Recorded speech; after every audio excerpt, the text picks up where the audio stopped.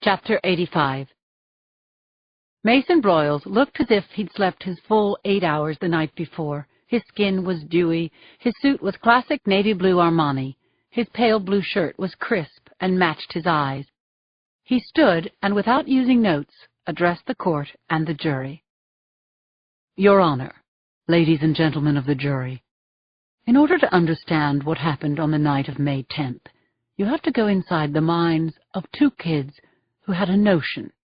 Their parents weren't home. They found the keys to their father's new Mercedes, and they decided to take a joyride. It wasn't right, but they were kids. Sarah was 15. Sam Cabot, an 8th grader, is only 13. Broyles turned away from the jury and faced his clients, as if to say, "Look at these people.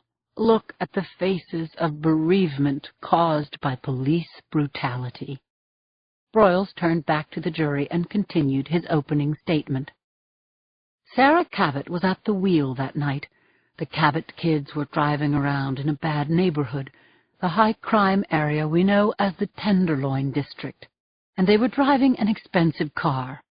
Out of nowhere, another car started to chase them.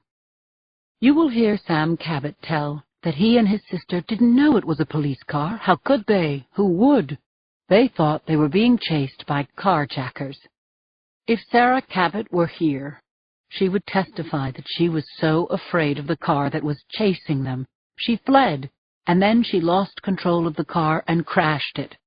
She would say that when she finally realized her pursuers were the police, she was scared out of her mind because she'd run from them, because she'd wrecked her father's car, because she was driving without a license, and because her little brother had been hurt in the accident. And she was afraid because the police had guns. But Sarah Cabot, who was 2 full grades ahead of other children her age, a girl with an IQ of 160 and almost endless promise, can't tell us anything because she's dead. She died because the defendant, Lieutenant Lindsay Boxer, made an egregious error of judgment and shot Sarah twice through the heart. Lieutenant Boxer also shot Sam Cabot, barely a teenager, a bright, popular young boy who was captain of his soccer team, a champion swimmer, an athlete extraordinaire. Sam Cabot will never play soccer or swim again, nor will he stand or walk or dress himself or bathe himself. Sam will never even hold a fork or a book in his hands. Muffled gasps volleyed around the courtroom as the tragic picture Broyles had painted took hold in people's minds. Broyles stood for a long moment in the circle he'd created around himself and his bereaved clients, a kind of suspension of time, reality, and truth he'd perfected during his decades as a star litigator. He put his hands in his pockets, exposing navy blue suspenders, and he cast his eyes down toward his shiny black wingtips, as if he, too, were absorbing the horrific tragedy he'd just described. He almost looked as though he was praying, which I was sure he never did. All I could do was sit there, silent, my eyes fixed on the judge's immobile face, until Broyles released us by looking toward the jury box. Having wound up for his pitch, he delivered it hard and fast. Ladies and gentlemen, you will hear testimony that Lieutenant Boxer was off duty the night of this incident and that she had been drinking. Still, she made a decision to get into a police car and to fire a gun. You will also hear that Sarah and Sam Cabot had guns. The fact is that Lieutenant Boxer had sufficient experience to disarm 2 frightened children, but she broke all the rules that night, every single one. That's why Lieutenant Boxer is responsible for the death of Sarah Cabot, a young woman whose remarkable promise was cancelled in one shattering moment. And Lieutenant Boxer is also responsible for crippling Sam Cabot for the remainder of his life. We are asking that after you hear the evidence, you will find Lieutenant Lindsay Boxer guilty of excessive use of force and of police misconduct resulting in the wrongful death of Sarah Cabot and the crippling of Sam Cabot. Because of this irreparable loss, we are asking that you give the plaintiffs $50 million for Sam Cabot's lifetime medical bills, for his pain and suffering, and for the misery of his family. We're asking another $100 million in punitive damages to send a message to this police community and every police community around our country that this is not acceptable behavior. That you don't police our streets when you're drunk. Chapter 86. When I heard Sam Cabot, that cold-blooded little psycho, described as the next great sports hero, it almost made me sick to my stomach. I thought, champion swimmer? Soccer team captain? What the hell did that have to do with the murders he'd committed, or with the bullets he'd put into Warren Jacoby? I struggled to keep my expression neutral as Yuki stood and took the floor. The night of May 10th was a Friday night and the end of a rough week for Lieutenant Boxer, Yuki said, her sweet melodic voice chiming out across the courtroom. 2 young men had been murdered in the Tenderloin, and Lieutenant Boxer was very troubled by the brutality and the lack of viable forensic evidence. Yuki walked over to the jury box and let her hand skim the rail as she made eye contact with each of the jury members. They followed the thin young woman with the heart-shaped face and the luminous brown eyes, leaning forward into every word. As head of the SFPD's homicide department, Lieutenant Boxer is responsible for investigating every homicide in the city, but she was especially disturbed because the victims of these murders were still in their teens. On the night in question, Yuki continued, Lieutenant Boxer was off duty, having a drink before dinner with some of her friends, when she got a call from Warren Jacoby, detective first grade. Detective Jacoby was formerly Lieutenant Boxer's partner, and because this was a special case, they were working it together. Detective Jacoby will testify that he phoned Lieutenant Boxer to tell her that their one lead, a Mercedes-Benz that had been previously seen in the vicinity of both homicides, had been spotted again south of Market Street. A lot of people in Lieutenant Boxer's situation would have said, "Forget it, I'm off duty. I don't want to sit all night in a police car." But this was Lieutenant Boxer's case, and she wanted to stop whoever killed those 2 boys before they killed again. When Lieutenant Boxer got into the police car with Detective Jacoby, she told him that she had been drinking, but that her faculties were not impaired. Ladies and gentlemen, the plaintiffs will make much use of the word drunk, but they are twisting reality. Objection, Your Honor. Argumentative. Overruled. Please sit down, Mr. Broyles. In fact, Yuki said, standing directly in front of the jury box, the lieutenant had had between 1 and 2 drinks. She was not inebriated, staggering around, slurring her speech, illogical, or out of it. Her alcohol level was a hair over the legal limit to drive. It was on the cusp. But Lieutenant Boxer did not drive, and her drink and a half had absolutely nothing whatsoever to do with the events that transpired that night. This police officer is charged with brutally shooting down a young girl with her service revolver. But you will learn that Lieutenant Boxer wasn't the only person on the scene with a gun in her hand.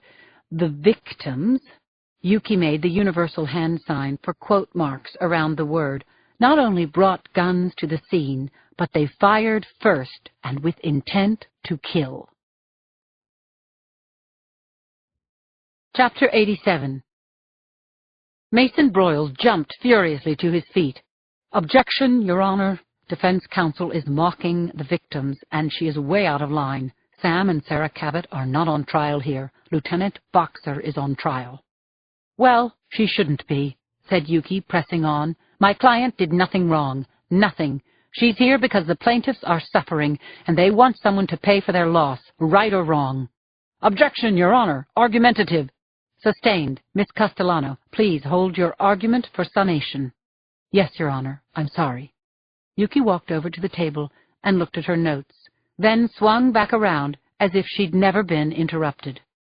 On the night in question, the exemplary Cabot kids evaded the police by driving at over 75 miles per hour on crowded streets in wanton disregard for public safety. That's a felony. They were armed, another felony. And after Sarah Cabot totaled her father's car, she and her brother were helped out of the wreck by two concerned police officers whose weapons were holstered, who were doing their duty to serve and protect, and above all, to render aid. You will hear testimony from a police ballistics expert who will tell you that the bullets that were surgically removed from Lieutenant Boxer and Detective Jacoby were fired from Sarah Cabot's and Sam Cabot's guns, respectively. And you will also hear that Sarah and Sam Cabot fired upon these officers without provocation. On the night in question, as Lieutenant Boxer lay on the ground, losing over 40% of her blood and close to death, she ordered the plaintiffs to drop their weapons, which they did not do. Instead, Sarah Cabot fired 3 more shots, which mercifully missed my client. Only then did Lieutenant Lindsay Boxer return fire. If anyone else, a banker, a baker, even a bookmaker, had shot someone in self-defense, we wouldn't be having a trial. But if a police officer defends herself, everyone wants a piece of her. Objection! But it was too late for objections. Dr. Andrew Cabot's stony expression had shattered into shards of wrath. He leaped to his feet and moved toward Yuki as if he were going to throttle her. Mason Broyles restrained his client, but the courtroom boiled over, even as Judge Achikoso banged her gavel again and again. "I'm done, Your Honor," said Yuki. "Oh, no, you're not. I will not have this trial become a free-for-all. Bailiff, clear the courtroom. I'll see both counsels in chambers," said the judge. Chapter 88. When court resumed, Yuki's eyes were sparkling. It looked to me as if she felt the butt-kicking she'd taken from the judge had been worth the points she'd scored in her opening. Broyles put on his first witness, Betty D'Angelo, the ER nurse who'd ministered to me the night I was shot. D'Angelo reluctantly repeated what she had said during the prelim, that my blood alcohol level had been over the legal limit. Next up, Broyles called my friend, Dr. Claire Washburn. He elicited her credentials as the city's chief medical examiner and the fact that she'd performed Sarah Cabot's autopsy. "Dr. Washburn, were you able to ascertain the cause of Sarah Cabot's death?" Using a line drawing of a human form, Claire pointed out where my bullets had entered Sarah Cabot's body. "Yes, I found 2 gunshot wounds to the chest. Gunshot A entered on the left upper outer chest right here. That bullet penetrated Sarah Cabot's chest cavity between left ribs number 3 and 4, perforated the upper lobe of the left lung, went into the pericardial sac, tore through the left ventricle, and stopped in her thoracic column on the left-hand side." "The second gunshot wound," Claire said, tapping the chart with a pointer, "was through the sternum, 5 inches below the left shoulder. It went right on through the heart, terminating in thoracic vertebra number 4. The members of the jury were rapt as they heard about what my shots had done to Sarah Cabot's heart, but when Broyles had finished examining her, Yuki was ready for Claire on cross-examination. "Can you tell us the angles of penetration, Dr. Washburn?" Yuki asked. "Upwards. To be precise, 47 and 49 degrees, she said. "The gun was fired from a few inches above the ground." "Doctor, was Sarah Cabot killed instantly?" "Yes." "So you could say Sarah was too dead to shoot anyone after she'd been shot." "Too dead, Miss Castellano? As far as I know, there's only dead." Yuki blushed.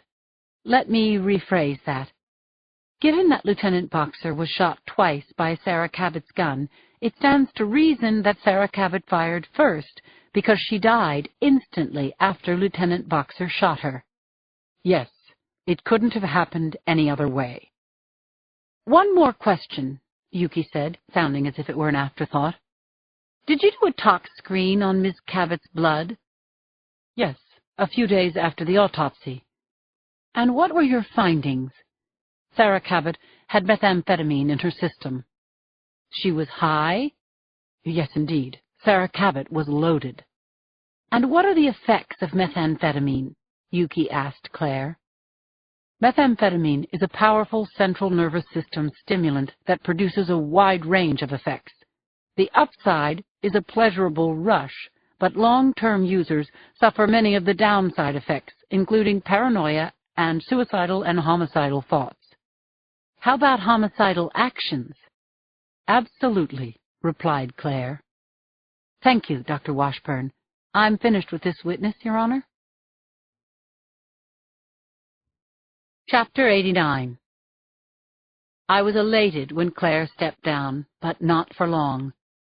I heard Mason Broyles call Dr. Robert Gelfand, and when the brown-haired, mustachioed man in a light blue suit had been sworn in, he began to testify about the terrible injuries Sam had received at the ugly end of my gun. Using a chart similar to the one Claire had used, Dr. Gelfand pointed out that my first bullet had gone through Sam's abdominal cavity, lodging in his thoracic vertebra number 8, where it still remained. That bullet paralyzed Sam from the waist down, said the doctor, patting his mustache.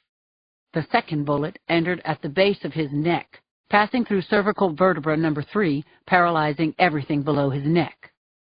Doctor, Broyles asked, will Sam Cabot ever walk again? No. Will he ever be able to have sex? No.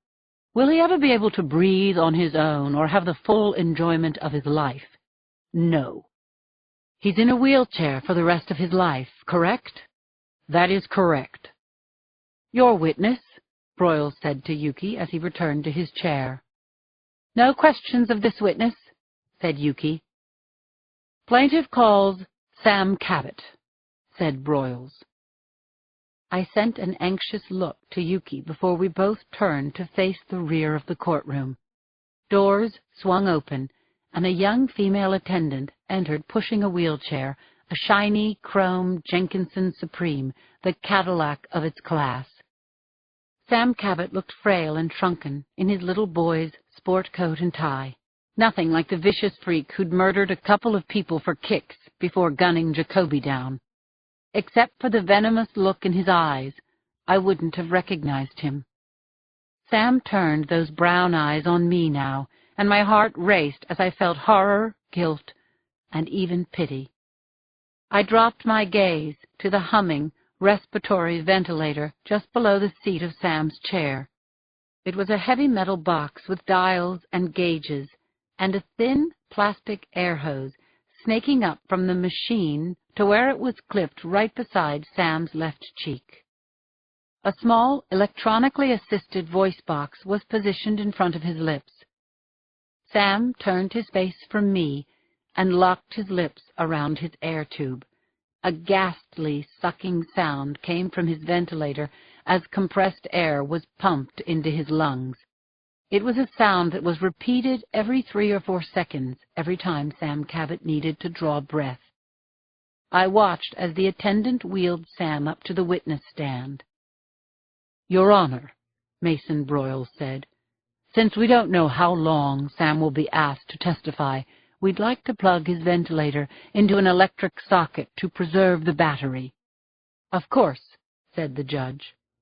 The technician snaked a long orange cord into a wall socket and then sat down behind Andrew and Eva Cabot. There was no place for me to look but at Sam. His neck was stiff, and his head was braced to the back of his chair with a halo traction device strapped across his forehead. It looked like some kind of medieval torture, and I'm sure it felt that way to Sam. The bailiff, a tall young man in a green uniform, approached Sam. Please raise your right hand. Sam Cabot cast his eyes wildly from side to side. He sucked in some air and spoke into the small green voice box. The voice that came out was an eerie and unnerving mechanical sound. I can't, Sam said. Chapter 90. Sam's voice no longer sounded completely human, but his young face and his small, frail body made him seem more fragile and vulnerable than any other person in the room. The people in the gallery murmured in sympathy as the bailiff turned to Judge Achacoso. Judge? Administer the oath, bailiff. Do you swear to tell the truth, so help you God?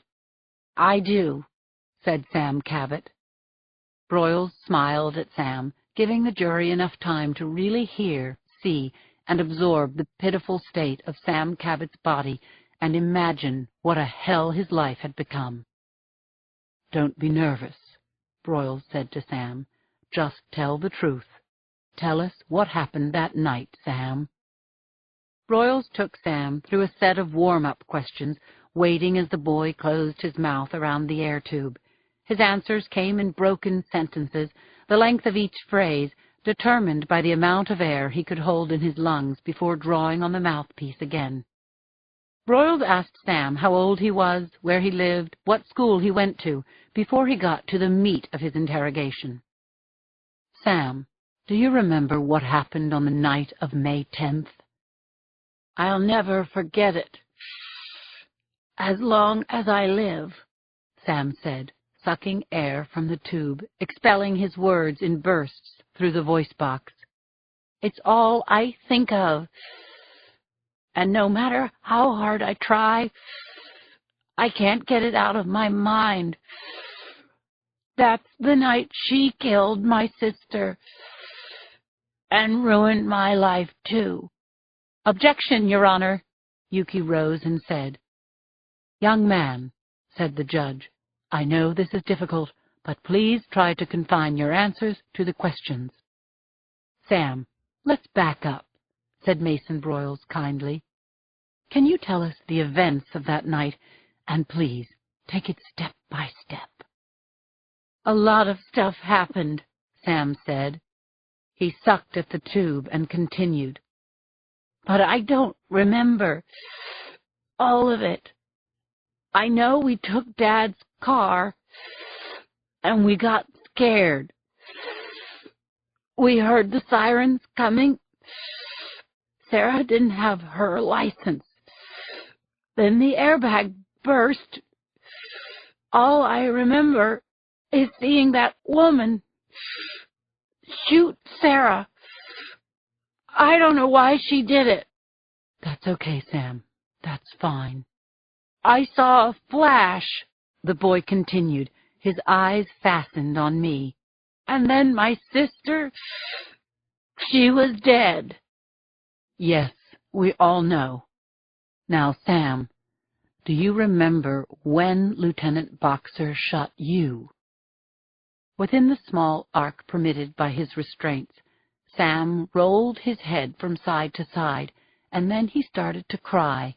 His heart-wrenching sobs were interrupted by the sucking of air and enhanced by the mechanical translation of his wails through the voice box. It was an unearthly sound, unlike anything I'd ever heard before in my life. Chills shot up my spine, and I was quite certain everyone else's. Mason Broyles quickly advanced across the floor to his client, whipped a hanky out of his breast pocket, and dabbed at Sam's eyes and nose. Do you need a break, Sam? No, sir. I'm okay, he brayed. Your witness, counsel, said Mason Broyles, shooting us a look that was as good as a dare. Chapter 91. Yuki approached the 13-year-old killer, who looked even younger and more pitiable now that his face was red from weeping. Are you feeling a little better, Sam?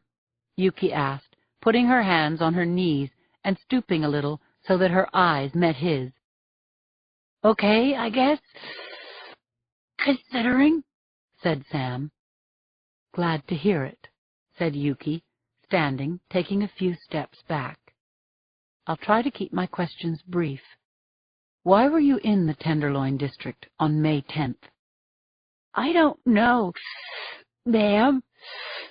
Sarah was driving. Your car was parked outside the Balboa Hotel. Why was that? We were buying a newspaper.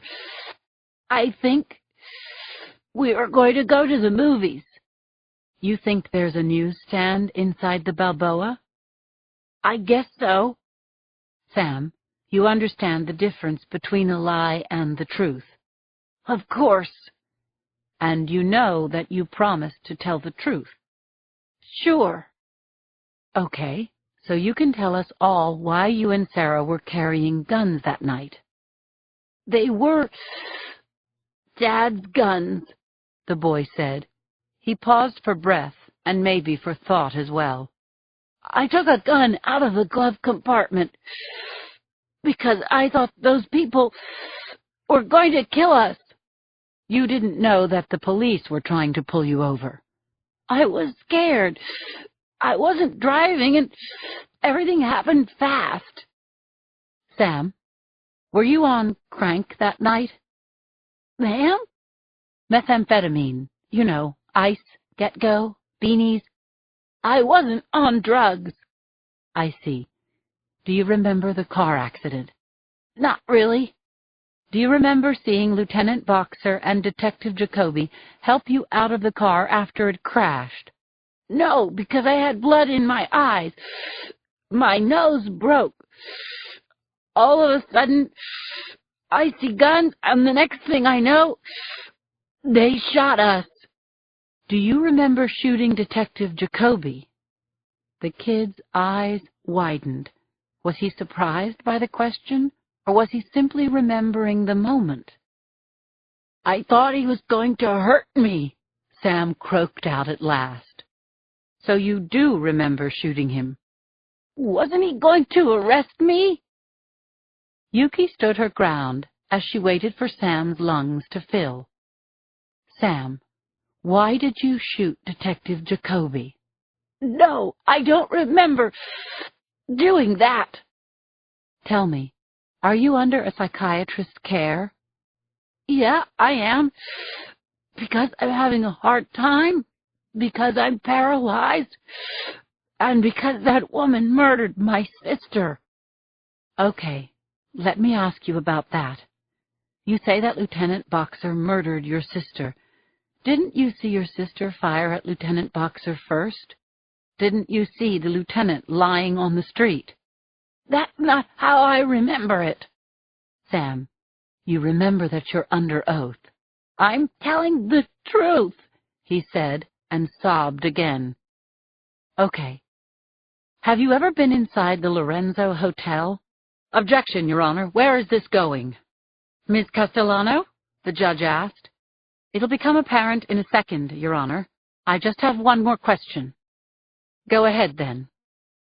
Sam, isn't it true that right now you're the prime suspect in the investigation of multiple homicides? Sam turned his head a few degrees away from Yuki and bellowed in his soul-searing, mechanically aided voice, Mr. Broyles! Sam's voice tailed away as the air went out of him. Objection! No foundation, Your Honor. Broyles shouted above the murmurs washing over the room like a tsunami and the slams of Judge Achacoso's gavel. I want that question struck from the record, Broyles shouted, and I ask Your Honor to instruct the jury to disregard. Before the judge could rule, Sam's head writhed from side to side, his eyes wheeled. I take the amendment, the kid said, getting a fresh infusion of air before speaking once more. I take the Fifth Amendment on the grounds. And with that, a horrific, shrieking alarm came from beneath the wheelchair. There were screams from the gallery and from the jury box as the readouts on the ventilator went down to 0. Andrew Cabot leaped from his chair, shoving the attendant forward. Do something! Do something! There was a collective intake of breath as the tech knelt, fiddled with knobs, and reset the ventilator. At last, the alarm went silent. A loud whoosh was heard as Sam sucked in his life-saving air. Then the roar of the crowd's relief filled the room. I'm done with this witness, Yuki said, shouting over the rumble that flowed from front to back of the courtroom and back again. Court is adjourned, said Judge Achacoso, slamming her gavel down. We'll resume tomorrow at 9. Chapter 92. As the courtroom emptied, Yuki directed her full 5'2" presence toward the judge. "Your Honor, move for a mistrial," she said. The judge waved her to the bench, and she and Mickey, as well as Broyles in his second chair, clumped up to the front. I heard Yuki say, "The jury had to have been prejudiced by that freaking alarm." "You're not accusing the plaintiff of deliberately setting off that freaking alarm, are you?" asked the judge. "No, of course not, Your Honor." "Mr. Broyles." "Pardon my language, Judge, but shit happens. And what the jury saw is an ongoing feature of Sam Cabot's life. Sometimes the ventilator malfunctions and the kid could die. The jury saw that. I don't think it made our case any stronger than the fact that Sam's in that chair and his sister is dead." "I agree. Motion denied, Miss Castellano. We're going forward tomorrow morning as planned." Chapter 93. I don't know who was more shell-shocked, me or Yuki. We found our way to the fire exit stairwell, clattered down the concrete stairs, and opened the side door onto Polk, leaving Mickey to handle the press. Yuki looked positively stunned and mortified. "Sam's testimony was beyond a nightmare," she said, her voice cracking. "When that alarm went off, my whole cross was obliterated. It was like everyone was thinking, what in God's name did she do to that child?" We took the most circuitous and least scenic route to the garage.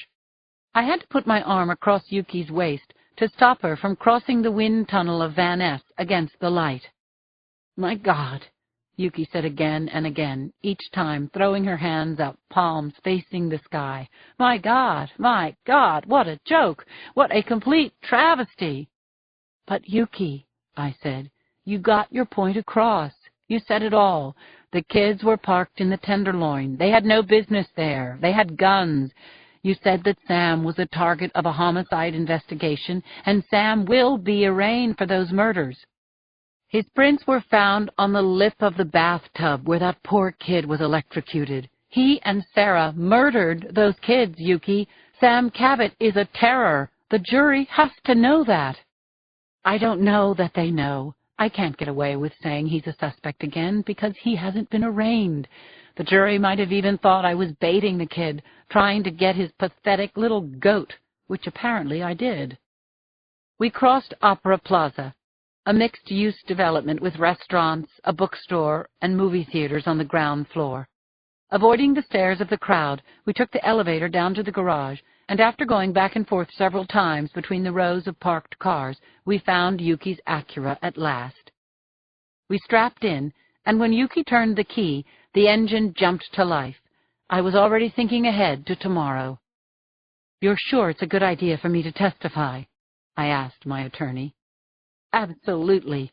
Mickey and I totally agree on this.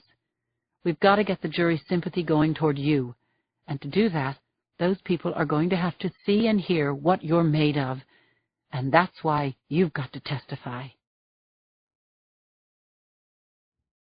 Chapter 94. The next morning, the view from Yuki's kitchenette was gray, as rain gathered for a fall from the huge thunderheads over the city. Strangely, this was the San Francisco that I loved, stormy and tempestuous. I drank my coffee and fed Martha. Then we went for a quick walk on Jones Street. "Gotta hurry, Boo," I said, already feeling the mist in the air. "Big doings today. Mama's going to be lynched." 20 minutes later, Mickey picked us up in his car. We got to the courthouse at 7:45, cleverly missing most of the mob scene. Inside courtroom B, Mickey and Yuki sat next to each other and argued in whispers, Yuki's hands fluttering like frantic little birds.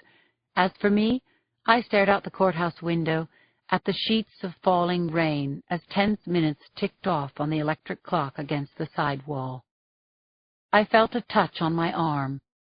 I'll be honest, that alarm was one of the worst things that ever happened to me in a courtroom, Mickey said, leaning across Yuki to talk to me. "I'd hate to think that Broyles staged that event, but I wouldn't put it past him to have rigged the electric cord." "You can't be serious." "I don't know, but we've got to do damage control. It's our turn to put on our case, and we have 2 messages to convey. The kid's a horror, even on wheels, and you're a great cop. Look, do not worry about your testimony, Lindsay, Yuki added. If you were any more prepared, you wouldn't sound natural. When it's time to do it, just tell the story. Take your time and stop to think if you aren't sure of something, and don't look guilty. Just be the great cop that you are. Right, I said, and for good measure, said it again. Too soon, the spectators filled the room in their damp raincoats, some of them still shaking out umbrellas. Then the opposition filed in and banged their briefcases down on the table. Broyles gave us a civil nod, barely masking his joy. The man was in his element, all right. Court TV, network TV, everyone wanted to speak with Mason Broyles. Out of the corner of my eye, I saw Broyles shake Andrew Cabot's hand, kiss Eva Cabot on the cheek. He even helped the medical attendant position Sam Cabot's wheelchair just so. He orchestrated everything. So why not that alarm yesterday? Sleep okay, Sam? That's great, Broyles said to the boy. For me, the nightmare resumed. The sound of Sam sucking air through his ventilator tube every few seconds was such a painful and constant reminder of what I'd done that I found it hard to breathe myself. Suddenly, the side door to the courtroom opened, and the 12 good men and women and 3 alternates walked to the box and took their places. The judge, carrying a cardboard cup of coffee, took hers as the court was called into session. Chapter 95.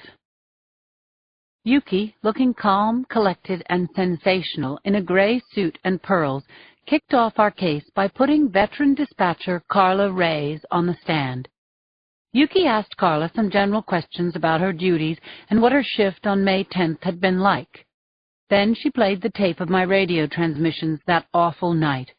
4.5 long minutes of my voice calling in our locations, as well as radio calls from the patrol cars. The clipped and broken transmissions, surrounded by sparking static, pumped adrenaline into my bloodstream and sent my mind careening around the corners of that dark night in the past, chasing the unknown suspects in a black Mercedes. Jacoby's voice, requesting paramedical help for the passengers of the wrecked car, was interrupted by the hard pops of gunfire that cut him off mid-sentence. I actually started in my seat at the sounds of the gunshots. My hands began to sweat, and I felt myself tremble. A moment later, I heard my own fading voice request ambulances. 2 officers down, 2 civilians down. And the worried voice of Carla Reyes. Lieutenant, are you okay? Lindsay, answer me. I really thought I'd lost her, Carla told Yuki from the witness stand. Lindsay's one of our best. After Mason's tepid cross, Yuki put on our next witness, Mike Hart from ballistics, who confirmed that the slugs removed from my body were a match to Sarah's gun, and that the slugs taken from Jacoby had been fired by the gun found beside Sam Cabot. Broyles had no questions for Mike, so Yuki called Jacoby to the stand. Tears brimmed in my eyes as my old friend and partner walked to the front of the room. Jacoby's walk was heavy, even though he'd lost a lot of weight. He struggled as he heaved himself up to the witness stand. Yuki gave him time to pour himself a full glass of water. Then she asked him some routine questions about how long he'd been with the force, how long with homicide. Then, Detective Jacoby, how long have you known Lieutenant Boxer? About 7 years. Have you had an occasion to work with her before the night in question? Yep, we were partners for 3 years. Have you been in other situations with her where she had to use her gun? Yes, a couple of times. And how would you say she reacts under pressure? She's great under pressure. And you know, every time you go out on the street, you're under pressure, because nothing suddenly turns into something without any warning at all. Detective, when you hooked up with Lieutenant Boxer on the night of May 10th, did you smell alcohol on her breath? No. Did you know that she had been drinking? Yeah, because she mentioned it to me. Well, why did she mention it to you? Because she wanted me to know, so that I could kick her out of the car if I wanted to. In your opinion, having worked with her for so many years, did she have all her faculties? Of course, she was sharp, just like she always is. If she was in any way impaired, would you have gone on this assignment with her? Absolutely not. Yuki took Warren through the night of the 10th, from the moment he picked me up at Susie's to the last thing he remembered. I was glad we got those kids out of that car. I was worried that the gas tank was leaking and the whole thing could have gone kaboom. I was on with our dispatcher, Carla Reyes, over there, telling her that Sam Cabot had a broken nose from the airbag blowing up in his face and that those kids could have had internal injuries. Little did I know. I beg your pardon, Detective? Little did I know that while I was calling for paramedics, that little prick was going to shoot me. Mason Broyles blew his cork, of course, and the judge admonished Jacoby. I was ecstatic that Jacoby had had the balls to call Sam Cabot a prick. When order was restored, Yuki had a last question for my old partner. Detective, are you familiar with Lieutenant Boxer's reputation in the police community? And if so, what is that reputation? In a word, she's a damned good cop. Chapter 96. Broyles got nothing much out of Jacoby on cross. He answered yes and no, and refused to rise to the bait when Broyles insinuated that he'd been lazy in performing his duty according to SFPD policies and procedures. I did the best I could do for both those kids, and I'm thankful that your client wasn't a better shot, Jacoby said. Otherwise, I'd be dead, instead of talking to you here. When court adjourned for a lunch break, I found a quiet spot in a corner on the 3rd floor between a Coke machine and a wall, and talked to Joe, our virtual hug spanning 3 time zones. He apologized at least a half-dozen times for being in the middle of a huge investigation involving threats to airports from Boston to Miami, which was why he couldn't be with me in San Francisco. I had a bite of a dry ham sandwich and a sip of coffee from a machine before taking my seat beside Yuki as court was called back into session. Then the moment I'd been dreading arrived. Yuki called me to the witness stand. When I was seated in the witness box, she stood in front of me so that my view of the Cabot family was blocked, and she gave me a sunny smile. Lieutenant Boxer, do you believe in following police procedures? I do. Were you drunk on the night in question? No, I was having dinner with friends. I had something between 1 and 2 drinks before I got the call from Jacoby. You were off duty? Yes. It's not against any rules to drink off duty, is it? No. When you got into the car with Detective Jacoby, you officially went back on duty? Yes. Still, I was sure that I had all my faculties. I stand by that now. Would you say you're a by-the-book kind of cop? Yes, but the book doesn't cover all circumstances. Sometimes you have to work with the situation at hand and use your best judgment. At Yuki's prompting, I told the story up to the point where Jacoby and I wrenched open the car door and freed the Cabot kids from the wreck.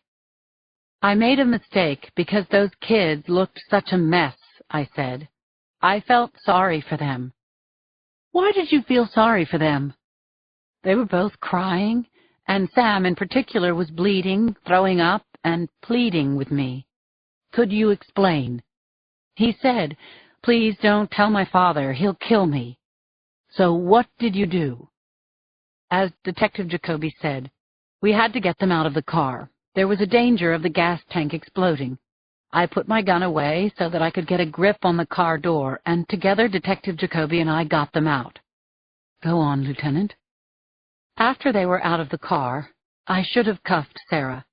Instead, I treated her as a victim of a bad traffic accident. When I asked to see her driver's license, she pulled a gun out of her jacket and shot me in the shoulder, then in the thigh. I went down. Where was Detective Jacoby when Sarah shot you? Detective Jacoby was calling an ambulance. Where was his gun? It was holstered. You're sure of that? Yes. He was on the phone. His gun was holstered. I yelled, "Gun," just before Sarah shot me. I saw Jacoby turn and see me fall. Just then, Sam Cabot fired on him, hitting him twice. You're sure you saw all this, Lieutenant? You didn't lose consciousness? No, I was conscious throughout. Did Detective Jacoby lose consciousness? Yes. I thought he was dead. I saw Sam Cabot kick him in the head, and he didn't move or try to protect himself. You saw Sam Cabot kick Inspector Jacoby in the head. Please continue. Maybe they thought I was dead, because they seemed to have forgotten all about me. Objection, the witness is speculating. Sustained. Just tell us what you saw and heard and did, Yuki said. You're doing very well. I dipped my head and tried to focus. I heard Sarah tell Sam that they should leave the scene, I said. I got my gun out of my holster and demanded that Sarah Cabot drop her weapon. She called me a bitch, then fired several more shots at me. Then I returned fire. What happened after that? Yuki asked. Sarah dropped to the ground, and Sam started screaming at me that I'd shot his sister. Again, I demanded that he drop his gun, which he refused to do. I shot him also. Tell me, Lieutenant, did you want to hurt those children? No, of course not. I wish with all my heart that none of this had ever happened. In your opinion, if Sam and Sarah Cabot hadn't been carrying guns, could this tragedy have happened? Objection! Broyles shouted. Calls for a conclusion on the part of the witness.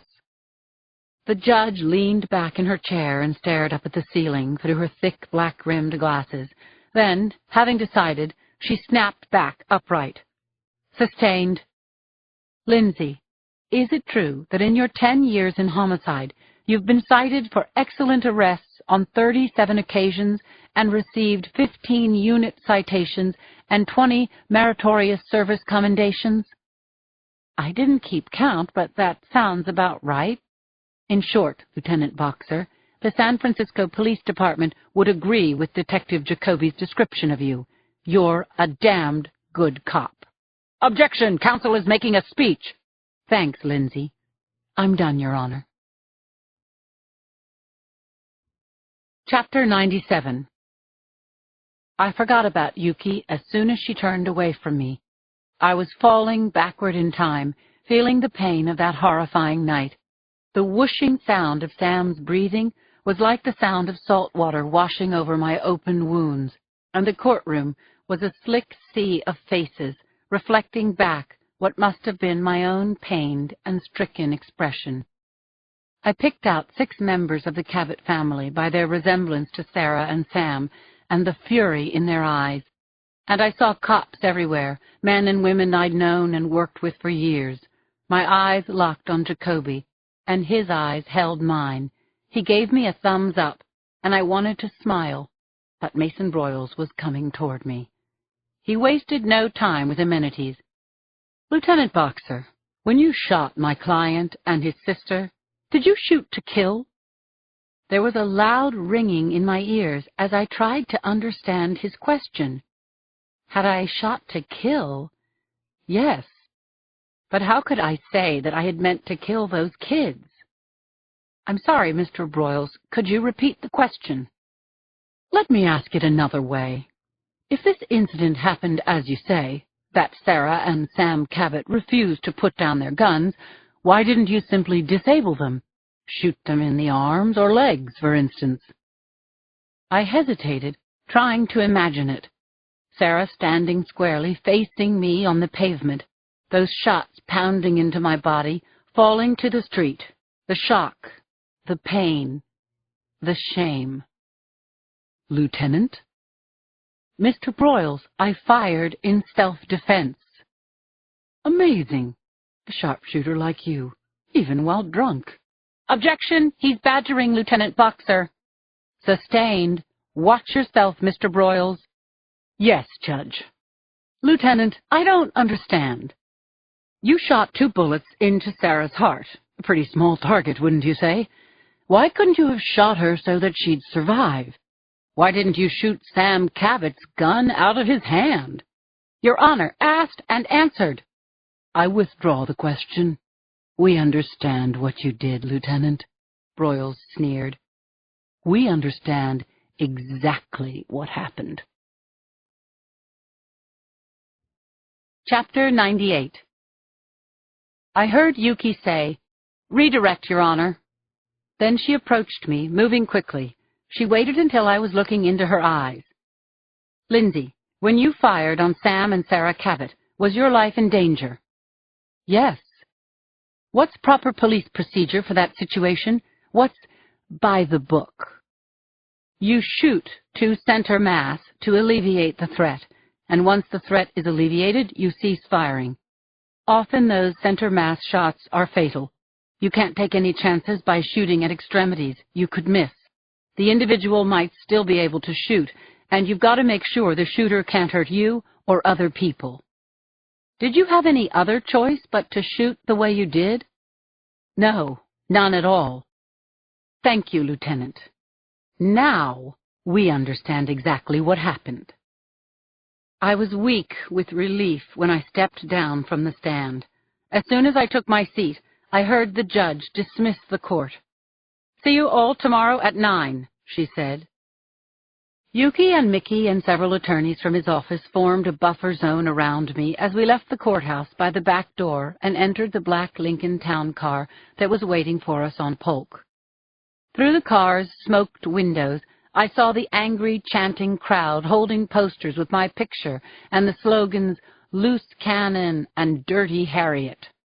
You did great, Lindsay, Mickey said, reaching over from the front seat and patting my arm. But his brown eyes didn't smile, and the lower half of his face looked frozen. I shouldn't have hesitated. I just didn't know what to say. No harm done. We're going to dinner now. Yuki and I have to spend some time going over her closing. You're welcome to come with us. If you don't need me, why don't you drop me off at Yuki's place? Let you guys work in peace. I clutched Yuki's keys in my hand and watched the city I knew so well fly by the darkened car windows. I knew that I'd blown it. A few seconds of hesitation, and everyone in the room had read my mind. The impression that jury walked away with today was that I'd shot those kids to kill. And of course, they were right. Chapter 99. A shrill alarm shattered whatever nightmare had gripped me in its vice lock. I lay stiff and immobile, trying to get my bearings, when the alarm went off again, less strident now, less jarring. I grabbed my cell phone from the night table and flipped it open, but the caller had disconnected. Awake and grouchy at 6 a.m., I moved piles of Yuki's stuff in the small second bedroom until I found my track suit and running shoes. I dressed quietly, collared and leashed Martha, and together we slipped out of the Crest Royal into dawn's early light. I ran through the route in my mind, pretty sure that I could do 2 miles on gentle hills and flatlands. Then Martha and I headed north for the straightaway of Jones Street at a slow jog, the twinge in my joints reminding me how much I really hated to run. I slipped the lead from Martha's collar so she wouldn't wrap her leash around my legs and herd me into a pratfall. Then I forced myself into a faster pace on the downhill side of Jones until the still irksome pain from my shoulder and leg dissolved into an overall ache of my rusty muscles. As much as I hated it, running was my only hope of escaping my obsession with the trial, because it was the best way to shift from a mental state to a more manageable physical one. And even though my tendons screamed, it was good to feel my sneakers pounding the sidewalk, my sweat drying in the cool air as the dawn faded into morning. I kept running north on Jones across Vallejo Street until I reached the summit of Russian Hill.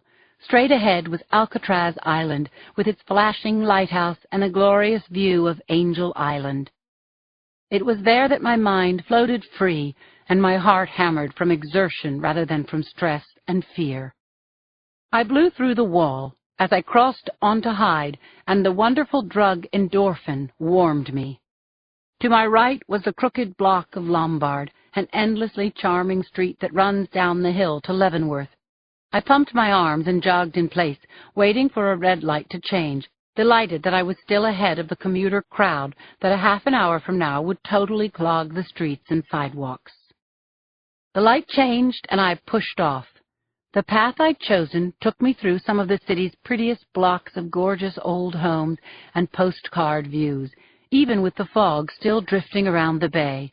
Martha and I had reached the edge of Chinatown when I heard the shushing of car wheels following close on my heels. Someone called out, "Miss, you have to put your dog on a leash." I was ticked off at the interruption of my new blissful mood and swung around to see a black and white unit dogging me. I stopped running and called Martha to my side. "Oh, my gosh, Lieutenant, it's you." "Good morning, Niccolo," I panted to the young officer riding shotgun. "Hello, Friedman," I said to the driver. "We're all behind you, Lou," Friedman said. "I don't mean, like, literally this moment," he sputtered. "I mean, we really miss you, man, Lieutenant." "Thanks," I smiled. "That means a lot, especially today." "Never mind about the dog, okay?" "Hey, you were right the first time, Niccolo. She stays on the leash." "Following procedures?" "Yep, that's me." "Good luck, okay, Lieutenant?" "Thanks, guys." Friedman flashed the car's headlights as they pulled past me. Holding Martha's lead with both hands so that it crossed tightly against my body, I turned up Clay Street and headed back up the hill toward Jones. By the time I stumbled into the lobby of Yuki's building, all of the knots and snarls had melted out of my system. Minutes later, I soaked under the hot shower I'd earned, and it was a stupendous reward. I toweled myself off with one of Yuki's giant terry-cloth bath jobbies, and then I wiped the condensation off the mirror. I gave myself a good, hard look. My skin was pink. My eyes were clear. I'd run my miles in decent time, including the dog leash stop. I was okay. Win or lose, I was still the same person I'd always been. Even Mason Broyles couldn't take that away from me. Chapter 100. Apart from the sound of Sam Cabot's laborious breathing, the courtroom was quiet as Broyles stood at his table, eyes on the screen of his laptop, waiting for the last excruciating moment to begin his closing statement. Finally, he stepped over to the jury box, and after greeting them in his usual greasily gracious manner, he launched into his summation. "I'm sure we all appreciate that the police have a difficult job. To tell you the truth, it's not a job I'd like to do. The police deal with rough people and ugly situations routinely, and they have to make tough, split-second decisions every day. These are all conditions of the job Lieutenant Lindsay Boxer took on when she put on her badge. She swore an oath to uphold the law and to protect our citizens. And it's indisputable that you can't do those things properly when you're drunk." Someone in the back of the room stepped on his rhetoric with a coughing fit. Broyles stood patiently, hands in his pockets, and waited for the hacking to cease. When the room was quiet once more, he picked right up where he'd left off. "We all heard Lieutenant Boxer's testimony yesterday, and I find it interesting that she denies what she can't admit, and admits what she can't deny. Lieutenant Boxer denies that she should never have gotten in that car, that she should never have assumed the position of a police officer when she'd had too much to drink. But she must admit that she didn't follow procedures, and she must admit that she killed Sarah Cabot and destroyed Sam Cabot's life. Ladies and gentlemen, we have police procedures in place to prevent deadly shootouts like the one that happened on the night of May 10th. Those procedures weren't made up after this tragic incident occurred.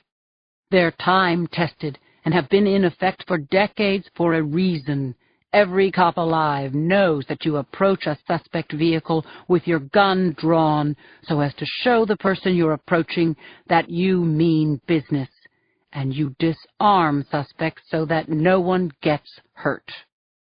Broyles walked over to his table and drank from a tall glass of water. I wanted to jump up and call him out on his perversion of the truth, but instead I watched in silence as he turned toward the cameras before walking back to the jury, all of whom seemed transfixed by what he was saying. Sam and Sarah Cabot were young, cocky kids, and they took liberties with the law. They borrowed their dad's car without permission, and they fled from a police pursuit. They lacked maturity, and they lacked good judgment. What that means to me is that despite their intelligence, they needed more protection than adults would have needed in a similar situation. And Lieutenant Boxer failed to provide that protection because she didn't follow the most basic police procedures. She decided to serve and protect when she was intoxicated. As a result of that decision, an exceptional young woman is dead, and a young man who could have been anything he wanted to be is going to sit in a wheelchair for the rest of his life. Mason Broyles pressed his hands together, adopting a prayer-like pose, and damn it, it was moving. He took a deep breath and released it, nearly sighing his sorrowful conclusion to the jury. "We can't bring Sarah Cabot back," he said, "and you've seen what's left of Sam's life. Our legal system can't reverse the damage done to these children, but you are empowered to compensate Sam Cabot and his parents for their loss and suffering. Ladies and gentlemen of the jury, I ask you please to do the right thing and find for my client in the amount of $150 million. Don't just do it for the Cabot family. Do it for your family and mine, for every family and every person in this city of ours. Finding the defendant guilty is the only way we can make sure a tragedy like this one never happens again." Chapter 101. Yuki closed her notebook and stepped out onto the courtroom floor. She turned her lovely face to the jury and greeted them. I clasped my hands tightly together and tried to think past Mason Broyles's powerful closing speech. "This is a very emotional case," Yuki said.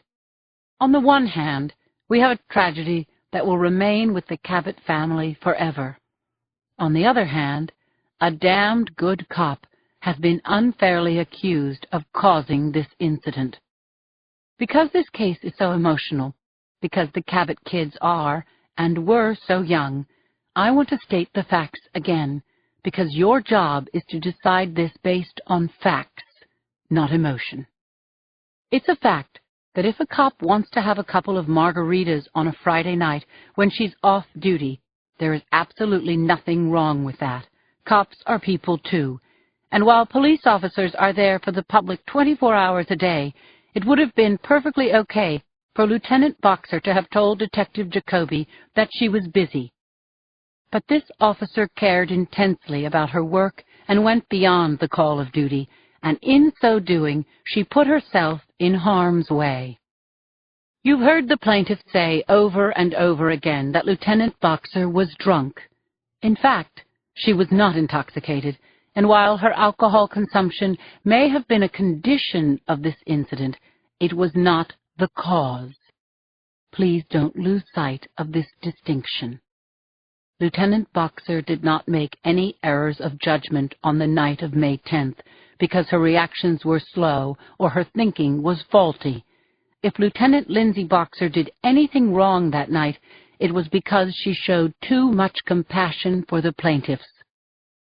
The two people who were the cause of the death and injuries to Sarah and Sam Cabot were the Cabot children themselves. The fact is that two young, spoiled, rich kids had nothing better to do on the night in question than go out and cause injury and misery to other people and eventually to themselves. Ladies and gentlemen, Sam and Sarah Cabot caused the events of May 10th with their reckless behavior and with their use of deadly force. They introduced deadly force into this affair, not Lieutenant Boxer, and that is a crucial fact. Yuki paused, and for a terrible second, I thought she might have forgotten where her closing statement was headed. She lifted her pearls from the front of her silk blouse and ran her fingers over them. Then she turned back to the jury, and I realized she was simply gathering her thoughts. Usually when a cop goes on trial, it's a Rodney King or Abner Louima type affair. A cop pulled the trigger too quickly, or beat the hell out of someone, or abused his or her authority. Lindsay Boxer is being accused of doing just the opposite. She holstered her gun because the Cabot children seemed helpless, and in fact they were in danger. And the prosecution wants to turn her humanity towards these children into a failure to follow police procedures. Forgive me, but this is bull.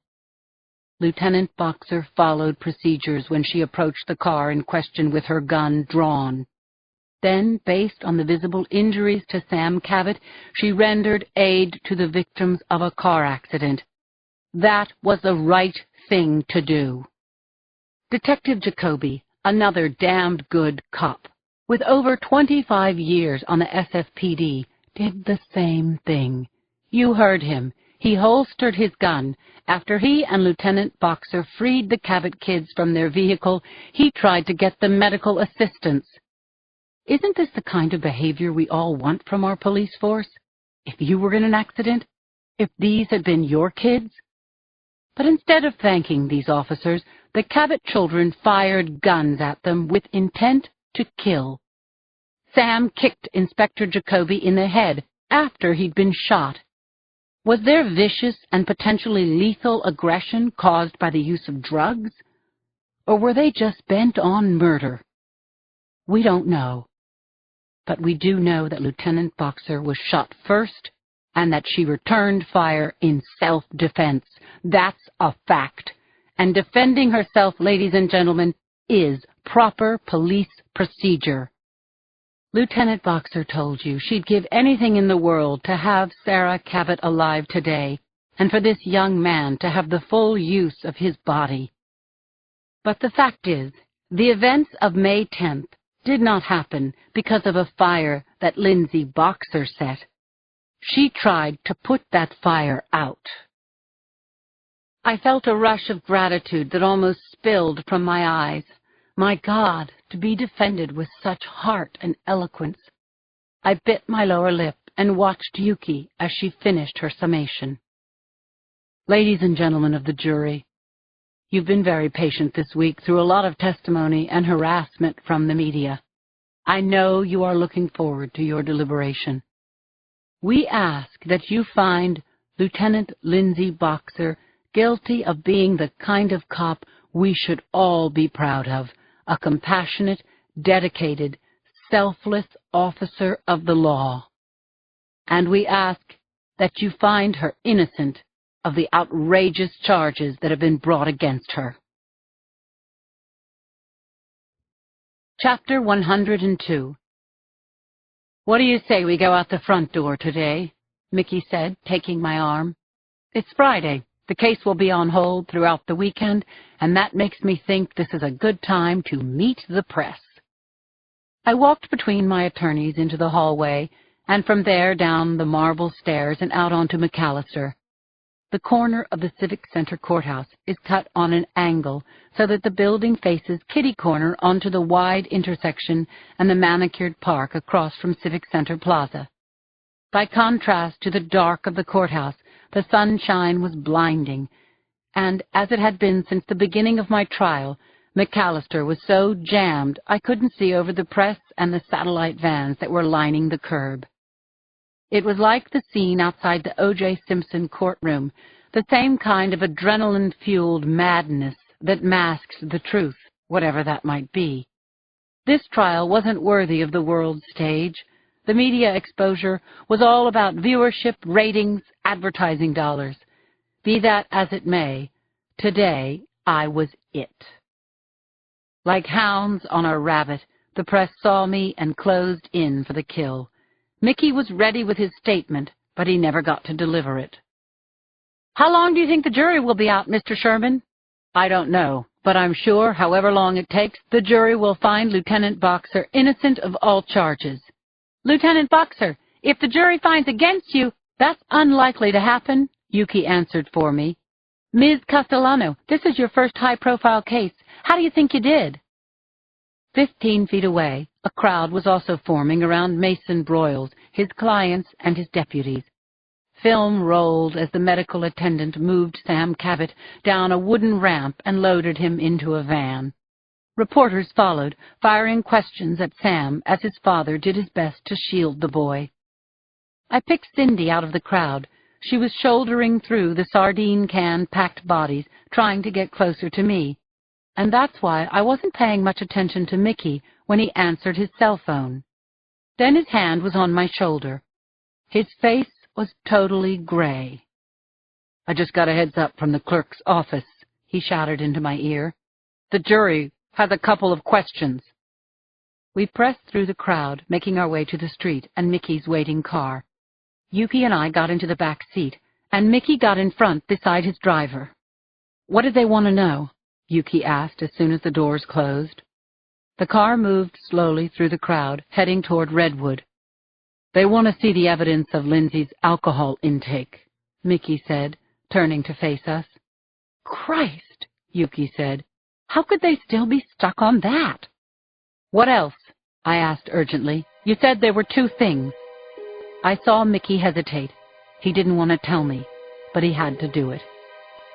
They wanted to know if there was a limit on how much money they could award the plaintiff. Chapter 103. It was a gut shot, and the shock resonated from my solar plexus throughout my body. I felt my stomach drop and bile rise into my throat. I had envisioned losing this case in terms of a fanciful, theoretical aftermath. Working at street fairs, reading books on the deck of some beach house, la-di-da, but I hadn't taken into account the full emotional impact of the reality of losing. Beside me, Yuki squealed. "Oh, my God, it's all my fault. I shouldn't have said, find her guilty of being a good cop, blah, blah. It was a flourish. I thought it was good, but I was wrong." "You did a great job," I said, my voice as heavy as stone. "This has nothing to do with what you said." I wrapped my arms around myself and lowered my head. Mickey and Yuki were talking together. I heard Mickey assure her that the fat lady hadn't yet sung, but the voice in my mind was a needle stuck in an old-fashioned record groove. One question kept repeating. How could this be? How could this be? Chapter 104. When I tuned back in to the conversation in the car, Mickey was explaining something to Yuki. The judge gave them the paperwork from the hospital and the transcript from the nurse, and she told them not to worry about limiting the award. That's her job and need not concern them. Mickey ran his hand over his face in what I took to be exasperation. "Yuki, you did a fantastic job. I mean it. I can't believe that the jury bought Mason Broyles' act," he said. "I just don't believe it. I don't know how we could have done better." And that's when Yuki's cell phone rang. "The jury is back," she said. She folded her phone, clutching it until her knuckles whitened. "They have a verdict." My mind spaced. I saw the word verdict in front of my eyes and tried to parse it, looking between the letters and syllables for something to hope for. I knew from past days in court that the Latin roots of the word verdict meant to speak the truth. Would this verdict be the truth? In the minds of the people of San Francisco, it would be. Mickey directed his driver to turn around, which he did, and a few minutes later I was saying, no comment, please," and following Yuki and Mickey through the mob, up the steep stairs, and into the courthouse once again. We took our places in courtroom B, and the opposition took theirs. I heard my name pierce the moment as if it had come from another time and place. I turned to look behind me. Joe! I just got in, Lindsay. I came straight from the airport. We reached out, and for a brief moment entwined our fingers across the shoulders of the people sitting behind me. Then I had to let go and turn away. Along the sides of the room, cameramen focused their lenses. Then, only an hour since we'd left this room, the judge entered from her chambers, and the jury filled the jury box. The bailiff called the court back into session. Chapter 105. It took the members of the jury long moments to fix their skirts, put down their bags, and get comfortable in their seats. Finally, they were at attention. I noticed that only 2 of them had looked at me. I listened numbly as the judge asked the jury if they'd arrived at the verdict. Then the foreman, a 50-something African-American man named Arnold Benoit, straightened the lines of his sport jacket and spoke. "We have, Your Honor." "Please pass your verdict to the bailiff." Across the aisle, Sam Cabot's breathing quickened, as did mine, keeping double time along with my pounding heart as the judge opened the single sheet of paper. She scanned it, and without expression passed it back to the bailiff, who returned it to the jury foreman. "I caution the audience not to react to whatever the foreman says," said the judge. "All right, Mr. Foreman, please pronounce the verdict." The foreman took his glasses out of his jacket pocket, flipped them open, and set them on his nose. At last, he began to read. "We, the jury in the above entitled action, find the accused, Lieutenant Lindsay Boxer, not guilty of the charges against her. So say you all?" "We do." I was so numb, I wasn't sure I'd heard correctly. And when I played the statement back in my mind, I half expected the judge to overrule what the foreman had just said. Yuki grasped my wrist tightly, and only when I saw the smile lighting her face did I fully realize that I wasn't imagining anything. The jury had found in my favor. A voice shouted, "No, no, you can't do this!" It was Andrew Cabot, on his feet, holding onto the chair back in front of him where Mason Broyles sat, white-faced and grim and beaten. Broyles's request that the jury be polled was a demand, and the judge complied. "As you hear your seat number called, please tell the court how you voted," said Judge Achacoso. One at a time, the jurors spoke. "Not guilty, not guilty, not guilty." I had heard the expression, but I'm not sure I understood it until that moment. With both my attorney's arms around me, I floated in a feeling of relief so complete it was a dimension of its own. Perhaps this feeling was reserved only for moments of redemption, moments like this. I was free, and my heart took flight.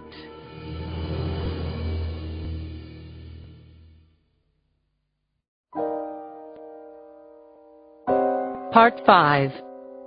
The Cat's Meow. Chapter 106. There was a moody gray sky overhead when Martha and I left my apartment and headed out of San Francisco. I turned on the car radio and caught the weather report, listening with half an ear as I negotiated the stop-and-go snarl of the usual commuter traffic. As I bumped along Potrero Street, I was thinking about Chief Tracheo. Yesterday, when we'd met at the Hall of Justice, he'd asked me to come back to work, and I'd gotten as flustered as if he'd asked me for a date. All I'd had to do was shake his hand on it. If I'd done that, I would have been driving to the hall this morning, making a speech to the troops about going forward, diving into the mountain of paperwork on my desk, unsolved cases. I would have taken back my command. But although the chief had laid it on really thick, I'd turned him down. "I still have some vacation time, Chief.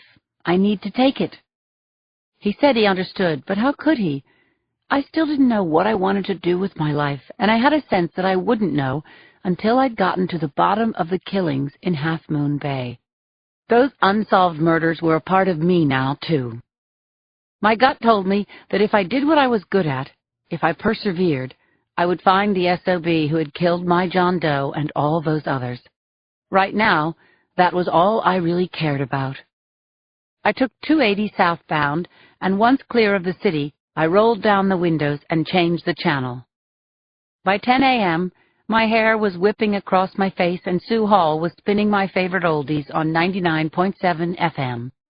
"It's not raining this morning," she purred. "It's the 1st of July, a beautiful gray San Francisco day, just floating in pearly fog. And isn't the fog something we love about San Francisco?" Then the perfect song poured through the speakers, "Fly Like an Eagle." I sang along in full voice, the tune pumping oxygen into my blood, sending my mood right through the ozone layer. I was free. The horrific trial was in my rearview mirror, and suddenly my future was as open as the highway ahead. 18 miles out of the city, Martha needed a rest stop, so I pulled over into the parking lot of a Taco Bell in Pacifica. It was a wooden shack built in the 60s, before the zoning commission knew what was happening, and now there stood one of the tackiest buildings in the world on one of the most beautiful spots on the coastline. Unlike most of the highway, which streamed high above the ocean, the fast food restaurant parking lot was at sea level. A row of rocks separated the asphalt from the beach, and beyond it the deep blue Pacific flowed over the rim of the horizon. I bought an irresistible cinnamon-sugared churro and a container of black coffee and took a seat on the boulders. I watched tattooed, hard-bodied surfers riding the waves as Martha ran over the luminous gray sand until the sun had nearly burned off the fog.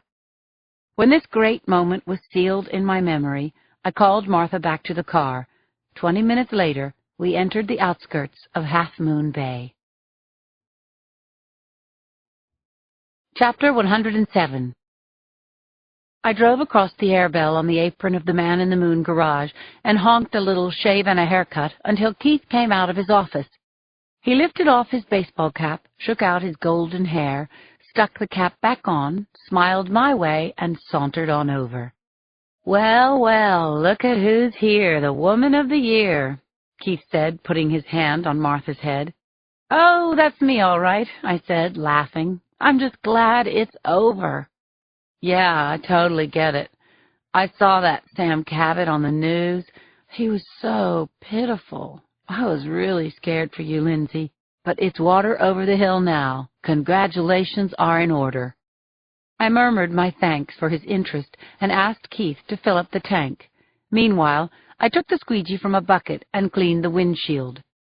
"So, what are you up to, Lindsay? Don't you have to go back to work in the big city?" "Not right away. You know. I'm just not ready yet." As the words left my mouth, a red blur breezed across the intersection. The driver slowed and looked right at me before gunning the engine and tearing down Main. I'd been in town for less than 5 minutes, and Dennis Agnew was back in my face. "I left the Bonneville at my sister's house," I said as I observed the Porsche's contrail, "and I have a little unfinished business here in town." Keith turned and saw that I was watching Agnew's Porsche disappear down the street.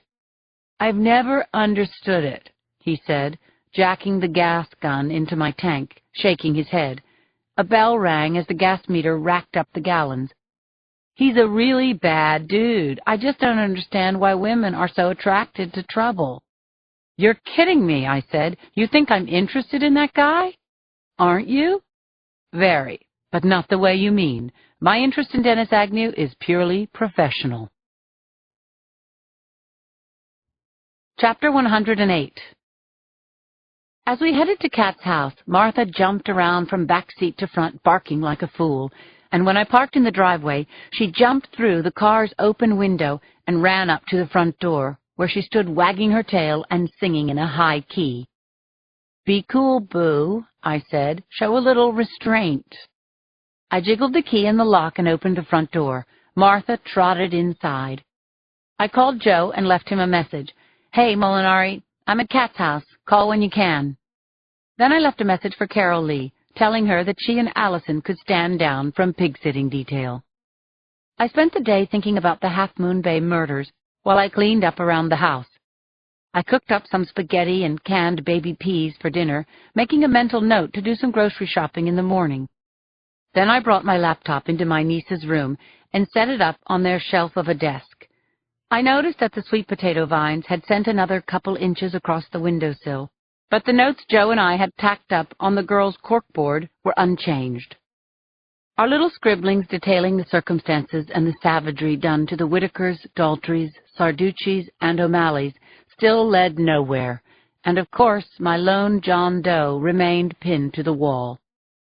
I booted up my laptop and went into the FBI's VICAP database. The Violent Criminal Apprehension Program was a national website with one purpose: to help law enforcement agents link up scattered bits of intel related to serial homicides. The site had a kick-ass search engine, and new information was always being plugged in by cops around the country. Now I typed in key words that might make the tumbler spin, some answers fall into place. I tried them all: whippings administered cum mortem, couples killed in bed, and of course slashed throats, which sent up a storm of information. Too much. Hours passed, and my vision started to blur, so I put the computer on hibernate and dropped down onto one of my niece's small beds to rest for a few minutes. When I woke up, it was pitch black outside. It felt as though something had awoken me, a slight noise that didn't belong. According to the time flashing on the kid's VCR, it was 2:17, and I had a prickly sense that I couldn't nail down, as if I were being watched. I blinked in the blackness and saw a red blur shoot across my vision. It was the after image of that red Porsche, and it called up snatches of the disturbing scenes I'd had with Agnew. The set, too, at the Cormorant, and the one at Keith's garage, the near collision on the road. I was still thinking about Agnew. It was the only thing that explained the sensation of being watched. I was about to get up and go to my room for what remained of the night when a series of hard pops and the sound of splintering glass shattered the still night air. Shards of the window fell all around me. Gun! Gun! Where the hell was my gun? Chapter 109. Martha's reflexes were quicker than mine. She dove off the bed and crawled under it. I was right behind her, rolling onto the floor while riffling through my shocked mind, trying to remember where I'd put my weapon. Then I knew. It was in my handbag in the living room, and the closest phone was there too. How could I be so vulnerable? Was I going to die trapped in this room? My heart pounded so hard it hurt. I lifted my head just inches off the floor, and by the faint green light of the VCR clock, I took inventory. I focused on every surface and object in the room, looking for something, anything, I could use to protect myself. The place was littered with big stuffed animals and a dozen dolls, but there wasn't a single baseball bat or hockey stick, nothing I could use in a fight. I couldn't even throw the TV because it was bolted to the wall. I pulled myself across the hardwood floor on my forearms, reached up, and locked the bedroom door. Just then, another fusillade of shots rang out, automatic gunfire raking the front of the house, again striking the living room and the spare room at the end of the hall. Then the true intent of the assault finally sunk in. I could have been, should have been, sleeping in that bedroom. Inching forward on my stomach, I clasped the leg of a wooden chair, pushed at it, angled the chair onto its rear legs, and wedged its back under the doorknob. Then I picked up its twin and swung it against the dresser. With a length of chair leg in my hand, I crouched with my back to the wall. It was just pathetic. Forget the dog under the bed. My only line of defense was a chair leg. If anyone came through the door aiming to kill me, I was dead. Chapter 110. As I listened for the sound of feet on the floorboards outside the bedroom, I imagined the door being kicked open and me swinging at the intruder with my stick, hoping to God that I could somehow knock his brains out. But as the VCR clock blinked away the minutes and the silence grew longer, my adrenaline ebbed, and I started to get mad.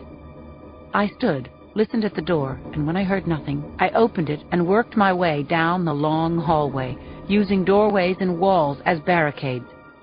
When I got to the living room, I grabbed my bag from where it leaned against the sofa. I reached in and closed my hand around my gun.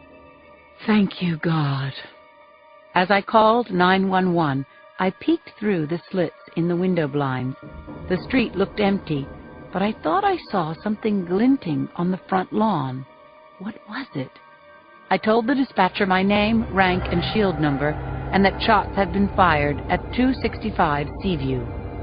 Anyone hurt? No, I'm fine, but call Chief Stark on this. It's already been called in, Lieutenant. The cavalry is on the way. Chapter 111. I heard sirens and saw flashing lights approaching Seaview.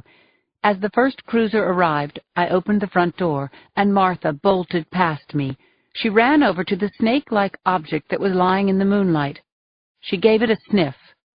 Martha, what have you found? What is it, girl? I hunkered down beside Martha when Chief Peter Stark got out of his squad car. He walked over with his flashlight and knelt down next to me. You okay? Yep, I'm good. Is that what I think it is? He asked. Together, we looked at a man's belt. It was about 36 inches long and an inch wide, narrow brown leather with a squared, dull silver buckle. It was an ordinary belt. Probably half the people in the state had one like it in their closet somewhere. But this particular belt seemed to have some brownish-red stains on the metalwork. Wouldn't it be grand, I said, refusing to dwell on the terror of the last few minutes, how those shots had surely been meant for me. Wouldn't it be something, I said to Chief Stark, if this belt was evidence? Chapter 112. 3 squad cars had pulled up to the curb. Radios sputtered and crackled, and all along Seaview, lights went on in houses, and people came out onto their doorsteps, wearing PJs and robes, T-shirts and shorts, hair standing up, fear overriding the lines in their sleep-creased faces. Cat's front yard was lit by headlights, and as the cops exited their cars, they conferred with the chief and spread out. A couple of uniforms started collecting shell casings, and a pair of detectives began to canvass the neighbors. I took Stark into the house, and together we examined the shattered windows, the splintered furniture, and the bullet-pocked headboard in what should have been my bedroom. Any thoughts on who did this? Stark asked me. None, I said. My car's in the driveway where anyone can see it, but I didn't let anyone know I'd be in town. And why are you here, Lieutenant? I was considering the best way to answer that when I heard Allison and Carol Lee calling out my name. A young cop with ruddy, protruding ears came to the threshold and told Stark that I had visitors. They can't come in here, Stark said. Jesus Christ, is someone roping off the street? The uniformed cop's face colored completely as he shook his head no. Why the hell not? Number 1, stabilize the scene. Get on it. I followed the patrolman as far as the front step, where Carol Lee and Allison grabbed me in a much-needed 2-tier hug. One of my kids monitors the police band, Carol Lee said. I got over here as soon as I heard. Oh, my God, Lindsay, your arms! I glanced down. Broken glass had made a few cuts in my forearms, and blood had streaked down and stained my shirt. It looked a lot worse than it was. I'm fine, I told Carol Lee. Just a few scratches, I'm sure. You don't plan to stay here, do you, Lindsay? Because that's crazy, Carol Lee said, her face showing how mad she was and how scared. I've got plenty of room for you at the house. Good idea, Stark said, coming up behind me. Go with your nice friend. I've got calls into the CSU techs, and they're going to be prying slugs out of your walls and combing the place for the rest of the night. That's fine, but I'll be okay here, I told him. This is my sister's house. I'm not going to leave. All right, but don't forget that this is our case, Lieutenant. You're still out of your jurisdiction. Don't go all cowgirl on us, okay? Go all cowgirl? Who do you think you're talking to? Look, I'm sorry, but someone just tried to kill you. Thanks, I got that. The chief patted down his hair out of habit. I'll keep a patrol car posted in the driveway tonight, maybe longer. As I said goodbye to Carol Lee and Allison, the chief went to his car and returned with a paper bag. He was using a ballpoint pen to lift the belt into the bag as I wrapped my dignity tightly around myself and closed the front door. I went to bed, but of course I couldn't sleep. Cops were coming and going through the house, slamming doors and laughing, and besides, my mind was spinning. I stroked Martha's head absently as she shivered beside me. Someone had shot up this house and left a calling card. Was it a warning to stay away from Half Moon Bay? Or had the shooter really tried to kill me? What would happen when I turned up alive? Chapter 113.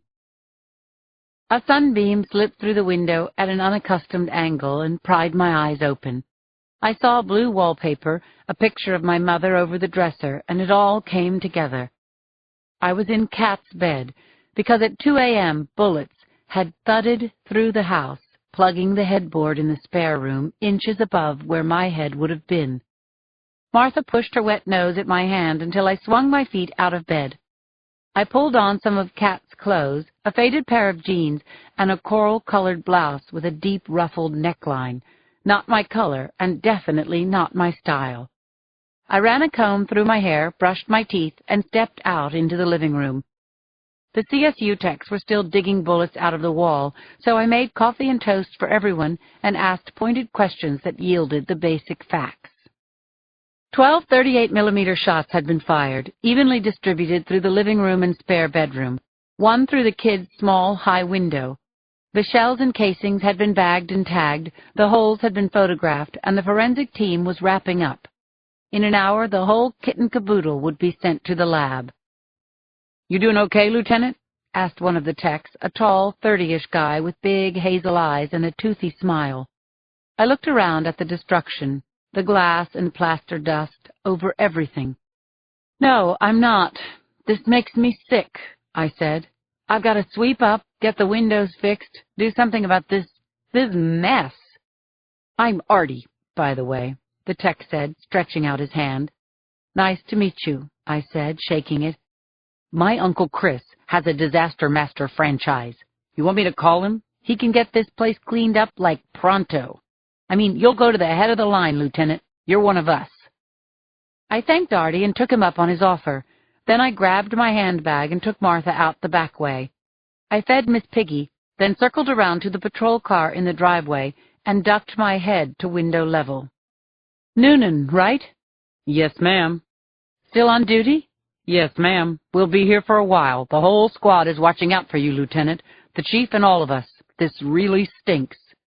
"I appreciate the concern." And I did. Harsh daylight only made the shooting more real.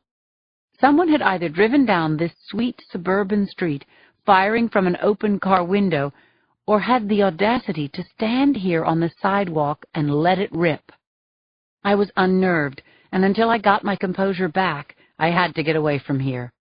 I jingled my car keys so that Martha flattened her ears and nearly wagged her tail off. "We need groceries," I said to her. "What do you say we take to Bonneville on a shakedown cruise?" Chapter 114. Martha jumped onto the bench-style front seat of the big gold boat. I strapped in and turned the key. The engine caught on the second try, and I pointed the Bonneville's aristocratic nose toward town. I was going to the gourmet grocer on Main Street, but as I made my way along the cross-hatched streets of Kat's neighborhood, I became gradually aware of a blue Taurus sedan in my rear-view mirror. It seemed to be deliberately lagging behind me, but keeping up all the same. That creepy feeling of being watched tickled my spine again. Was I being tailed? Or was I in such a state I just kept seeing myself as a pop-up figure in a shooting gallery? I took Magnolia across the highway and onto Main, where I whizzed past all the little shops, the music hut, the Moon News, the feed and fuel store. I wanted to convince myself that I was just being skittish, but damn, if I lost that Taurus for a block or two, it was behind me at the next turn. "Hang on tight. We're going for a ride," I said to Martha, who was smiling broadly into the wind. Toward the end of Maine, I hooked a right onto Route 92, Half Moon Bay's umbilical cord to the rest of California. Traffic was going fast on this winding two-laner, and I merged into a bumper-to-bumper chain of cars going 50. The double yellow line went the distance, a full 5 miles of no passing lane, as 92 crossed the reservoir and linked up with the freeway. I drove on, dimly aware of the hillside of scrubby trees and chaparral on my left, and the 20-foot drop a few feet from the right side of my car. 3 cars behind, the blue sedan kept me in sight. I wasn't crazy. I had a tail. Was it a scare tactic?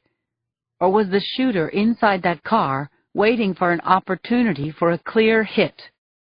The end of 92 intersected with Skyline, and at the near right-hand corner was a rest stop with 5 picnic tables and a gravel parking lot. I didn't signal for a turn, just hauled right on my steering wheel. I wanted to get off the road, let that Taurus pass me so that I could see his face, get his plate number, get out of his sights. But instead of gripping the road as my Explorer would have done, the Bonneville fish-tailed across the gravel, sending me back out onto 92, across the double yellow line and into the stream of oncoming traffic. The Taurus must have passed me, but I never saw it. I was hanging onto the wheel of my spinning car when the lights on the dashboard freaked out.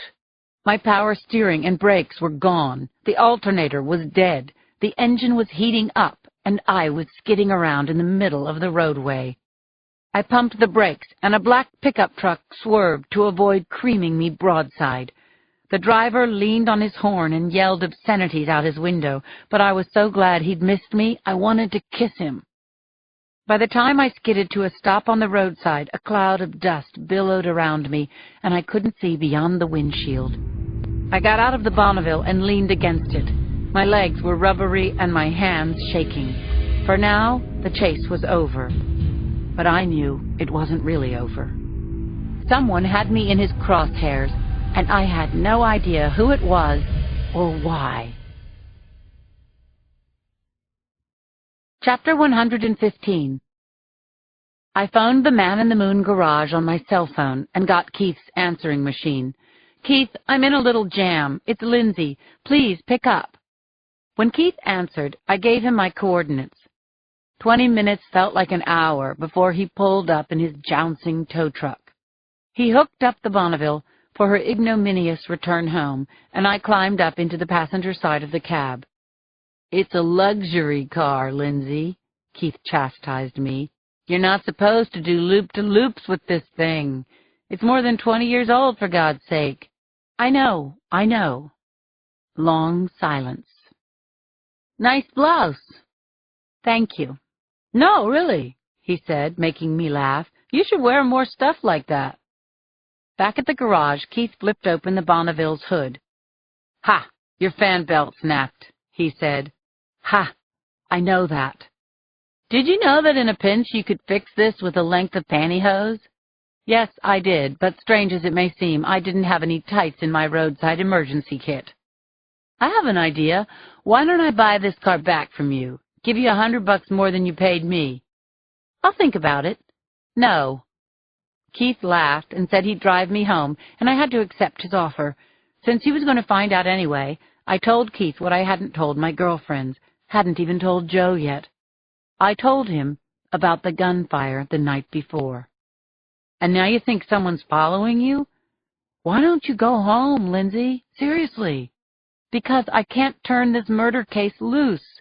Not now, especially since someone threw a dozen rounds at my sister's house."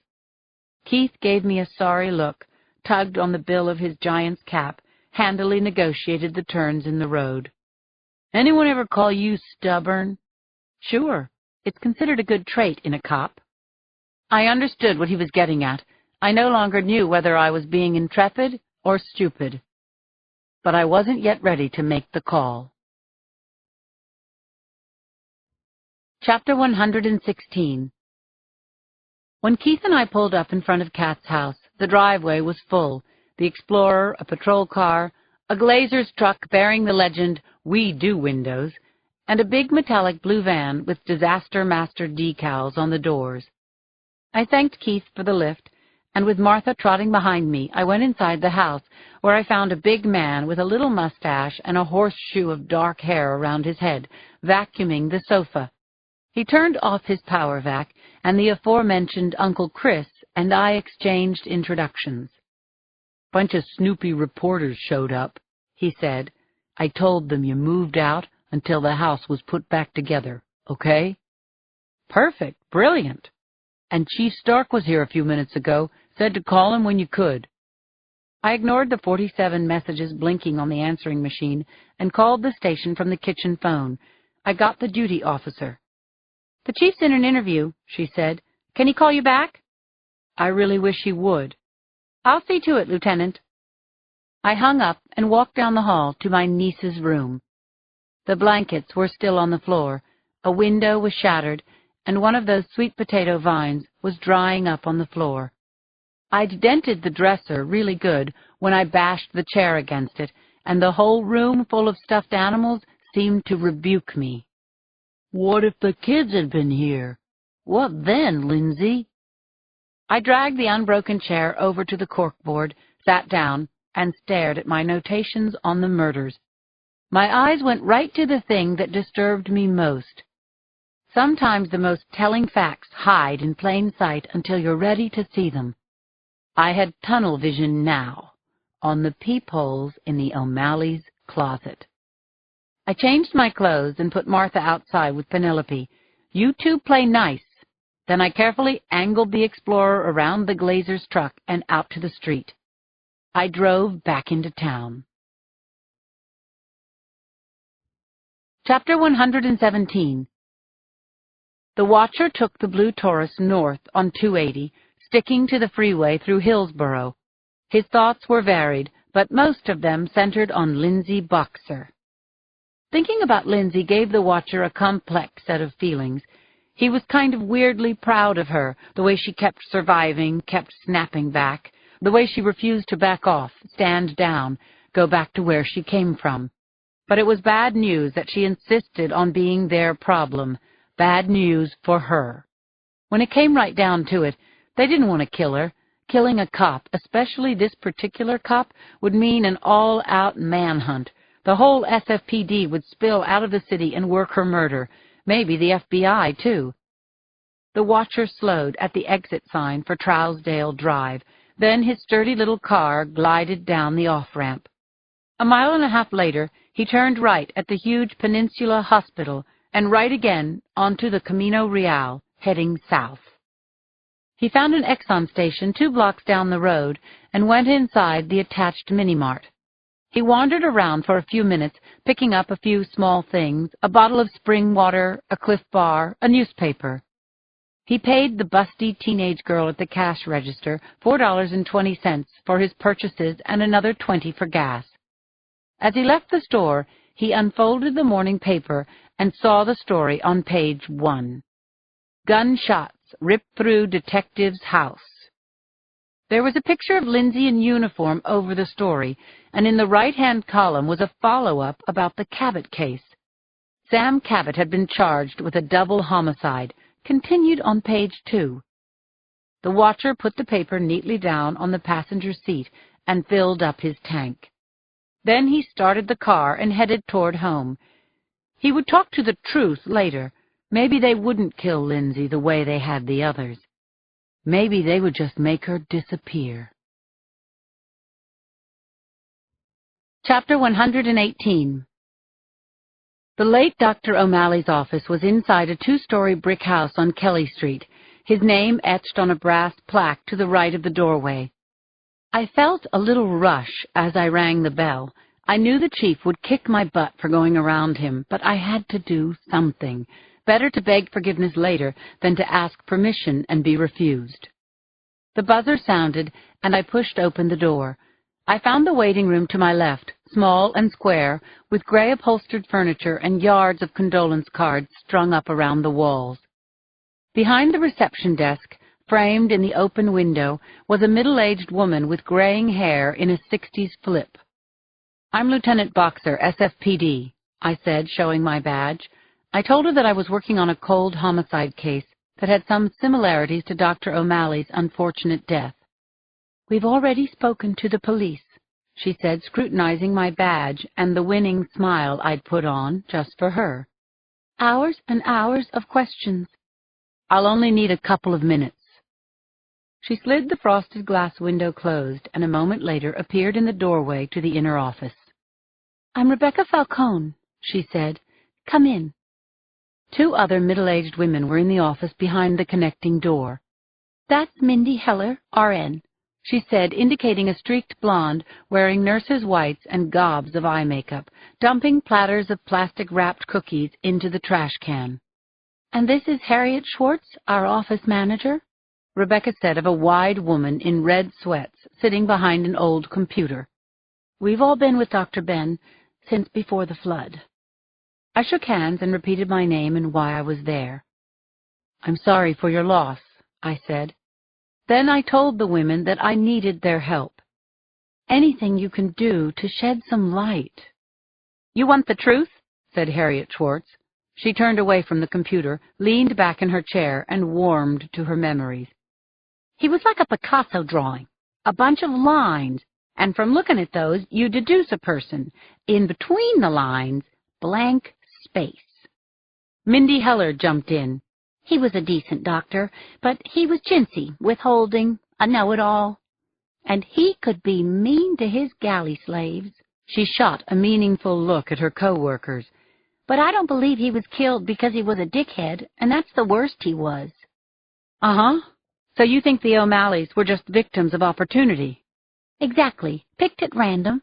I've been saying that all along." I asked if any of the other murder victims had been patients of Dr. O'Malley's, and I was shut right down. "You know we can't divulge that without a warrant," said Ms. Heller. "But I'm sure Chief Stark can tell you what you want to know." "Okay, then." I jotted down my cell phone number and left it on Harriet Schwartz's desk. I thanked everyone for their time, but I felt deflated. Dr. O'Malley may have been all his staff said he was, but in fact, I'd hit another dead end. I had just opened the door to the street when someone gripped my arm. It was Rebecca Falcone, a look of urgency drawing her features into a line down the center of her face. "I have to speak to you," she said, "in private." "Can you meet me somewhere?" I asked. "The Half Moon Bay Coffee Company. Do you know the place?" "In that little strip mall at the top of Main." She nodded once. "I get off at 12:30. "I'll be there." Chapter 119. Our knees almost touched under the small table at the back of the restaurant near the restrooms. We had salads and coffee in front of us, but Rebecca wasn't eating, and she wasn't yet ready to talk. She pulled on the little gold cross hanging from a chain around her neck, sliding it back and forth. I thought I understood her conflict. She wanted to be the one to tell the real information, but at the same time, she didn't want to blow the whistle where her friends could hear it. "I don't know anything, understand?" Rebecca said at last. "And I certainly don't know anything about the murders, but Ben was under some kind of shadow lately." "Can you elaborate, Rebecca?" "Well, he was unusually moody. Snapped at a couple of his patients, which, let me tell you, was rare. When I asked him what was going on, he denied that he was having problems." "You knew Lauralee?" "Sure, they met at church, and frankly, I was surprised Ben married her. I think he was lonely, and she looked up to him." Rebecca sighed. "Lauralee was pretty simple. She was a childlike woman who liked to shop. No one hated her." "Interesting observation," I said, and that was all the encouragement Rebecca needed to say what she had wanted to say all along. She looked as though she were standing on the edge of a diving board and the pool was far, far below. She took a breath and dove. "Did you know about the first Mrs. O'Malley?" she asked me. "Did you know that Sandra O'Malley killed herself? Hanged herself in her own garage." Chapter 120. I felt that peculiar crawly feeling at my hairline that often presaged a breakthrough. "Yes," I said. "I read that Sandra O'Malley committed suicide. What do you know about it?" "It was so unexpected," Rebecca said. "No one knew. I didn't know she was so depressed." "So why do you think she took her own life?" Rebecca forked her Caesar salad around on her plate, finally putting the utensil down without eating a bite. "I never found out," she said. "Ben wasn't talking, but if I had to guess, I'd say that he was abusing her." "Abusing her? How?" "Humiliating her, treating her like she was nothing. When I heard him talk to her, I'd cringe." She made the gesture now, pulling her shoulders up, lowering her chin. "Did she complain about it?" "No, Sandra wouldn't have done that. She was so compliant, so nice. She didn't even squawk when he started having an affair." The wheels inside my head were sure turning, but they weren't getting traction yet. Rebecca pursed her lips with distaste. "He'd been seeing this same woman for years, was still seeing her after he married Laurel Lee. I'm sure of it. She was calling the office up to the day he died." "Rebecca," I said patiently, although I couldn't stand the suspense another second. "Rebecca, what was the other woman's name?" Rebecca leaned back in her chair as a couple of men scraped past us on the way to the bathroom. When the bathroom door closed, she leaned forward and whispered. "Emily Harris," she said. I knew that name. I pictured her bright lipsticky mouth, her pink patterned dress. "Is she with Pacific Homes Real Estate?" "That's the one." Chapter 121. Emily Harris was seated at her desk when I entered the long, narrow office with a row of desks along one wall. Her pretty mouth stretched into an automatic smile, which broadened when she recognized me.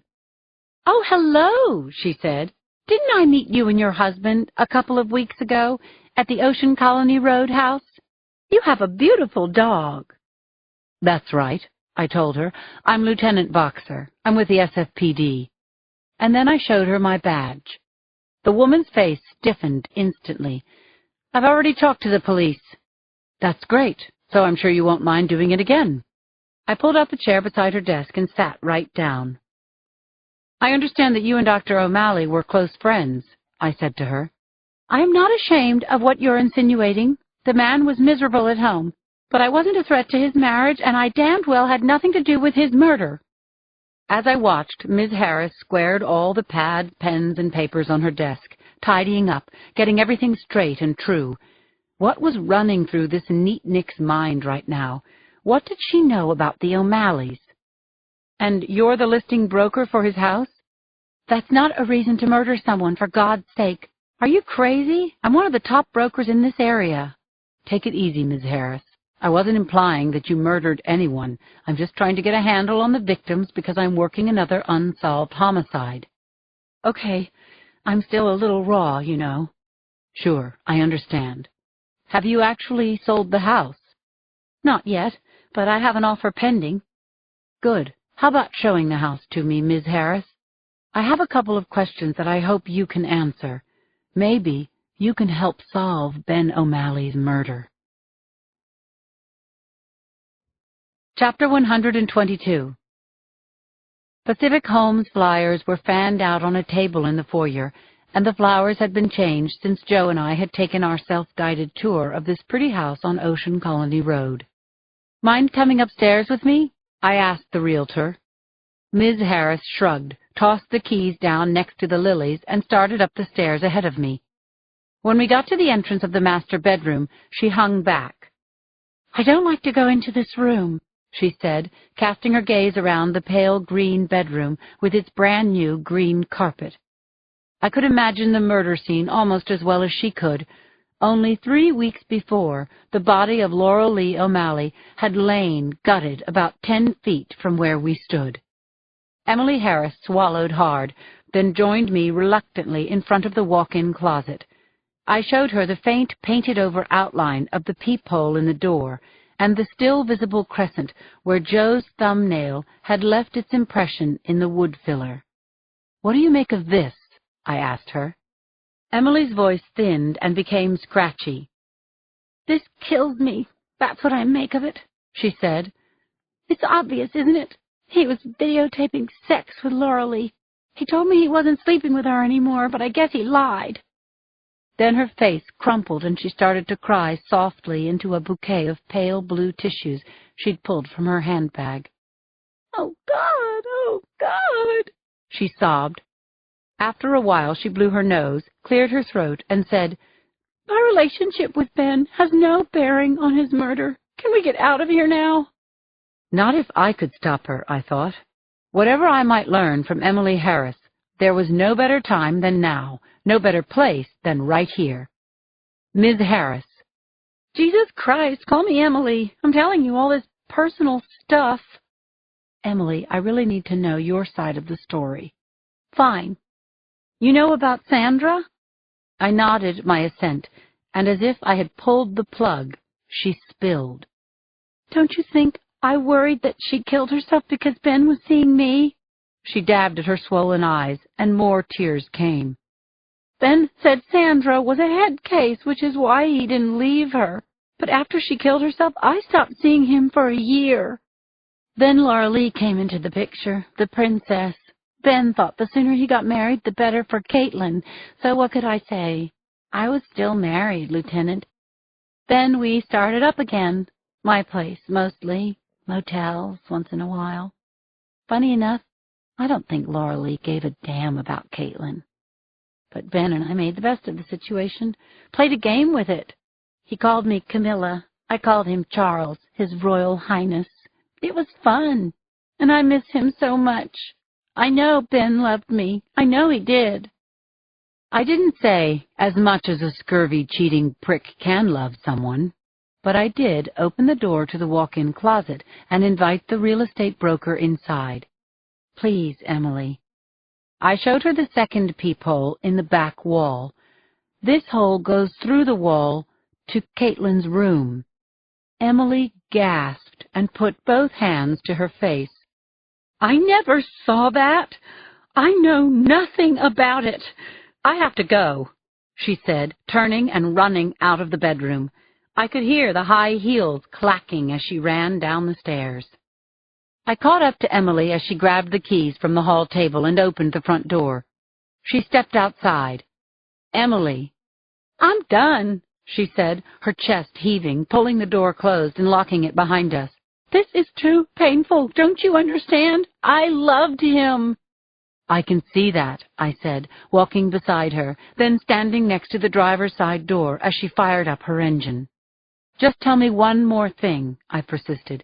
"Did Ben know a man named Dennis Agnew?" Emily released her emergency brake and turned her tear-streaked face toward me. "What? What are you saying? Did he sell our videos to that slime?" Emily didn't wait for an answer. She yanked on the steering wheel and jammed down the accelerator. "I'll take that as a yes," I said to the retreating Cadillac. Chapter 123. I cruised by the idling patrol car at the end of Seaview Avenue, lifting my hand in greeting as I passed. Then I hooked a right into Kat's driveway and parked the Explorer next to the Bonneville. Apparently, Keith had returned the old girl while I was away. I let Martha into the house and gave her a biscuit. Then I turned my attention to the blinking answering machine. I pressed play and started making notes on a scratch pad. Joe, Claire, and Cindy had all phoned in with worried requests for me to call back. Message number 4 was from Carol Lee Brown inviting me to dinner at the school that night. Then a message from Chief Stark, his voice weary as it came through the speaker. "Boxer, we got the labs back on that belt. Call me." Chief Stark and I had been playing phone tag all day. I swore as I flipped through the scratch pad looking for his number. Then I dialed. "Hang on, Lieutenant," said the duty officer. "I'll page him." I heard the sound of the police band sputtering in the background. I tapped my nails on the kitchen counter and counted to 79 before the chief got on the line. "Boxer." "That was a fast return on the lab report," I said. "What have we got?" "It was fast for a reason. There were no prints, Not that that surprises me, but unless you count bovine DNA, there was nothing else either. Lindsay, the bastards dripped a little beef blood on the buckle. Oh, give me a break. I know. Shit. Look, I gotta go. Our mayor wants a few words with me. The chief hung up, and by God, I felt sorry for him. I walked out to the deck, took a seat in a plastic chair, and hung my ankles over the railing as Claire had advised me to do. I stared out beyond my sandals in the neighbors' backyards to the aqua-blue line of the bay. I thought again about the belt lying on the lawn this morning and the blood stain that had turned out to be nothing. One thing was clear. The killers hadn't tried to kill me. The belt was a warning meant to scare me away. I wondered why they'd bothered. I hadn't solved John Doe's murder, and 10 years later I was still sucking swamp water here. Meanwhile, the killers were out there, and all the white hats had was a tantalizing handful of what-ifs and how-comes that went nowhere. We didn't know why, we didn't know who, and we didn't know where they would strike again. Other than that, everything was the cat's meow. Chapter 124.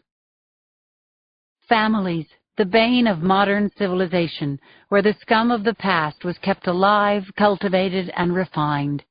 At least that was the watcher's perspective tonight. He opened the mudroom door and entered the pink stucco house high up on Cliff Road. The Farleys were out for the night, so secure in their cocoon of wealth and privilege that they never even bothered to lock the door. The mudroom led into a glassed-in kitchen that was glowing with the last rays of sunset.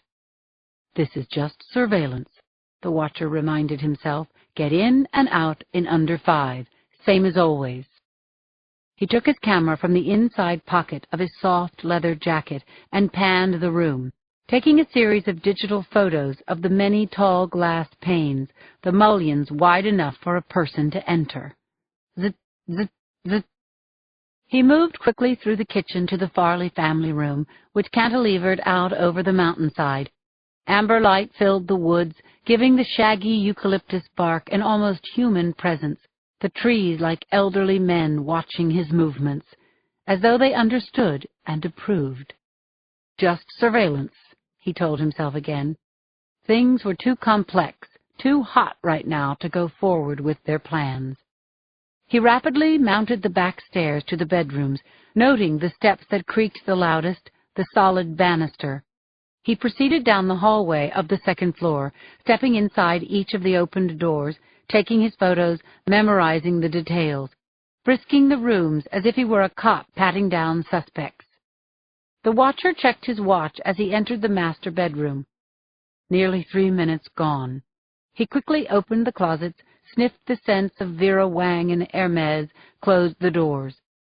He ran down the steps to the kitchen and was about to leave when he thought of the basement. There was enough time for a quick look. He opened the door and skittered down. There was an extensive wine cellar to his left, and the laundry room was in front of him, but his eyes gravitated to a door on his right. The door was in shadow, secured with a combination padlock. The watcher was good with combination locks. He was very good with his hands. He turned the dial left until he felt the minute resistance, then right and left again. The lock sprung open, and the watcher unlatched the door. He identified the smell of chemicals immediately. Developer, stop bath, fixer. He stepped quickly inside and closed the door behind him. He felt around until he found the switch that turned on the red light in the dark room. It was just a harmless surveillance mission, that was all, one of many. But what he saw almost sent him over the edge.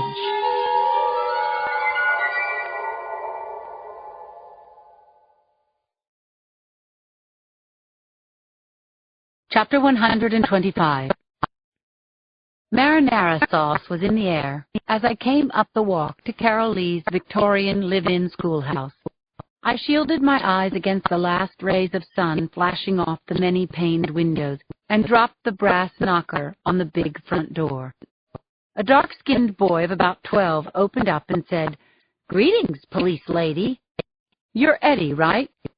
"Ready, Eddie," he said, grinning. "How'd you know that?" "I've got a pretty good memory," I told him. "That's good, since you're a cop." A cheer went up as I entered the mess hall, a large, open and airy dining room facing the highway. Carol Lee gave me a hug and told me to sit at the head of the table. "That's the honored guest spot," she said. With Allison grabbing the chair to my left and Fern, a small red-haired girl, fighting for the chair to my right, I felt welcomed and at home in this huge family. Bowls of spaghetti and a tub of salad with oil and vinegar journeyed around the table, and chunks of Italian bread flew across it, even as the kids pelted me with questions and riddles, which I fielded and occasionally aced. "When I grow up," Ali whispered, "I want to be just like you." "You know what I want? When you grow up, I want you to be exactly like you." Carol Lee clapped her hands together, laughing gaily. "Give Lindsay a break," she said. "Let the poor woman eat her dinner. She's our guest, not something for you to devour along with your food." As she got up to bring a liter of cola from the sideboard, Carol Lee put her hand on my shoulder and leaned down to say, "Do you mind? They love you." "I love them, too." When the dishes were cleared and the children had gone upstairs for their study hour, Carol Lee and I took our coffee mugs out to the screened-in porch facing the playground. We sat in matching rockers and listened to the crickets singing in the darkening night. It was good to have a friend in town, and I felt especially close to Carol Lee that night. "Any news on whoever shot up Kat's house?" Carol Lee asked, concern edging into her voice. "Nope, but you remember that guy we had a run-in with at the Cormorant?" "Dennis Agnew?" "Yeah, he's been harassing me, Carol Lee, and the chief isn't making a secret of the fact that he likes Agnew for the murders." Carol Lee looked surprised, even shocked. "Really? I'm having a hard time imagining that. I mean, he's a creep, all right," she said, pausing, "but I don't see him as a murderer." "Just what they said about Jeffrey Dahmer." I laughed. Then I drummed my fingers on the arm of the chair. Carol Lee crossed her arms over her chest, and I imagined we'd both gone inside our heads to think about killers in the wind. "It's pretty quiet here, huh?" said Carol Lee at last. "Remarkably. I love it. Hurry up and catch that maniac, okay? Listen, if you ever get nervous about anything, Carol Lee, even if you think it's just your imagination, call 911, then call me." "Sure, thanks, I will." After a moment of silence, Carol Lee said, "They always get caught eventually, don't they, Lindsay?" "Almost always," I answered, though that wasn't exactly the truth. The really smart ones not only didn't get caught, they weren't even noticed. Chapter 126. I had a rough night's sleep, riding my nightmares on a steeplechase of drive-by shootings and whiffed corpses and faceless killers with no names. I awoke to a dismal gray morning, but Martha needed exercise, so I pulled on a tracksuit, my shoulder holster under my hoodie, and took off to the beach. Thunderheads were moving in from the west, bringing the sky so low to the bay that seabirds coasting through the clouds looked like airships in newsreels about the Second World War. I noticed a few hardy souls jogging or meandering far ahead and behind us, so I let Martha off her lead. She trotted after a little flock of plovers, making them scatter, and I headed south at a moderate clip. I'd only gone about a quarter of a mile when the rain started to fall. Soon the intermittent drops thickened, pock-marking the sand and firming my running surface. I turned to check on Martha, running backward long enough to see that she was right behind a man in a hooded yellow slicker, maybe 100 yards back. I put my face into the slanting rain and was hitting my stride when Martha's yipping bark grabbed my attention. She was nipping at the heels of the guy behind me. She was herding him. "Martha!" I shouted. "That'll do!" That was a command to return to my side, but Martha totally ignored me. Instead, she drove the guy at a right angle away from me. uphill toward the grassy tops of the dunes. That's when I realized that Martha wasn't fooling around with him. She was protecting me. Son of a bitch. I'd been followed again. Chapter 127. I yelled out, "Hey, stop running and she'll back off," but neither dog nor man paid any attention. Finally, I charged after them, but climbing the crumbling 20-foot-high incline was a little like running underwater. I bent low, clutched at the sand, and at last pulled myself up to the grassy plateau of the Francis Beach campground. But the driving rain plastered my hair to my face, and for a moment I was completely blind. In the time it took to drag the hair away from my eyes, I felt the situation slip out of control. I looked wildly around, but I couldn't even see the guy who'd been tailing me. Damn it, he'd gotten away again. "Martha!" Just then, a smear of yellow shot out from behind the restroom, across my field of vision, with Martha still close on his heels. The guy kicked out at her, but failed to shake her off as they cut across the picnic grounds.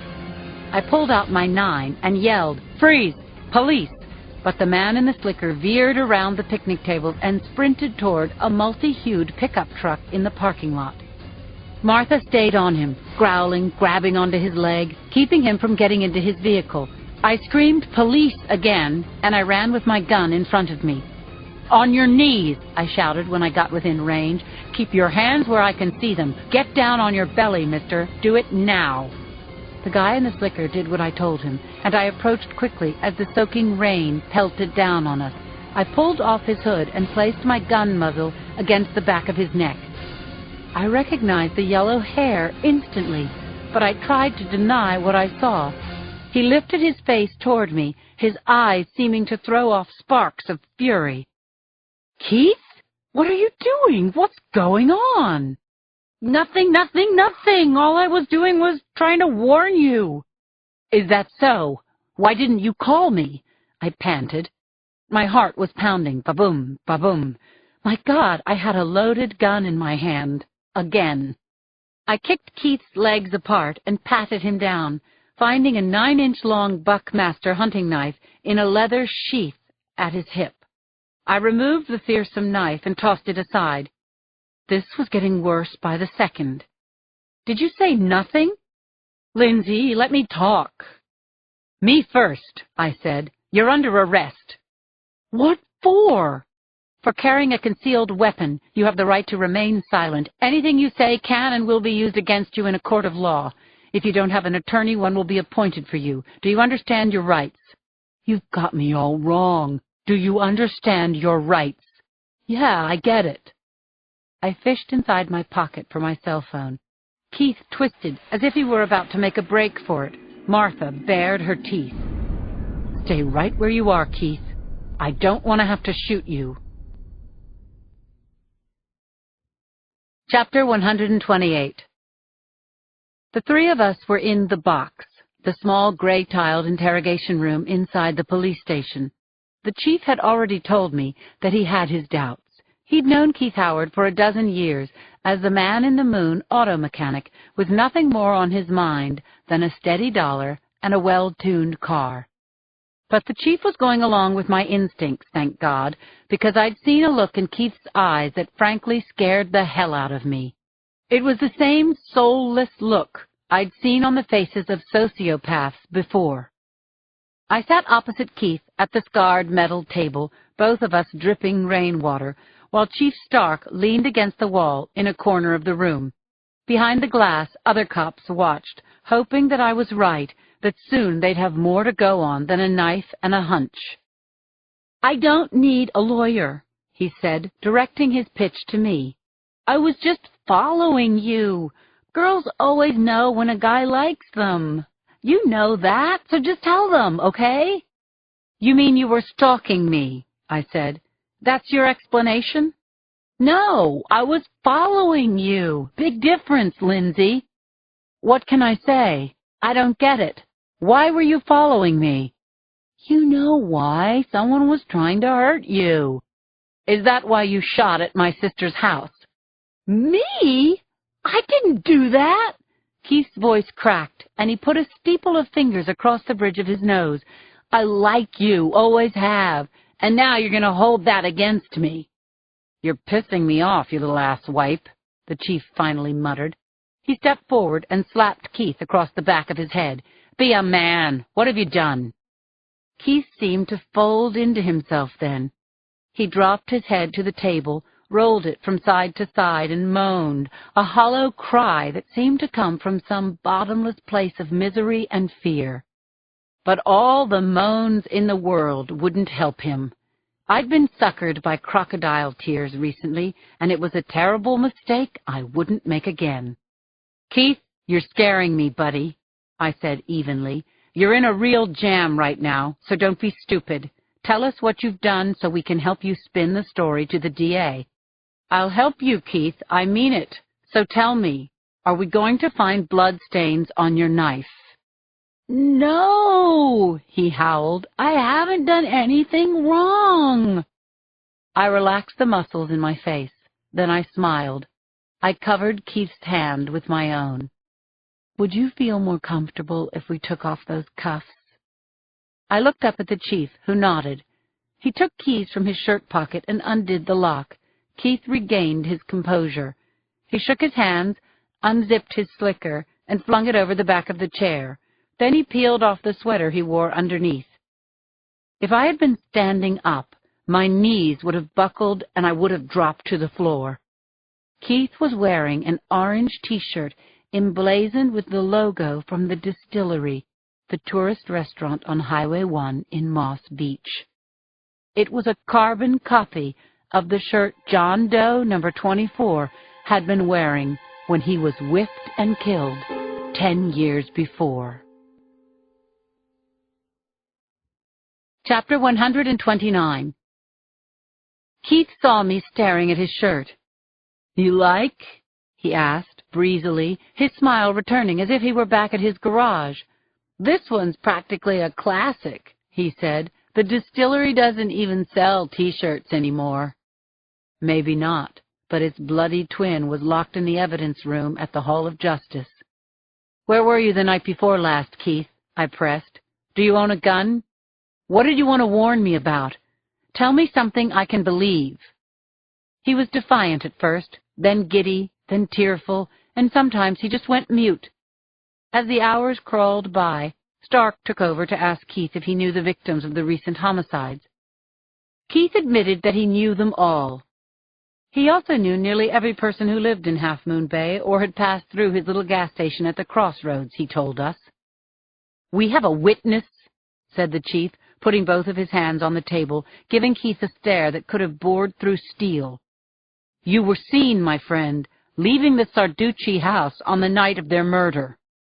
Come on, Pete, don't make me laugh. That's so lame. We were getting nowhere, and at any minute Keith could say, charge me for the knife and let me out of here, and he'd be within his rights to post bond and walk away. I stood up from the table and talked to the chief over Keith's head, my voice colored with compassion. You know what? He didn't do it, Chief. You were right. He doesn't have it in him. Look, he's not too bright. And he's not exactly mentally stable. I mean, I'm sorry, Keith. You're a pretty good grease monkey, but it's crazy to think you have the chops to do those murders. And without leaving a clue? I don't think so. Yeah, we're wasting our time, the chief said, following my lead. This little punk couldn't get away with stealing dimes out of parking meters. Keith swung his head to the chief, to me, to the chief again. I get what you're doing, he said. I ignored him, continuing to direct my remarks at the chief. And I think you're right about Agnew, I continued.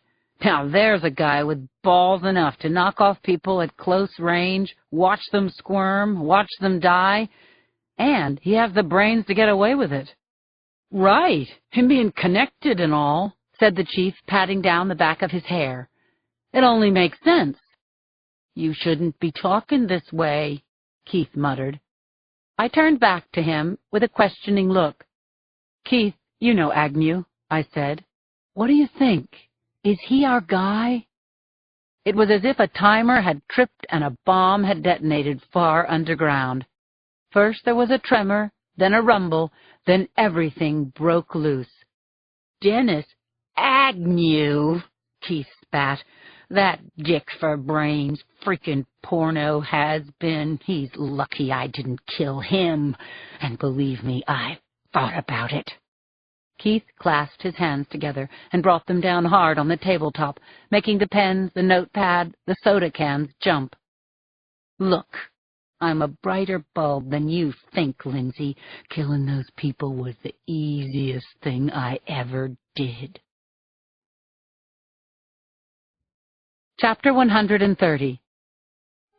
Keith wore the same coldly furious expression he'd shown me when I'd put my gun to his neck. I didn't know this Keith, but I needed to. "You're totally wrong about me, both of you," he said. "And even if you're playing me, that's fine. I'm sick of the whole deal. Nobody cares." When Keith said nobody cares, I sat back hard in my chair. The Cabot kids had spray-painted the same words on the wall where they'd killed their victims. And so had the killer of John Doe number 24, 10 years ago. "What do you mean, nobody cares?" I asked. Keith fixed me with his hard blue eyes. "You're the smart one, right? You figure it out." "Don't mess with me, Keith. I do care, and I'm really listening." As the video camera recorded his confession, it was a cop's dream come true. Keith gave it all up. The names, the dates, the minutiae only the killer could possibly know. He talked about using different knives, different belts, described every murder, including how he'd tricked Ben O'Malley. "Yeah, I clubbed him with a rock before cutting his throat. I threw the knife over the side of the road." Keith laid out the details in an orderly fashion, like so many cards in a game of solitaire, and they were convincing enough to convict him many times over. But it was still hard for me to believe that he'd done these bloody crimes alone. "You killed Joe and Anne-Marie Sarducci by yourself, without a fight. What are you, Spider-Man?" "You're starting to catch on, Lindsay." He lurched forward in his seat, scraping the chair against the floor, sticking his face too close to mine. "I charmed them into submission," he said. "And you better believe it. I worked alone. Spin that for the DA. Yeah, I'm Spider-Man." "But why? What did these people ever do to you?" Keith shook his head as if he pitied me. "You couldn't understand, Lindsay. Try me." "No," he said. "I'm through talking." And that was it. He ran his hands through his blonde hair, guzzled down the last of his classic Coke, and smiled pleasantly, as if he were taking a curtain call. I wanted to punch his face until he didn't look so smug anymore. All those people slaughtered, and it made no sense at all. Why wouldn't he say why he'd done it? Still, it was a great day for the good guys. Keith Howard was booked, printed, photographed, slapped back into cuffs, and taken to a holding cell pending his transport and arraignment in San Francisco. I stopped by Chief Stark's office on my way out. "What's wrong, Boxer? Where's your party hat?" "It's bothering me, Chief. He's protecting other people, I'm sure of it." "That's your theory. Guess what? I believe the guy. He said he's smarter than we think, and I'm going to give him credit for being the big, bright bulb he claims to be." I gave the chief a tired smile. "Shit, Boxer, he confessed. Be happy. This goose is cooked. Let me be the first to congratulate you, Lieutenant. Great catch. Great interview. It's over now. Thank God. It's finally over." Chapter 131. The phone rang, yanking me out of a sleep so deep I thought I was in Kansas. I fumbled around in the dark for the receiver. "Who is this?" I croaked. "It's me, Lindsay. Sorry to call so early." "Joe!" I pulled the clock toward me. It read 5:15 in bright red numbers. I felt a jolt of alarm. "Are you okay? What's wrong?" "Everything's fine with me," he said, his voice calm, warming, sexy. "There's a crowd outside your house, though." "You're picking that up by GPS?" "No, I just turned on the TV." "Hold on," I said. I stepped across the room and pulled up a corner of the window shade. A couple of reporters had set up on the lawn, and camera crews were stringing cables out to satellite vans that curved around the road like Conestoga wagons. "I see them now," I said, getting back under the covers. "They've got me surrounded. Shit." I snuggled back down into the bedding, and with the phone tucked between my face and my pillow, Joe felt so close he could have been in the same time zone. We talked for a good 20 minutes, made plans to get together when I got back to the city, and winged some kisses across the phone line. Then I got out of bed, threw on some clothes and a little makeup, and stepped outside Kat's front door. Reporters converged and pushed a posy of mics up to my chin. I blinked in the morning light, saying only, "Sorry to disappoint you guys, but I can't comment, you know. This is Chief Stark's case, and you'll have to talk to him. That's all, folks." I stepped back inside the house, smiled to myself, and closed the door on the fusillade of questions and the echoing sound of my name. I threw the bolt and turned off the phone's ringer. I was taking down my crime notes from the kids' corkboard when Cindy and Claire rang in with a conference call to my cell phone. "It's over," I told them, repeating what the chief had said. "At least that's what I've been told." "What's really going on, Lindsay?" my intuitive, highly skeptical friend Cindy asked. "Boy, you're smart." "Uh-huh. So what's the deal?" "Off the record. The kid's really proud of himself for getting into the Psycho Killer Hall of Fame, and I'm not sure he's totally earned it." "Did he confess to the John Doe killing?" Claire asked. "There you go, Butterfly," I said. "Another smarty." "Well?" "No, he did not." "So where do you come out?" "I don't know what to believe, Claire. I really thought whoever killed these people also killed John Doe. Maybe I was wrong." Chapter 132. It was a rare place for me to be. I was sitting in the back seat of a patrol car with Martha. I rolled down the window, undid the buttons on my blazer, and took in the excitement that was building on Main Street. A marching band tuned up on a side street where Boy Scouts and firefighters were dressing flatbed trucks as floats. Men on ladders hung banners across the roadway, and flags flew from light posts. I could almost smell the hot dogs grilling. It was the 4th of July. My new buddy, Officer Noonan, led us out in front of the police station, where Chief Stark was standing before a crowd of bystanders and reporters 6 deep. As I made my way through the crowd, Mayor Tom Heffernan came out of the station house wearing khaki shorts, a polo shirt, and a fishing hat covering his bald spot. He shook my hand and said, "I hope you'll spend all of your vacations in Half Moon Bay, Lieutenant." Then he tapped on a microphone and the crowd quieted down. "Everyone, thanks for coming. This is truly Independence Day," he said, a tremor cracking his voice. "We're free to resume our lives." He put up his hand to quell the applause. "I give you our Chief of Police, Peter Stark." The chief was in full uniform, complete with brass buttons, shiny badge, and gun. As he shook hands with the mayor, the corners of his mouth turned up, and yes, he smiled. Then he cleared his throat and bent over the mic. "We have a suspect in custody, and he has confessed to the murders that have terrorized the residents of Half Moon Bay." A cheer went up into the morning mist, and some people broke down and wept with relief. A little boy brought a lit sparkler up to the platform and handed it to the chief. "Thank you, Ryan. This is my boy," he said to the crowd, his voice choking up. "You hang on to that, okay?" The chief pulled the child next to him, kept his hand on his son's shoulder as he went on with his speech. He said that the police had done their job, that the rest was up to the DA and the justice system. Then he thanked me for being an invaluable resource to this police department, and to more and wilder cheers, he handed a brass medal on a ribbon to his son. A patrolman held the boy's sparkler, while Ryan hung the medal around Martha's neck, her first commendation. "Good dog," said the chief. Stark then credited every officer in his command and the state police for all they had done to stop this one-man crime wave that took the lives of innocent citizens. As for me, by bringing in the killer, I'd gotten back into my own good graces. I was still a damned good cop.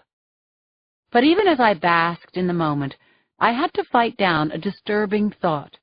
It was like the little boy who was waving his sparkler and pulling on his father's sleeve and demanding attention. It was a thought like that. What if the one-man crime wave didn't stop? Chapter 133. That night, fireworks exploded with incessant booms and rapid fire cracks over Pillar Point and bloomed in the sky. I put a pillow over my head, but it didn't block the noise worth a damn. My hero dog was squashed way under the bed, her back against the wall. "It's nothing, Boo. It'll be over soon. Chin up." I fell asleep, only to be jolted out of it by the metallic rattle of a key in the lock. Martha heard it too, and streaked out of the bedroom toward the front door, barking sharply. Someone was coming through the door. It all happened so fast. I wrapped my hand around my gun, took off the safety, lowered myself from the bed to the rag carpet, and with my pulse hammering, I crept toward the front room. I was touching the walls, counting the doorways between my room and the living room, my heart in my throat, when I saw the shadowy figure coming into the house. I went into a crouch, clasped my piece with both hands in front of me, and yelled, "Put your fucking hands where I can see them! Do it now!" There was a shrill scream. Moonlight pouring in from the open doorway lit my sister's terrified face. The small child she was carrying in her arms screamed along with her. I almost screamed myself. I stood up, dropped the hammer, and let my gun hand fall to my side. "Cat, it's me. I'm so sorry. That'll do, Martha. That'll do." "Lindsay?" Cat came toward me, adjusting Meredith in her arms. "Is that gun loaded?" Bridget, only 6, trailed behind my sister. She pressed a floppy, stuffed animal over her face and broke into a piercing wail. My hands were shaking and the blood was pounding in my ears. Oh, my God, I could have shot my sister. Chapter 134. I put the gun down on a table and grabbed Cat and Meredith into one fierce hug. "I'm sorry," I said. "I'm so sorry."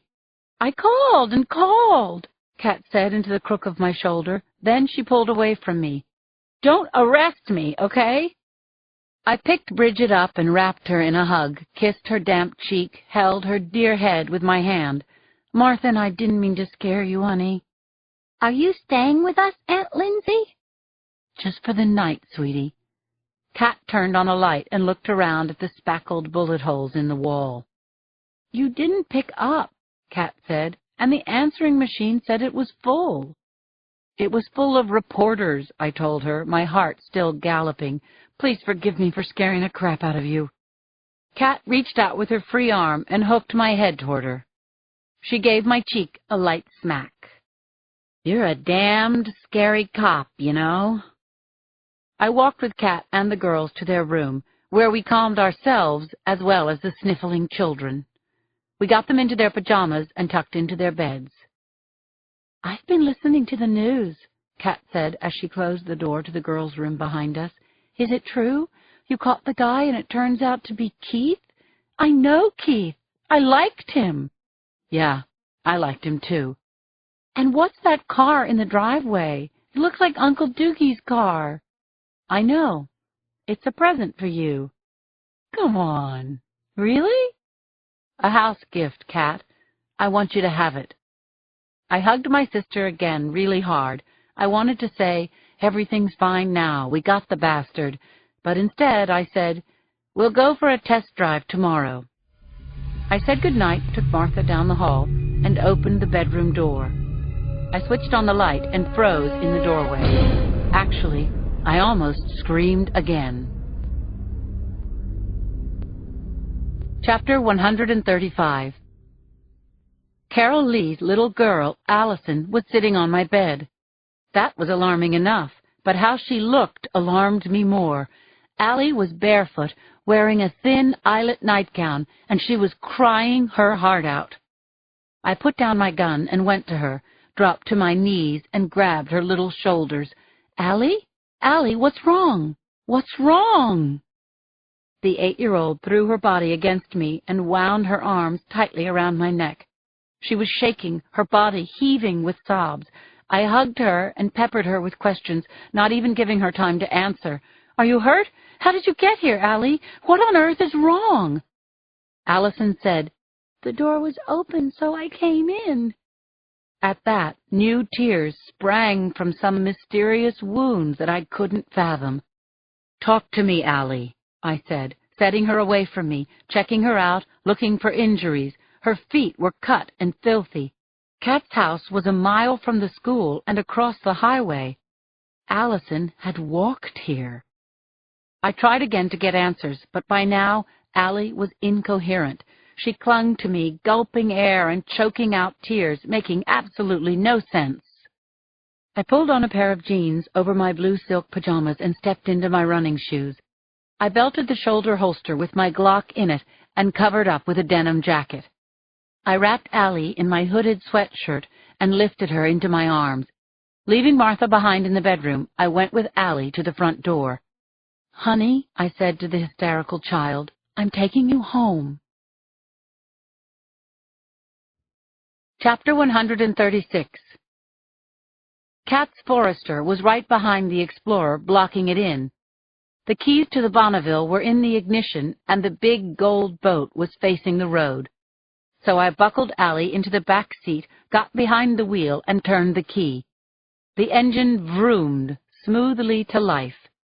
At Highway 1, I signaled to go north under a crackling, rocket-streaked sky toward the schoolhouse. Shockingly, Allison shouted, "No!"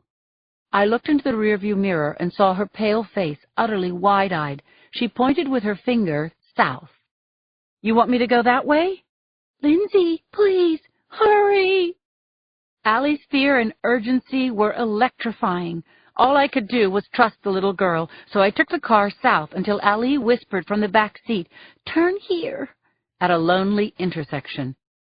The rat-a-tat bangs of the 4th of July pyrotechnics overhead pumped adrenaline into my already overloaded system. There had been too much shooting recently, and I was experiencing each bang as an exploded round.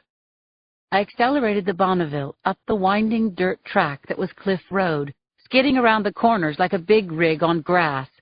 I heard Keith's chiding voice in my mind. "You can't do this, Lindsay. This is a luxury car." I drove through a starless tunnel of eucalyptus trees that finally opened into a wide mountain view. In front of and to the left of us was a round stucco house clinging to the side of the hill. I looked again into the rearview mirror. "What now, Allie? How much farther?" Allison pointed to the round tower of a house. Then she clapped her hands over her eyes. Her voice was barely audible. "We're here." Chapter 137. I pulled the car just off the road and looked up at the house, a 3-story column of glass panes and stucco. 2 thin bands of light moved sporadically on the lower floor.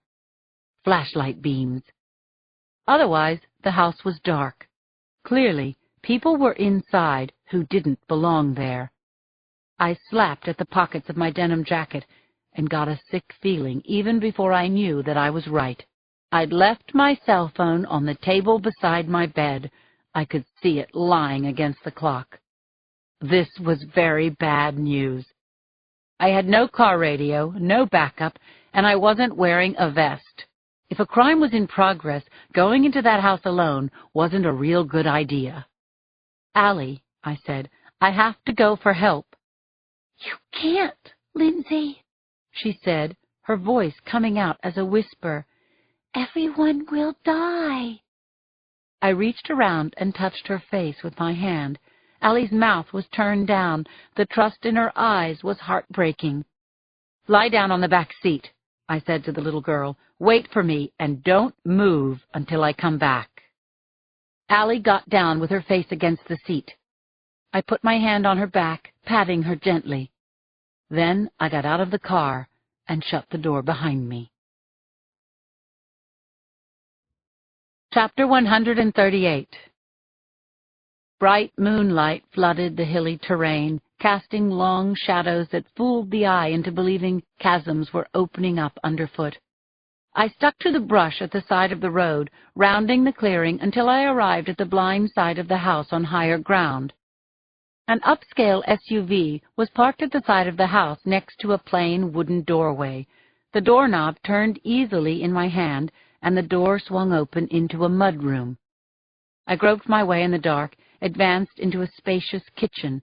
From there, I entered a high-ceilinged great room, luminous with moonglow.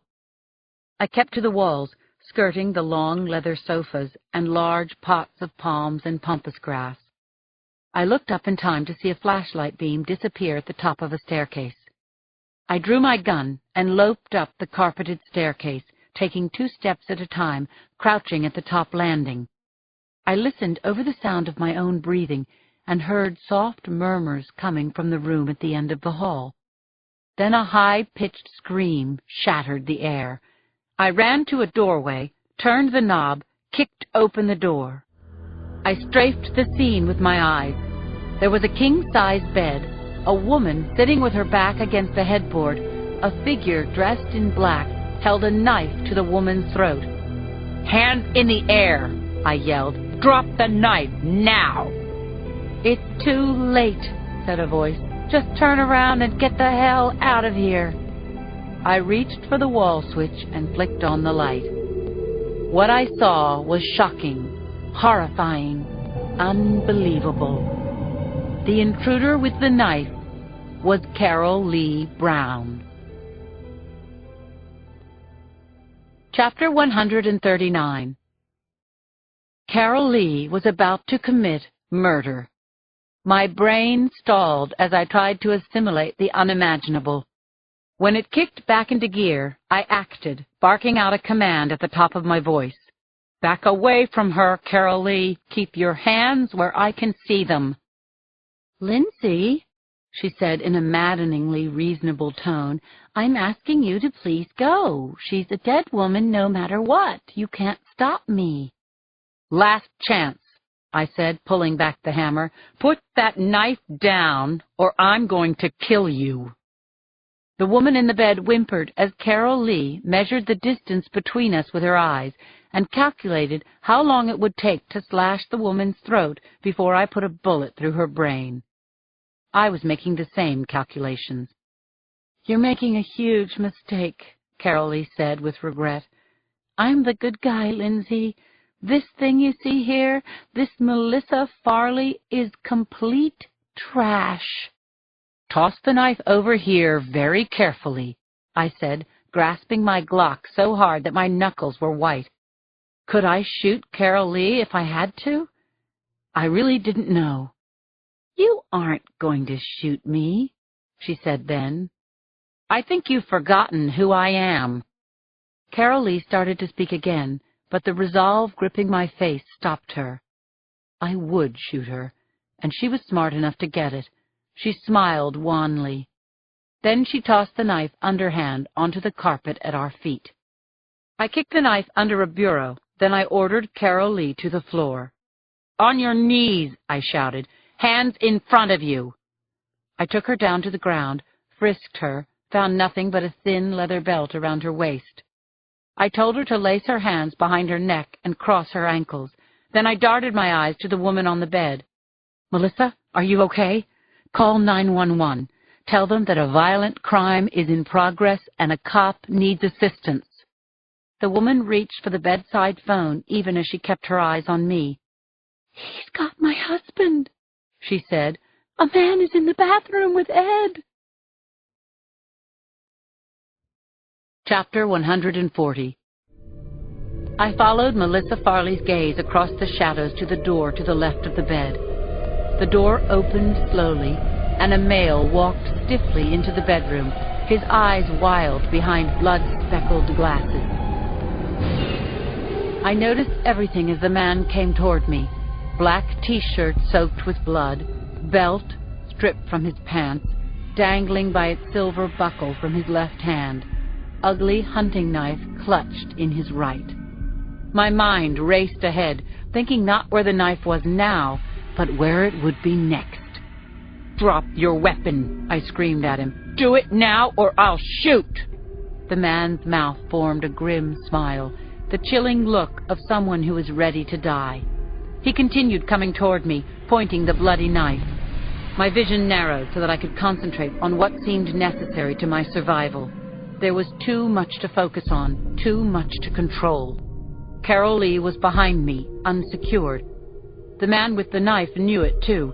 His lip curled back. He said, "Get up. We can take her." I calculated what would happen if I shot him.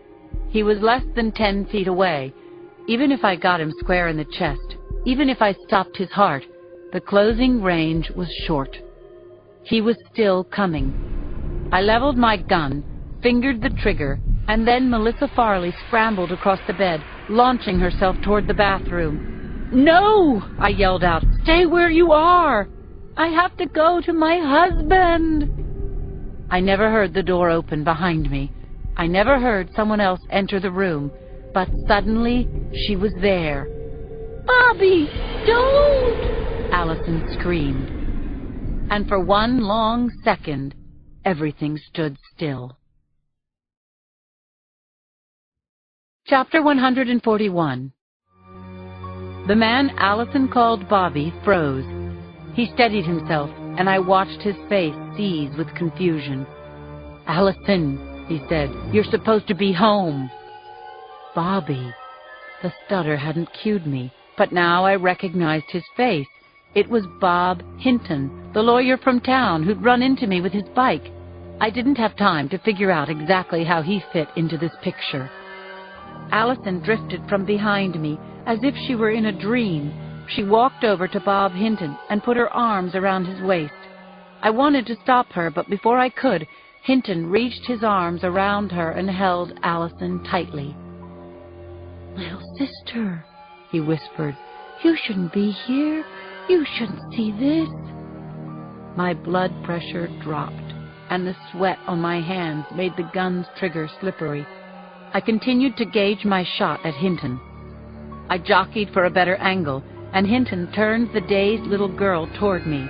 I could see that he was dazed himself. "Bob," I said, putting my heart into it. I wanted him to believe me. "It's your choice, but I'll blow your head off if you don't drop that knife and get right down on your knees." Bob stooped, dipping his face behind Allison's head, turning her into a shield. I knew he would put his blade across her throat next and tell me to throw down my gun. I'd have to do it. I didn't expect the look of terrible sadness that came over his face as he pressed his cheek to Allison's. "Oh, Allie, you aren't old enough to understand." Allie shook her head. "I know everything, Bobby. You have to give up. I have to tell Lindsay all of it." A flash of red tore my attention from the haunting tableau in front of me. Melissa Farley half fell through the bathroom doorway. The front of her nightgown was dark with blood. "Ambulance," she panted. "Get an ambulance, please. Ed is still alive."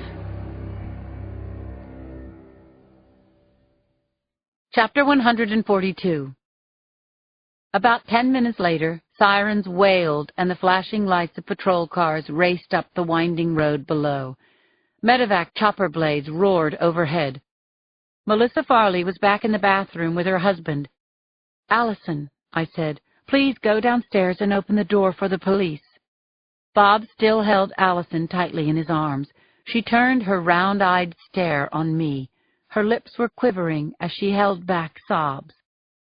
"Go ahead, darling," Carol Lee said from where she lay on the floor. "It's all right." 10 steps away from me, Bob's face sagged. His expression was that of a beaten man. He squeezed Allie's shoulders, and I gasped involuntarily. Then he released the child. As soon as Allie was safely out of the room, my anger exploded.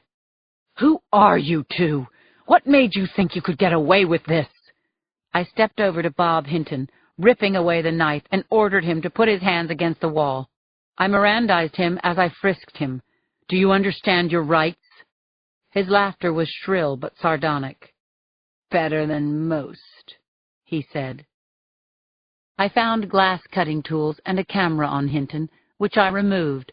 Then I forced him to the ground and sat on the edge of the king-size bed, holding my gun on him and Carol Lee. I didn't even blink until I heard heavy footsteps rumbling up the stairs. Chapter 143. It was after 3 in the morning, and I was back at the police station. Chief Stark was with Bob Hinton in the interrogation room, where Bob was describing in detail the many homicides that he, Carol Lee, and Keith had committed in Half Moon Bay. I sat with Carol Lee in the chief's office, an old Sony tape recorder between us on Peter Stark's messy desk. A detective brought cups of coffee into the room in a cardboard box. Then he took a position inside the doorway as I interviewed Carol Lee. "I think I'd like to talk to my lawyer," Carol Lee said flatly. "You mean Bob? Can you wait a few minutes?" I snapped. "He's giving you up right now, and we'd like to get it all down." Carol Lee gave me a bemused smile. She flicked a strand of hair from the front of her black silk turtleneck, then folded her manicured hands in her lap. I couldn't help but stare. Carol Lee had been a friend. We'd traded confidences. I told her to call me if she ever needed me. I idolized her daughter. Even now, she was dignified, articulate, seemingly sane. "Maybe you'd like a different lawyer," I said. "Never mind," she said. "It's not going to matter." "Okay, then. Why don't you talk to me?" I switched on the tape recorder, spoke my name, the time and date, my badge number, and the subject's name. Then I rewound the tape and played it back to make sure the machine was working. Satisfied, I leaned back in the chief's swivel chair. "Okay, Carol Lee, let's hear it," I said. The lovely-looking woman in her Donna Karan perfection took a moment to organize her thoughts before she spoke for the record. "Lindsay," she said thoughtfully, "you need to understand that they brought it upon themselves. The Whitakers were making child pornography. The Daltrys were actually starving their twins. They were part of some freaking religious cult that told them their children shouldn't eat solid food." "And you didn't think to get children's services involved?" I asked. "I reported it again and again. Jake and Alice were clever, though. They stocked their shelves with food, but they never fed the children." "And Doc O'Malley? What about him and his wife?" I asked. "Doc was selling his own child on the Internet. There was a camera in her room. That stupid Laura Lee knew. Caitlin knew. I only hope that her grandparents get her the help she needs. I wish I could do it myself." The more she talked, the more I understood the depths of her narcissism. Carol Lee and her cohorts had taken on the mission of cleaning up child abuse in Half Moon Bay, acting as the whole judicial package, judge, jury, and executioners. And the way she described it, it almost made sense, if you didn't know what she'd done.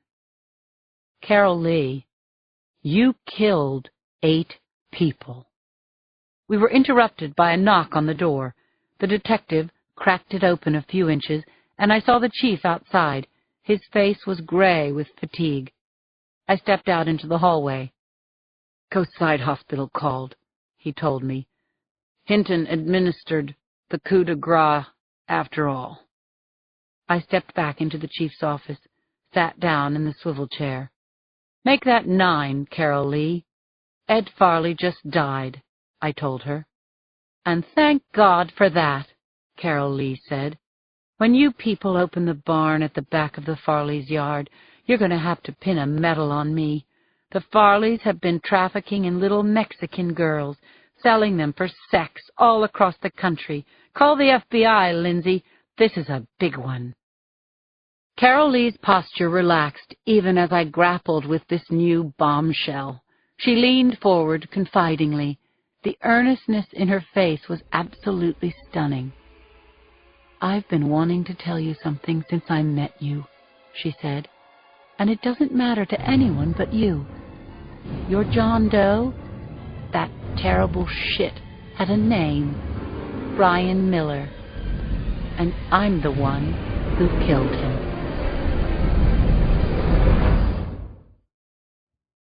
Chapter 144. I could hardly absorb what Carol Lee had just told me.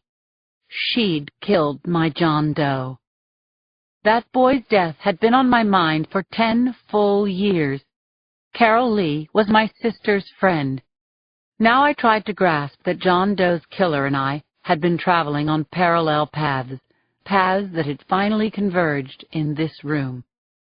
It's traditional for the condemned to have a cigarette, isn't it, Lindsay? Hell yes, I said, as many as you want. I reached on top of a filing cabinet for a carton of Marlboros. I broke open the box and placed a pack of cigarettes and a book of matches beside Carol Lee's elbow with a casualness I had to fake. I was desperate to hear about the boy whose lost life I'd been carrying with me in spirit for so many years. Thank you, said Carol Lee, the school teacher, the mom, the savior of abused children. She peeled cellophane and foil from the mouth of the packet, tapped out a cigarette. A match sparked, and the smell of sulphur rose into the air. Keith was only 12 when he came to my school, same age as my son, Bob, she said. Lovely boys, both of them, tons of promise. I listened intently as Carol Lee described the appearance of Brian Miller, an older boy, a runaway who gained her confidence and eventually became a counselor at the school. Brian raped them repeatedly, both Bob and Keith, and he raped their minds, too. He had a special forces knife, said he'd turn them into girls if they ever told anyone what he'd done. Tears slipped from Carol Lee's eyes. She waved at the smoke as if that was what had made her tear up. Her hand shook as she sipped at her container of coffee. The only sound in the room was the soft sibilance of the magnetic tape spooling between the reels of the Sony. When Carol Lee began speaking again, her voice was softer. I leaned toward her so that I wouldn't miss a word. When Brian was finished using the boys, he disappeared, taking their innocence, their dignity, their self-worth. Why didn't you call the police? Look, I reported it, but by the time Bobby told me what had happened, time had passed, and the police weren't so interested in my school for runaways. It took years to get Keith to smile again. Carol Lee went on. Bob was even more fragile. When he slashed his wrists, I had to do something. Carol Lee fooled around with her watch band, a dainty, feminine gesture, but fury contorted her features, an anger that seemed as fresh now as it had been a decade ago. Go on, I said. I'm listening to you, Carol Lee. I found Brian living in a transient hotel in the Tenderloin, she told me. He was selling his body. I took him out for a good meal with lots of wine. I let myself remember how much I'd once really liked Brian, and he bought it. He believed that I was still his friend. I asked him nicely for an explanation. The way he told it, what he had with the boys, was romantic love. Can you believe it? Carol Lee laughed and tapped ashes into an aluminum foil tray. I went back to his place with him, Carol Lee went on. I'd brought his things with me, a T-shirt, a book, some other things. When he turned his back, I grabbed him. I slashed his throat with his own knife. He couldn't believe what I'd done. He tried to scream, but I'd cut his vocal cords, you see. Then I whipped him with my belt as he lay dying. It was good, Lindsay. The last face Brian saw was mine. The last voice he heard was mine. An image of John Doe, number 24, came to me, animated now into a living person by Carol Lee's story. Even if he was everything she said he was, he'd still been a victim, condemned and executed without a trial. The final coincidence, and it was a killer, was that Carol Lee had scrawled "Nobody Cares" on the hotel wall. It was in all the newspaper stories. 10 years later, the clippings were found in Sarah Cabot's bizarre collection of true crime stories. She and her brother had ripped off the catchphrase. I flipped a notepad across to Carol Lee's side of the desk and handed her a pen. Her hand was shaking as she started to write. She cocked her pretty head.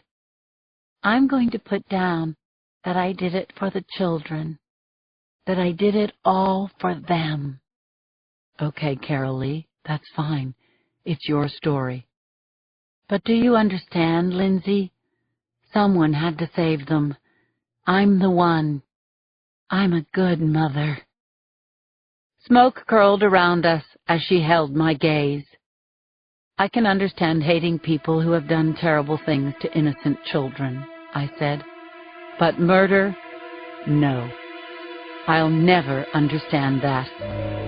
And I'll never understand how you could have done this to Allison. Chapter 145. I walked along the dreary alley called Gold Street until I reached the neon sign, Bix, in huge blue letters. I entered through the brick-lined doorway, and the blue note chords of a baby grand thrilled me. The high ceilings, the cigarette smoke hanging above the long sweep of mahogany bar, and the Art Deco fixtures and trappings reminded me of a Hollywood version of a 1920s speakeasy. I stepped up to the maitre d', who told me that I was the first to arrive. I followed him up the stairs to the second floor and took a seat in one of the richly upholstered, horseshoe-shaped booths overlooking the jumping bar scene below. I ordered a dark and stormy Gosling's Black Seal rum and ginger beer, and was sipping it when my best bud in the world came toward me. I know you, Claire said, sliding into the booth, wrapping me in a huge hug. You're the gal who went and solved a whole bunch of murders without any help from her home girls. And lived to tell the tale, I said. Just barely the way I heard it. Wait, said Cindy, scooting into the booth on my other side. I want to hear, for the record, if you don't mind, Lindsay. I think a little profile of our homicide ace is in order. I bussed her on the cheek. You'll have to clear it with PR, I told her. You're such a pain, she said, kissing me too. Claire and Cindy each ordered one of the exotic drinks the bar was famous for as Yuki arrived straight from the office. She was still in her prim lawyer's suit, but she had a new sassy red streak in her glossy black hair. The oysters and firecracker shrimp came, and the hand-cut steak tartare was dressed by a waiter at tableside. As the food and libations were served, I told the girls about the takedown at the stucco house on the hill. It was so freaking weird that I thought of her as a buddy, I said of Carol Lee, and I didn't know her at all. Makes you doubt your intuition, said Cindy. Really? And she fooled my sister, too. You think she was just keeping tabs on you because you investigated this Brian Miller's murder? Said Claire. Yeah, keeping her friend close and her enemy closer. To John Doe, number 24, his case is closed, said Yuki, lifting her glass. Case closed, we repeated, clinking our glasses to hers. We ordered monkfish skate with asparagus, Maine lobster spaghetti, and New York black Angus steak. And somehow, between chowing down on the sensational food and all of us trying to speak at once, everyone got her story in. Cindy was writing a story about a bank robber who'd gotten caught because he wrote his stick-em-up note on the back of his own deposit slip. "He left the deposit slip and took off with the dough," Cindy said. "Cops were waiting for him when he got home. This one goes to the head of my dumb crooks column." "I've got one for you," Yuki jumped in. "My client, to remain nameless, is a stepson of one of the partners, and I had to defend him," she said, twirling the red streak in her hair. "A couple of cops bang on his door looking for a robbery suspect. My guy says, 'Come on in,' because he doesn't know anything about a robbery. Then he says, 'Look anywhere you like, except the attic.'" Go on, we urged her. Yuki sipped her Germain Robin sidecar and looked around the table. "Judge grants a search warrant, and the cops find my client's setup in the attic. Hydroponic marijuana under grow lights. Sentencing is next week," she said over our laughter. As the conversation swirled around the table, I felt lucky to be with this gang again. We all felt so comfortable together and had shared so much, even with our newest friend, Yuki, who'd been unanimously admitted to the group for saving my butt and my life as I knew it. We were about to order dessert when I saw a familiar white-haired man with a slight limp coming toward us. "Boxer," Jacoby said, without even acknowledging the others, "I need you now. The car's running outside." I put my hand over my now empty glass reflexively. My heart rate shot into high gear, and a mental slideshow of a car chase and a shoot-up flashed before my eyes. "What's going on?" I asked him. He bent his head toward mine, but instead of whispering, he kissed me on the cheek.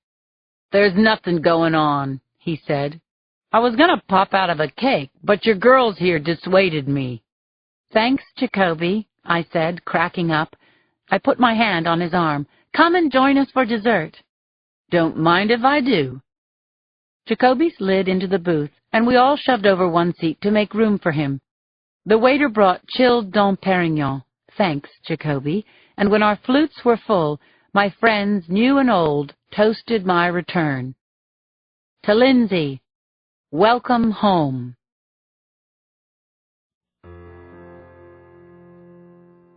Epilogue. Chapter 146. The first week back on the job blew around me like a Category 5 hurricane. The phone rang nonstop, and detectives were at my door every few minutes bringing me up to speed on several dozen active cases. Everything was a red alert. But the overarching problem was clearer to me than ever before. The department's average of solved cases hovered around 50%, which put us very close to the bottom of large city homicide squads. It wasn't that we weren't good. We were simply undermanned and overwhelmed, and the squad was burning out. In fact, people had been calling in sick all week. When Jacoby knocked on the glass door that Friday morning, I told him to come in. "Lieutenant, shots were fired in Ocean Beach. 2 men down, 1 car's on the scene, 1 on the way, and the officers are still requesting backup. The witnesses are panicky and starting to scatter." "Where's your partner?" I asked. "Taking lost time." I could see everyone in the squad through the glass walls of my office.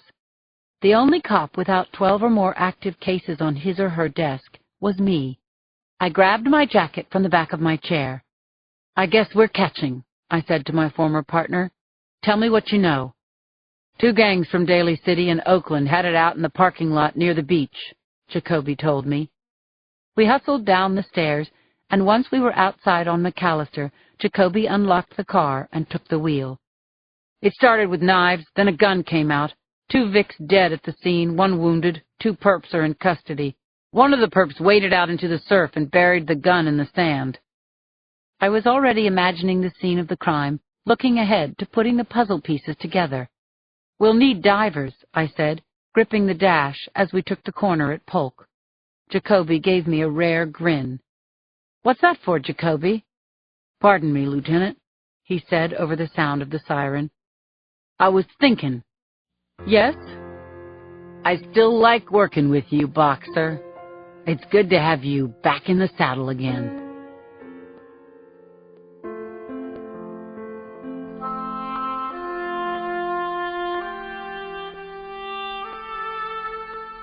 This has been a Time Warner Audiobooks production of 4th of July, written by James Patterson and Maxine Petro, and read by Carolyn McCormick. Executive producer, Maya Thomas. Produced and directed by Kevin Thompson. Production supervised by Dennis Kao. 4th of July is also available in hardcover from Little Brown and Company. To listen to samples or read about the authors, please visit Time Warner Audiobooks website at twbookmark.com. This audiobook is a work of fiction. Names, characters, places, and incidents are either the product of the author's imagination or are used fictitiously, and any resemblance to actual persons, living or dead, events, or locales is entirely coincidental.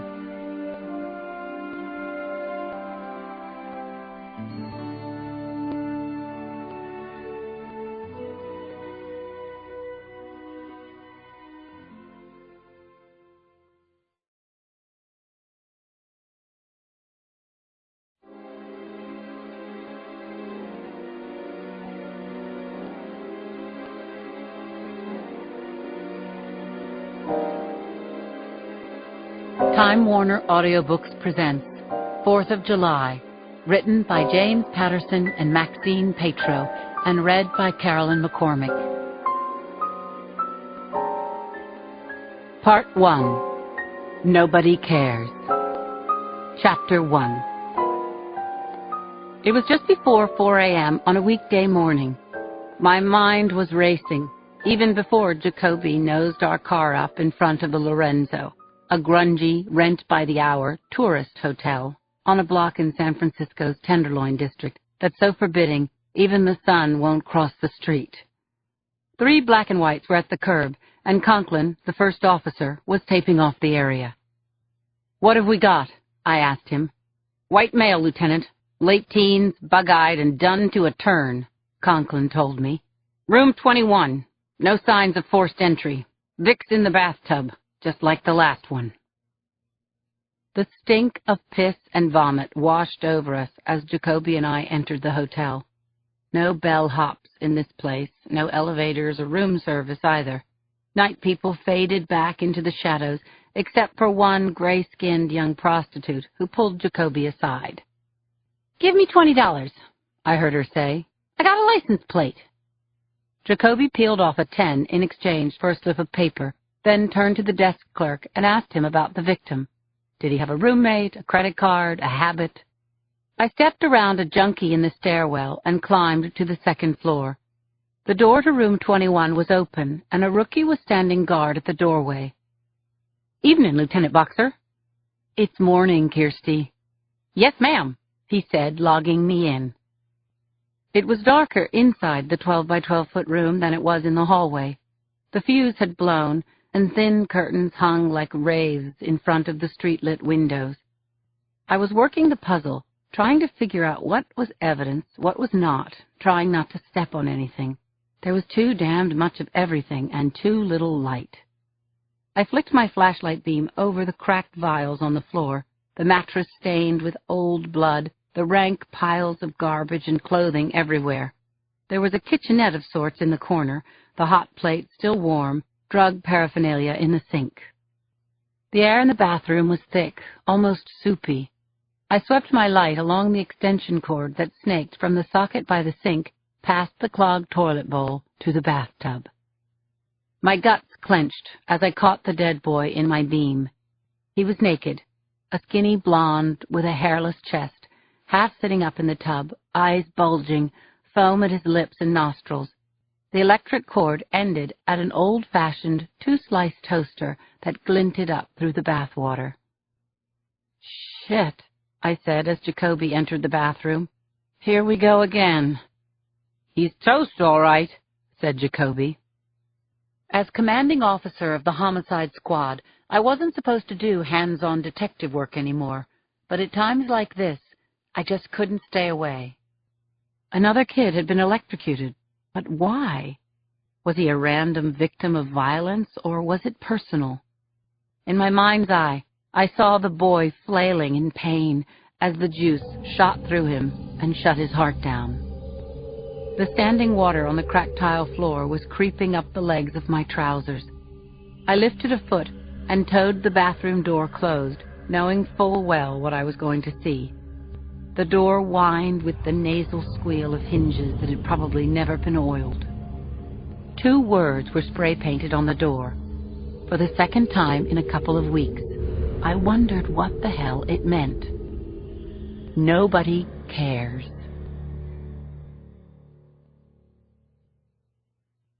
Chapter 2. It looked like a particularly grisly suicide, except that the spray paint can was nowhere around. I heard Charlie Clapper and his CSU arrive and begin to unpack forensic equipment in the outer room. I stood aside as the photographer took his shots of the victim. Then I yanked the extension cord out of the wall. Charlie changed the fuse. "Thank you, Jesus," he said as light flooded the god-awful place. I was rifling through the victim's clothes, finding not a scrap of ID, when Claire Washburn, my closest friend and San Francisco's chief medical examiner, walked through the door. "It's pretty nasty," I told Claire as we went into the bathroom. Claire is a center of warmth in my life, more of a sister to me than my own. "I've been having an impulse." "To do what?" Claire asked me mildly. I swallowed hard, forcing down the gorge that kept rising in my throat. I'd gotten used to a lot of things, but I would never get used to the murder of children. I just want to reach in and pull out the stopper. The victim looked even more stricken in the bright light. Claire crouched beside the tub, squeezing her size 16 body into a size 6 space. "Pulmonary edema," she said of the pink foam in the dead boy's nasal and oral orifices. She traced the faint bruising on the lips, around the eyes. "He was tuned up a bit before they threw the switch on him." I pointed to the vertical gash on his cheekbone. "What do you make of that?" "My guess? It's going to match the push-down lever on the toaster. Looks like they clocked this child with that sunbeam before they chucked it into the tub." The boy's hand was resting on the bathtub's rim. Claire lifted it tenderly, turned it over. "No rigor. He's been dead less than 6 hours. No visible track marks." She ran her hands through the boy's matted hair, lifted his bruised top lip with her gloved fingers. "He hadn't seen a dentist in a while. Could be a runaway." "Yeah," I said. Then I must have gotten quiet for a minute or so. "What you thinking, honey?" "That I've got another John Doe on my hands." I was remembering another teenage John Doe, a homeless kid who'd been murdered in a place like this when I was just getting started in homicide.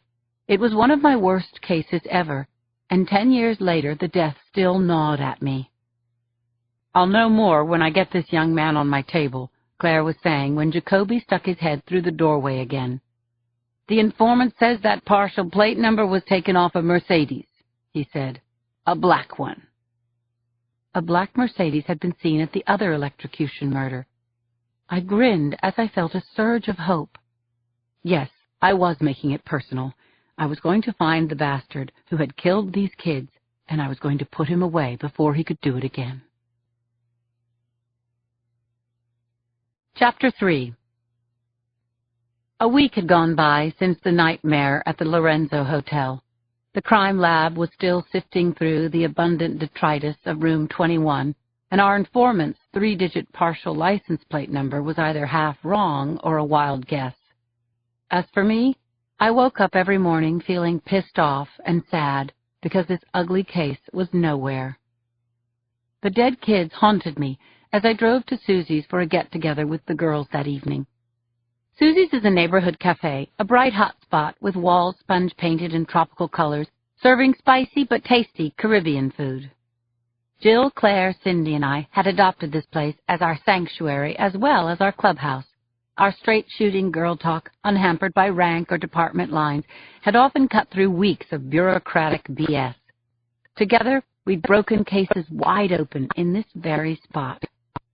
I saw Claire and Cindy in our booth at the back. Claire was laughing at something Cindy had said, which happened a lot because Claire had a great laugh, and Cindy was a funny girl, as well as a first-class investigative reporter for the Chronicle. Jill, of course, was gone. "I want what you're having," I said as I slid into the booth next to Claire. There was a pitcher of margaritas on the table and 4 glasses, 2 of them empty. I filled a glass and looked at my friends, feeling that almost magical connection that we'd forged because of all we'd gone through together. "Looks like you need a transfusion," Claire joked. "I swear I do. Bring on the IV." I took a gulp of the icy brew, snagged the newspaper that was beside Cindy's elbow, and paged through until I found the story buried on page 17 of the Metro section, below the fold. Info sought in Tenderloin District murders. "I guess it's a bigger story in my mind," I said. "Dead Street people don't make page 1, Cindy said sympathetically. "It's odd," I told the girls. "Actually, we have too much information. 7,000 prints, hair, fiber, a ton of useless DNA from a carpet that hadn't been vacuumed since Nixon was a boy." I stopped ranting long enough to pull the rubber band off my ponytail and shake out my hair. On the other hand, with all the potential snitches crawling through the Tenderloin District, all we have is one shitty lead. "It sucks, Linz," said Cindy. "Is the chief on your ass?" "Nope," I said, tapping the tiny mention of the Tenderloin District murders with my forefinger. "As the killer says, nobody cares." "Ease up on yourself, honey," Claire said. "You'll get a bite into this thing. You always do." "Yeah, enough about all this. Jill would give me hell for whining." "She says, no problem," Cindy cracked, pointing to Jill's empty seat. We lifted our glasses and clinked them together. "To Jill," we said in unison. We filled Jill's glass and passed it around in remembrance of Jill Bernhardt, a spectacular ADA and our great friend who'd been murdered only months ago. We missed her terribly and said so. In a while, our waitress, Loretta, brought a new pitcher of margaritas to replace the last. "You're looking chirpy," I said to Cindy, who jumped in with her news. She'd met a new guy, a hockey player who played for the Sharks in San Jose, and she was pretty pleased with herself. Claire and I started pumping her for details while the reggae band tuned up, and soon we were all singing a Jimmy Cliff song, plinking our spoons against the glassware. I was finally getting loose in Margaritaville when my Nextel rang. It was Jacoby. "Meet me outside, Boxer. I'm a block away. We've got a lead on that Mercedes." What I should have said was, "Go without me. I'm off duty." But it was my case, and I had to go. I tossed some bills down on the table, blew kisses at the girls, and bolted for the door. The killer was wrong about one thing. Somebody cared. Chapter 4. I got in the passenger side door of our unmarked gray Chevy sedan. "Where to?" I asked Jacoby. "The Tenderloin District," he told me. "A black Mercedes has been seen cruising around down there. Doesn't seem to fit in with the neighborhood." Detective Warren Jacoby used to be my partner. He'd handled my promotion pretty well, all things considered. He had more than 10 years on me and 7 more years in grade. We still partnered up on special cases, and even though he reported to me, I had to turn myself in. I had a few at Susie's. "Beers?" he asked. "Margaritas." "How many is a few?" He swung his large head toward me. 1.5, I said, not admitting to the third of the one I drank for Jill. "You all right to come along?" "Yeah, sure. I'm fine." "Don't think you're driving." "Did I ask?" "There's a thermos in back." "Coffee?" "No, it's for you to take a piss in if you've got to, because we don't have time for a pit stop." I laughed and reached for the coffee. Jacoby was always good for a tasteless joke. As we crossed onto 6th, just south of Mission, I saw a car matching the description in a 1-hour parking zone. "Look at Warren, that's our baby." "Good catch, Boxer." Apart from the spike in my blood pressure, there was a whole lot of nothing happening on 6th Street. It was a crumbling block of grimy storefronts and vacant SROs with blank plywood eyes. Aimless jaywalkers teetered, and street sleepers snored under their piles of trash. The odd bum checked out the shiny black car. "I hope to hell no one boosts that thing," I said. "Stands out like a Steinway in a junkyard." I called in our location, and we took up our position a half-block away from the Mercedes. I punched the plate number into our computer, and this time gongs went off, and it spit quarters. The car was registered to Dr. Andrew Cabot of Telegraph Hill. I called the hall and asked Cappy to check out Dr. Cabot on the NCIC database and call me back. Then Jacoby and I settled in for a long wait. Whoever Andrew Cabot was, he was definitely slumming. Normally, stakeouts are as fascinating as yesterday's oatmeal, but I was drumming the dash with my fingers. Where the hell was Andrew Cabot? What was he doing down here? 20 minutes later, a street-sweeping machine, a bright yellow car-sized hulk, like an armadillo with flashing lights and honking backup alerts, rolled right up onto the sidewalk, as it did every night. Derelicts rose up off the pavement to avoid the brushes. Paper swirled in the low light of the street lamps.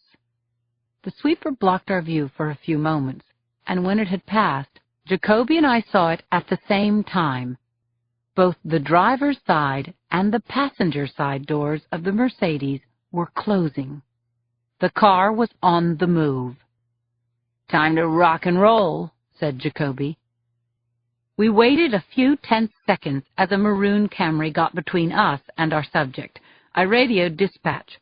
"We're following a black Mercedes, Queen Zebra Whiskey 26 Charlie, heading north on 6th toward Mission. Request units in the area." Aw, shit! It was meant to be a quick pullover, but without warning or apparent cause, the driver of the Mercedes floored it, leaving Jacoby and me in the freshly washed dust. Chapter 5. I watched in disbelief as the Mercedes' taillights became small red pinpoints, moving even farther into the distance as the Camry backed carefully into a parking space, hemming us in. I grabbed the mic and barked over the car's PA system. "Clear the street! Move over now!"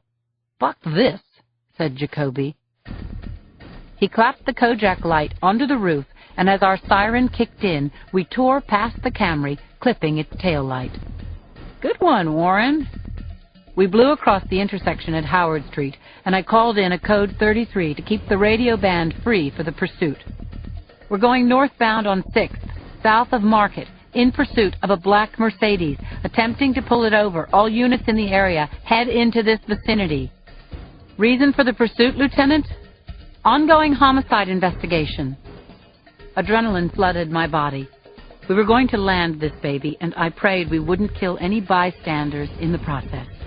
Radio units sang out their locations as we crossed Mission against the light, going at least 60.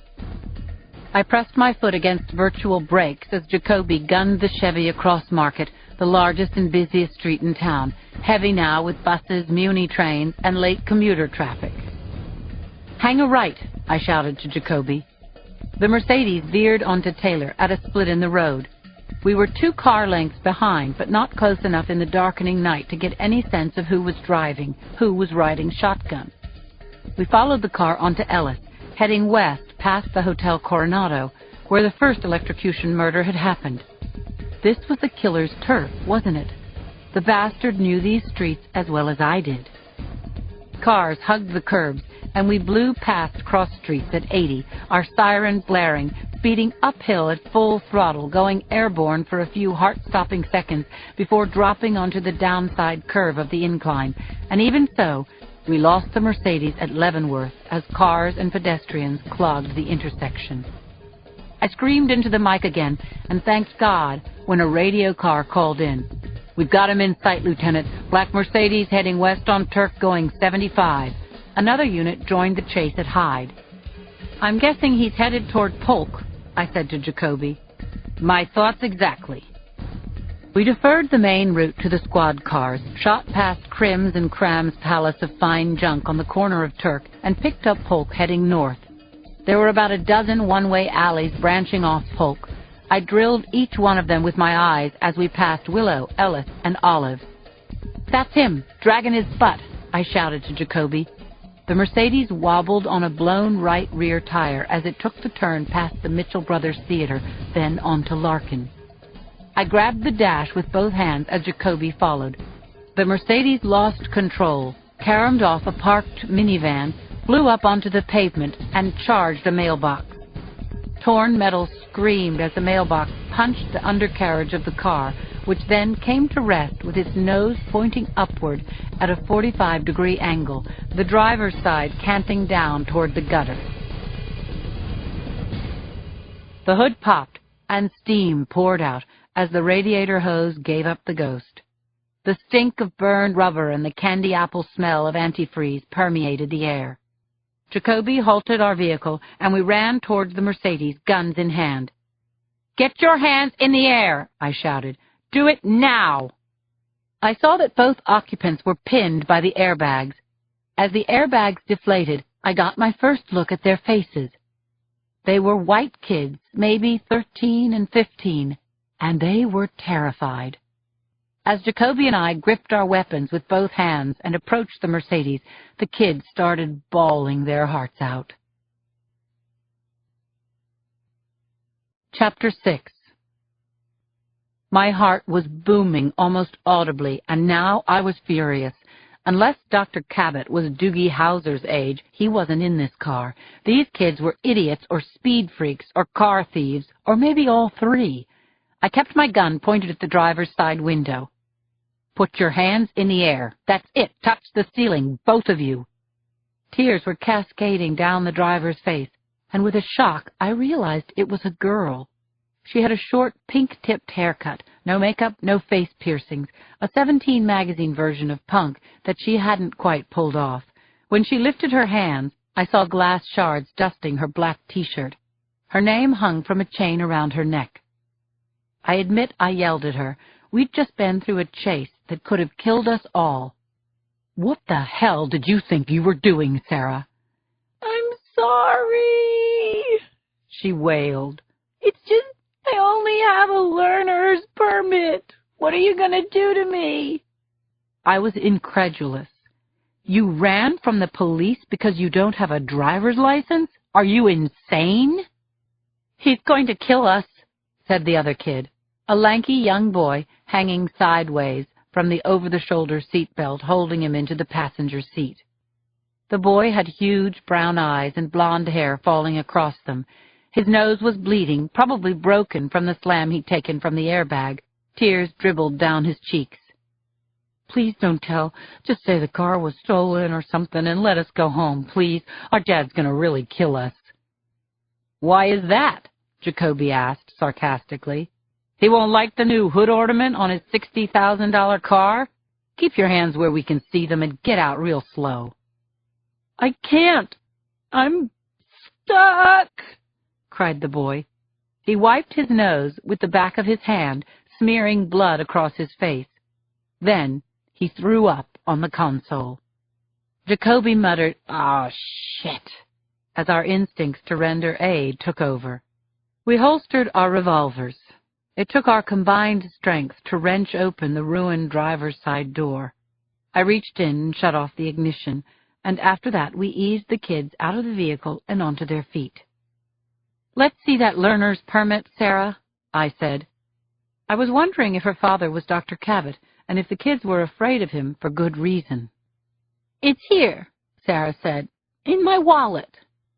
Jacoby was calling for an ambulance when the young girl reached inside her jacket pocket and pulled out an object so unexpected and so chilling, my blood froze. I yelled, "Gun!" a split second before she shot me.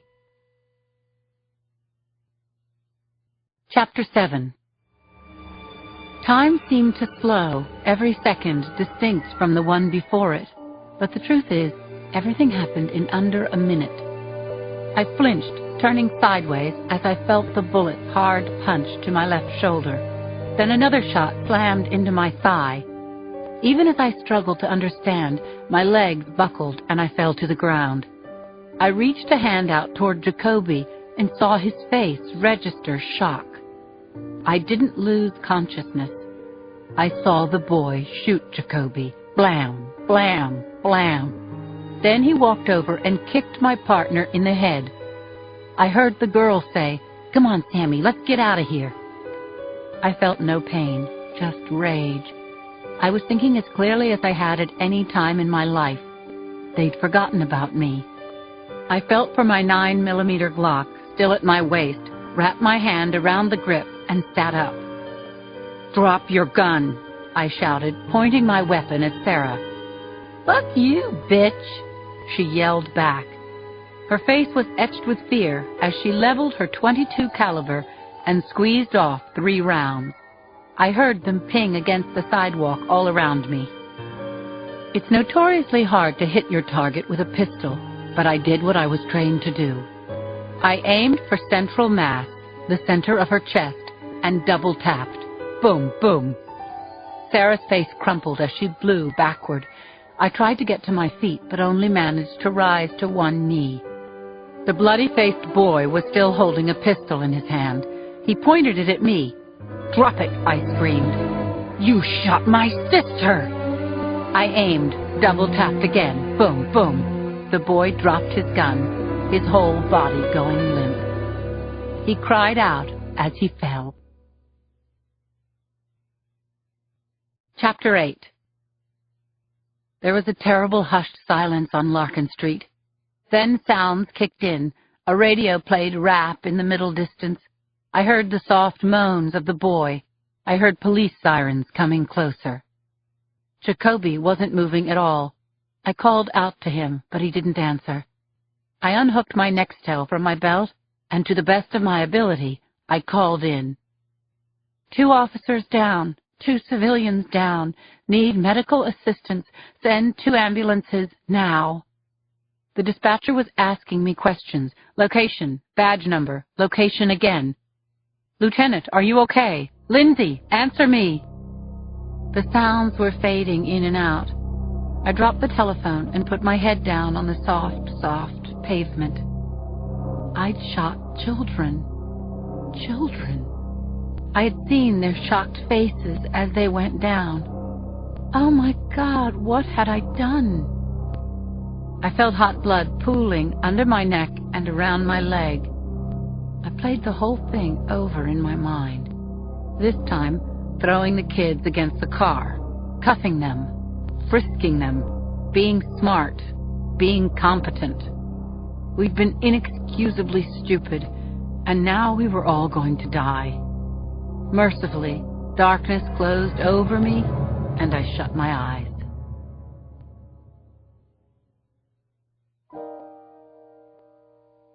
Part 2. Unscheduled Vacation Time. Chapter 9. A man sat quietly in a nondescript gray car on Ocean Colony Road in the nicest section of Half Moon Bay, California. He wasn't the kind of man people would notice, even though he was out of place here, even though he had no legitimate business surveilling the people who lived in the white colonial house with the pricey cars in the driveway. The watcher held a camera that was no bigger than a book of matches up to his eye. It was a wonderful device with a gig of memory and a 10-time zoom. He zoomed in and pressed the shutter, capturing the family moving behind the kitchen window, downing their wholesome multigrain cereal, having morning chit-chat in their breakfast nook. At 8:06 on the dot, Caitlin O'Malley opened the front door. She was wearing a school uniform, a purple knapsack, and 2 watches, one on each wrist. Her long auburn hair positively shone. The watcher took Caitlin's picture as the teenager got into the passenger side of the black Lexus SUV in the driveway, and soon he heard the faint sounds of Rock FM. Placing his camera on the dash, the watcher took his blue notebook and a fine tip pen from the center console and made notes in a careful, nearly calligraphic hand. It was essential to get it all down. The truth demanded it. At 8:09, the front door opened again. Dr. Ben O'Malley was wearing a lightweight gray wool suit and a red bow tie that cinched the collar of his starched white shirt. He turned to his wife, Lauralee, pecked her on the lips, and then strode down the front path. Everyone was right on time.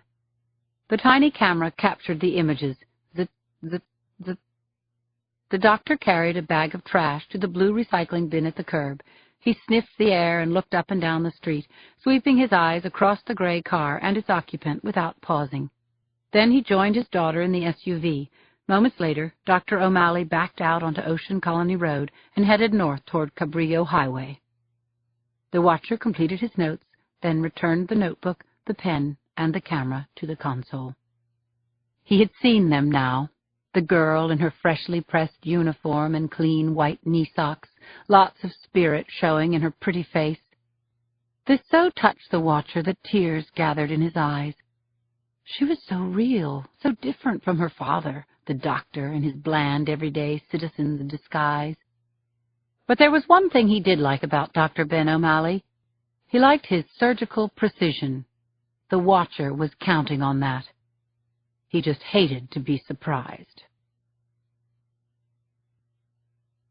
Chapter 10. A voice in my head yelled, "Hey, Sarah!" I came awake with a jolt and reached for my gun, only to find that I couldn't move at all. A dark face loomed over me, lit from behind with a hazy white glow. "The Sugar Plum Fairy," I blurted. "I've been called worse," she laughed. It was Claire. I was on her table, and that meant I was a goner for sure. "Claire, can you hear me?" "Loud and clear, baby." She hugged me gently, wrapping me in a mother's embrace. "Welcome back." "Where am I?" "San Francisco General, recovery room," Claire said. The fog was lifting. I remembered the dark chill of Larkin Street, those kids. Jacoby was down. "Jacoby," I said, reaching out to Claire with my eyes.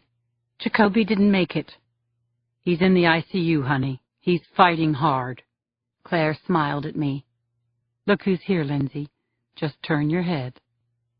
It took tremendous effort, but I rolled my heavy head to the right, and his handsome face came into view. He hadn't shaved, and his eyelids were weighted with fatigue and worry. But just seeing Joe Molinari made my heart sing like a flippin' canary. "Joe, you're supposed to be in D.C. "I'm right here, sweetie. I came as soon as I heard." When he kissed me, I felt his tears on my cheeks. I tried to tell him that I felt all broken inside. "Joe, she's dead.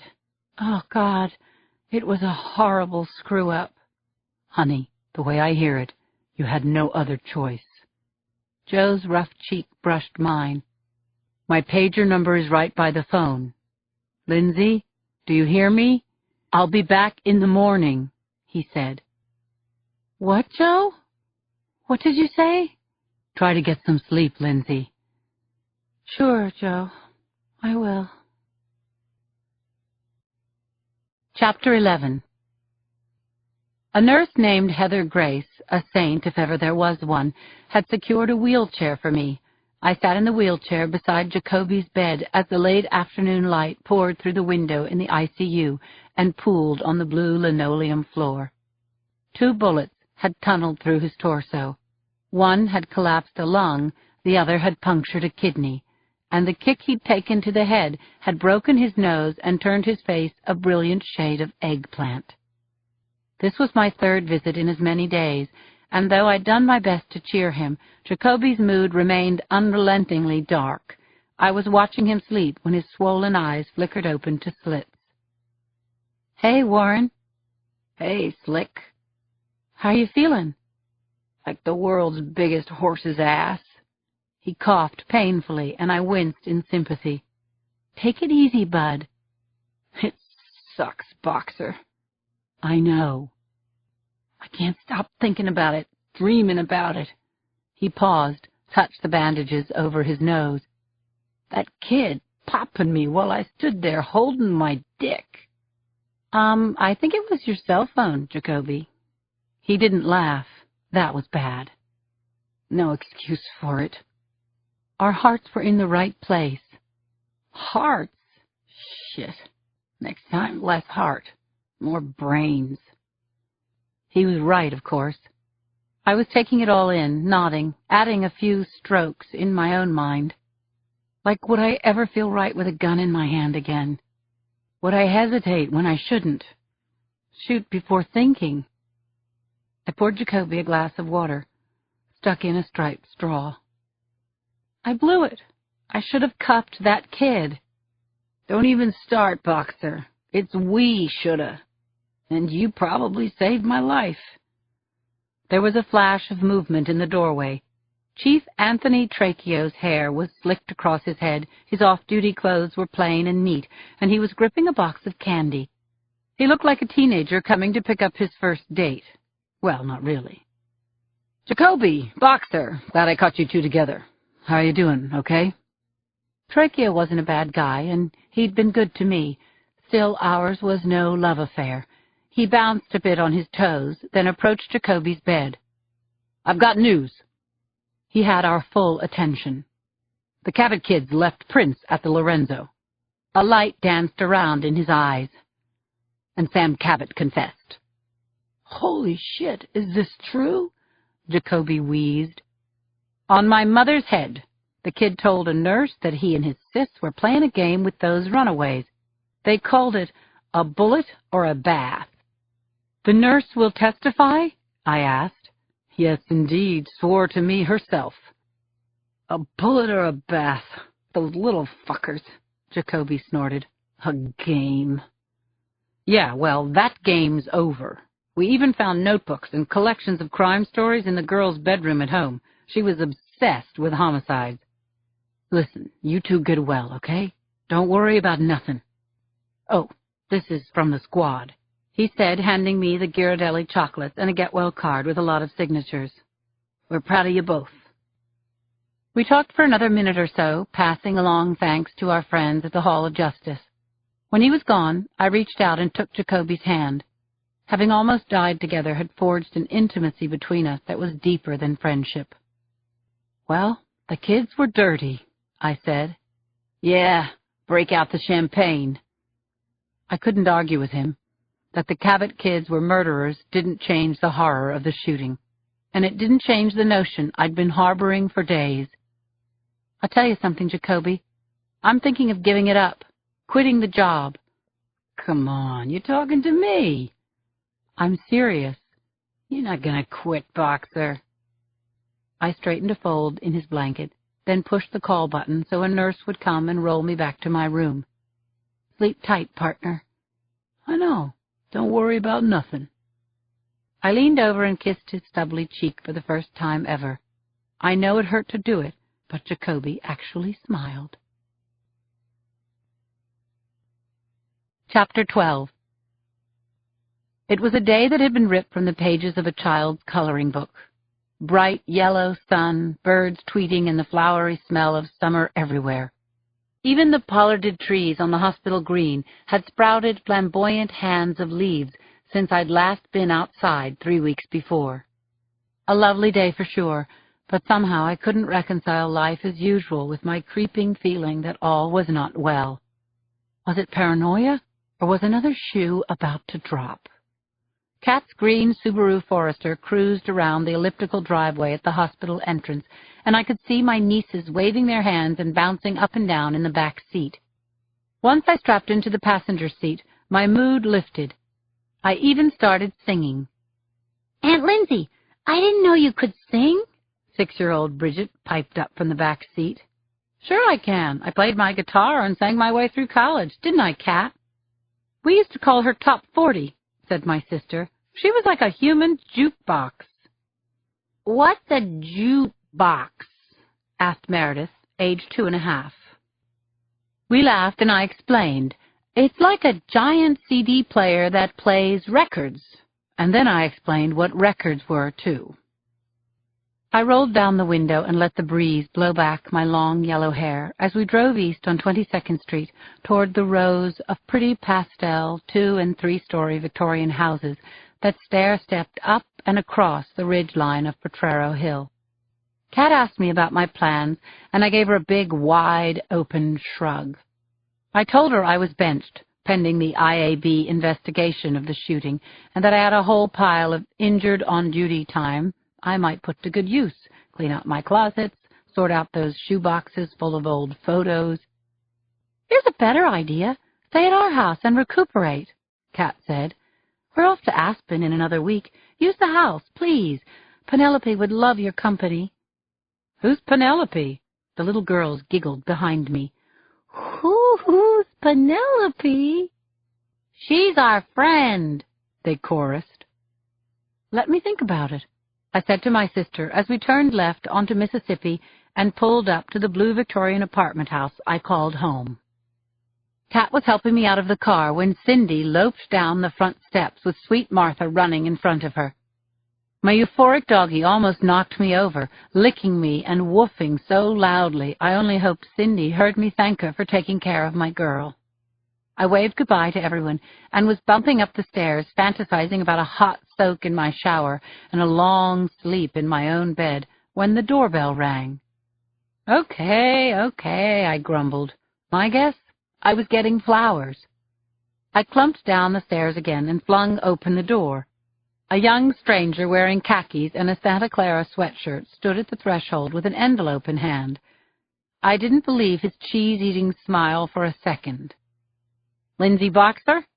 Nope, wrong address, I said perkily. I think she lives over on Kansas. The young man grinned steadily, and I heard the clatter of that other shoe dropping. Chapter 13. Kill, I said to Martha. She looked up at me and wagged her tail. Trained border collies respond to many commands, but kill isn't one of them. I took the envelope from the kid, who backed away with his hands in the air. I slammed the door shut with my cane. Upstairs in my apartment, I took what was clearly a legal notice out to the glass and tubular steel table on my terrace, which had a staggering view of San Francisco Bay. I carefully eased my sorry butt into a chair. Martha settled her head onto my good thigh, and I stroked her as I stared out across the hypnotic swells of glinting water. The minutes ticked by, and when I couldn't stand it any longer, I opened the envelope and unfolded the document. Legalese jumped all around the writ, summons, and complaint as I tried to find the point of it. It wasn't that hard. Dr. Andrew Cabot was suing me for, quote, wrongful death, excessive use of force, and police misconduct, unquote. He was asking for a preliminary hearing in a week's time in order to attach my apartment, my bank account, and any worldly goods I might attempt to hide before the trial. Cabot was suing me. I felt hot and cold at the same time as a sense of profound injustice roared through me. I replayed the whole scene again. Yes, I'd made a mistake by trusting those kids, but excessive force, police misconduct, wrongful death? Those murdering kids had had guns. They'd shot me and Jacoby while our weapons were holstered. I'd ordered them to drop their guns before I returned fire. Jacoby was my witness. This was a clear-cut case of self-defense, crystal clear. But I was still scared. No, actually, I was petrified. I could see the headlines now. The public would set up a howl. Sweet-faced little kids gunned down by a cop. The press would lap it up. I would be pilloried on court TV.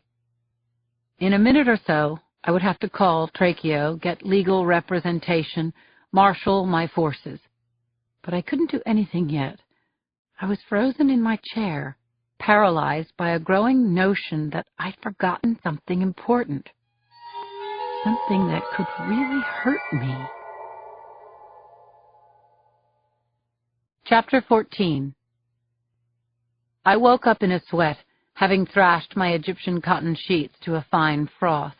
I took a couple of Tylenol for the pain and a sky blue Valium the shrink had given me, Then I stared at the pattern the streetlights cast on the ceiling. I rolled carefully onto my uninjured side and looked at the clock. 12:15. I'd only been asleep for an hour, and I had the feeling I was in for a really long night. "Martha! Here, girl!" My pal jumped onto the bed and settled into the fetal hollow I'd made with my body. In a minute, her legs twitched as she herded sheep in her sleep, while my brain continued to churn with Tracheo's new, neatly hedged version of, "Don't worry about nothing." He had said, "You're going to need 2 attorneys, Boxer. Mickey Sherman will represent you on behalf of the SFPD, but you'll need your own lawyer to defend you in case you've done something outside the scope of your job."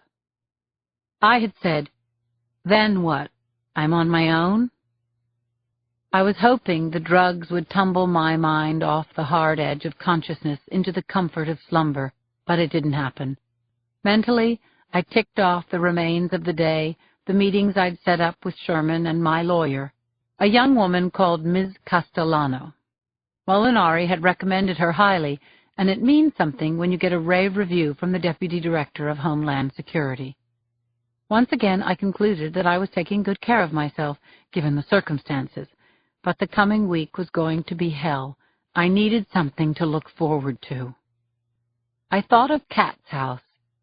I hadn't been there since she had moved in right after her divorce 2 years ago, but the images of where she lived were unforgettable. Only 40 minutes south of San Francisco, Half Moon Bay was a little bit of paradise.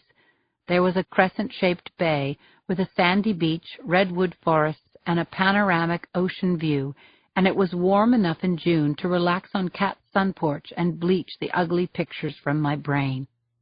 I simply couldn't wait until morning. I called my sister at 1:45. Her voice was husky with sleep. "Lindsay, of course I meant it. Come whenever you like." I fixed my thoughts on Half Moon Bay, but every time I nodded off dreaming of paradise, I snapped awake, my heart racing like a cyclotron. Fact is, my looming court date had taken hold of my mind, and I couldn't think about anything else. Chapter 15. Thunderclouds grazed the roof of the Civic Center Courthouse at 400 McAllister, and a lashing rain soaked the streets. Having dispensed with my cane this morning, I leaned against Mickey Sherman, attorney for the city of San Francisco, as we climbed the slick courthouse steps. I was leaning on him in more ways than one. As we made our way, we passed Dr. Andrew Cabot and his lawyer, Mason Broyles, who were giving an interview to the press beneath a cluster of black umbrellas. The only blessing was that there were no cameras pointed at me. I grabbed a quick look at Mason Broyles as we passed. He had hooded eyes, flowing black hair, and a wolfish curl to his lip. I heard him say something about Lieutenant Boxer's savagery, and I knew he was going to gut me if he could. As for Dr. Cabot, grief had turned his face to a mask of stone. Mickey pushed open one of the heavy steel and etched glass doors, and we entered the foyer of the courthouse. Mickey was a cool old hand, respected for his doggedness, street smarts, and considerable charm. He loathed losing, and rarely did. "Look, Lindsay," he said, furling his umbrella. "He's grandstanding because we have a great case. Don't let him get to you. You have a lot of friends out there." I nodded, but I was thinking about how I put Sam Cabot in a wheelchair for life and his sister in the Cabot family plot for eternity. Their father didn't need my apartment or my pathetic little bank account. He wanted to destroy me, and he'd hired just the guy to do it. Mickey and I took the back stairs and slipped into courtroom C on the second floor. In a few minutes it was all going to happen inside this small, plain room with gray painted walls and a window looking out onto an alley. I'd stuck an SFPD pin on the lapel of my navy blue suit so I'd look as official as possible without wearing a uniform. As I took a seat beside him, I reviewed Mickey's instructions. "When Broyles questions you, don't give long explanations. Just a yes, sir, no, sir. That's it. He's going to try to provoke you to show that you've got a quick temper, and that's why you pulled the trigger. I had never thought of myself as an angry person, but I was angry now. It had been a righteous shoot. A righteous shoot. And now I felt like a target again. As the rows of seats filled with spectators, I was conscious of the chatter building behind me. That's the cop who shot the kids. That's her. Suddenly, there was a reassuring hand on my shoulder. I turned, and my eyes watered when I saw Joe. I put my hand over his, and at the same time my eyes caught those of my other lawyer, a young Japanese-American woman with the unlikely name of Yuki Castellano. We exchanged hellos as she took her place beside Mickey. The rumble in the courtroom cut out suddenly as the bailiff called out, "All rise!" We stood as Her Honor, Rosa Algieri, took the bench. Judge Algieri could dismiss the complaint, and I could walk out of the courtroom, heal my body and soul, resume my life. Or she could send the case forward, and I'd be facing a trial that could cost me everything I cared about. "You okay, Lindsay?" "Never better," I said to Mickey. He caught the sarcasm and touched my hand. A minute later, my heart started hammering. Mason Broyles rose to make his case against me. Chapter 16. Cabot's lawyer shot his cuffs and stood silently for so long you could have twanged the tension in the room like a guitar string. Someone in the gallery coughed nervously. "The plaintiff calls Chief Medical Examiner Dr. Claire Washburn," said Broyles at last. I wanted to wave, smile, wink, something, but of course all I could do was watch. Broyles warmed up with a few easy lobs across the plate, but from then on it was fastballs and knuckle curves all the way. "On the evening of May 10th, did you perform an autopsy on Sarah Cabot?" Broyles asked. "I did." "What can you tell us about her injuries?" All eyes were fixed on Claire as she flipped through a leather-bound notepad before speaking again. "I found 2 gunshot wounds to the chest pretty close together. Gunshot wound A was a penetrating gunshot wound situated on the left upper outer chest, 6 inches below the left shoulder and 2½ inches left of the anterior midline." Claire's testimony was crucial, but still my mind drifted out of the courtroom and into the past. I saw myself standing in a dusky patch of streetlight on Larkin Street. I watched Sarah take her gun out of her jacket and shoot me. I fell, rolled into a prone position. "Drop your gun!" "Fuck you, bitch!" I fired my gun twice, and Sarah fell, only yards from where I lay. I'd killed that girl, and although I was innocent of the charges against me, my conscience was guilty, guilty, guilty. I listened to Claire's testimony as she described the second shot, which had gone through Sarah's sternum. "It's what we call a K5, said Claire. "It went through the pericardial sac, continued on through the heart, and terminated in thoracic vertebra number 4, where I retrieved a semi-jacketed copper-colored 9mm projectile." "Thank you, Dr. Washburn. I'm finished with this witness, Your Honor." Mickey put his hands flat on the defense table and came to his feet. "Dr. Washburn, did Sarah Cabot die instantly?" "I'd say so, within a heartbeat or 2. Both of those gunshot wounds perforated the heart." "Uh-huh. And, Doctor, had the deceased recently fired a gun?" "Yes. I saw some darkening at the base of her index finger that would be consistent with cylinder flare." "How do you know that that's gunshot residue?" "The way you know your mother's your mother," Claire said, her eyes twinkling, "because that's what she looks like."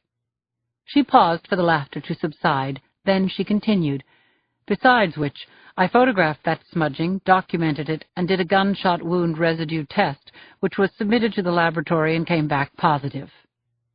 "Could the deceased have shot Lieutenant Boxer after she herself was shot?" "I don't see how a dead girl could shoot anyone, Mr. Sherman." Mickey nodded. "Did you also note the trajectory of those gunshot wounds, Dr. Washburn?" "I did. They were fired upward at angles of 47 and 49 degrees. So to be absolutely clear, Doctor, Sarah Cabot shot Lieutenant Boxer first, and the lieutenant returned fire upward from where she lay on the ground. In my opinion, yes, that's how it happened. Would you call that excessive force, or wrongful death, or police misconduct? The judge sustained Broyles' outraged objection. Mickey thanked Claire and dismissed her. He was smiling as he came toward me. My muscles relaxed, and I even returned Mickey's smile. But the hearing was just beginning. I felt a shock of fear when I saw the look in Mason Broyles' eyes. You could only describe it as anticipatory. He couldn't wait to get his next witness on the stand. Chapter 17. "Please state your name," Broyles said to a petite brunette woman in her early 30s. "Betty D'Angelo." Her dark eyes behind her large, horn-rimmed glasses darted quickly over to me, then back to Broyles again. I looked at Mickey Sherman and shrugged. To the best of my knowledge, I'd never seen this woman before. "And what is your position?" "I'm a registered nurse at San Francisco General." "Were you on duty in the ER on the evening and night of May 10th? "I was." "Did you have occasion to take blood from the defendant, Lindsay Boxer?" "Yes." "And why was blood drawn?" "We were prepping her for surgery, for extraction of the bullets and so on. It was a life-threatening situation. She was losing a lot of blood." "Yeah, I know," Broyles said, batting away her comment like a housefly. "Tell us about the blood test." "It's normal procedure to take blood. We had to match her up for transfusions." "Ms. D'Angelo, I'm looking at Lieutenant Boxer's medical report from that night. It's quite a voluminous report." Broyles plopped a fat stack of paper on the witness stand and stabbed at it with a forefinger. "Is this your signature?" "Yes." "I'd like you to look at this highlighted line right here." The witness tossed her head as if she smelled something bad. Emergency room staff often felt part of the cop team and would try to protect us. I didn't get it, but this nurse plainly wanted to duck Broyles' questions. "Can you tell me what this is?" Broyles asked the witness. "This? You mean the ETOH?" "That stands for ethyl alcohol content, is that right?" "It could." "It could? What else could it stand for?" "That's what it stands for." "What does .08 mean?" It's a measurement." Broyles smiled and lowered his voice to a purr. "Doesn't that refer to the level of alcohol in a person's system?" "Well, it could."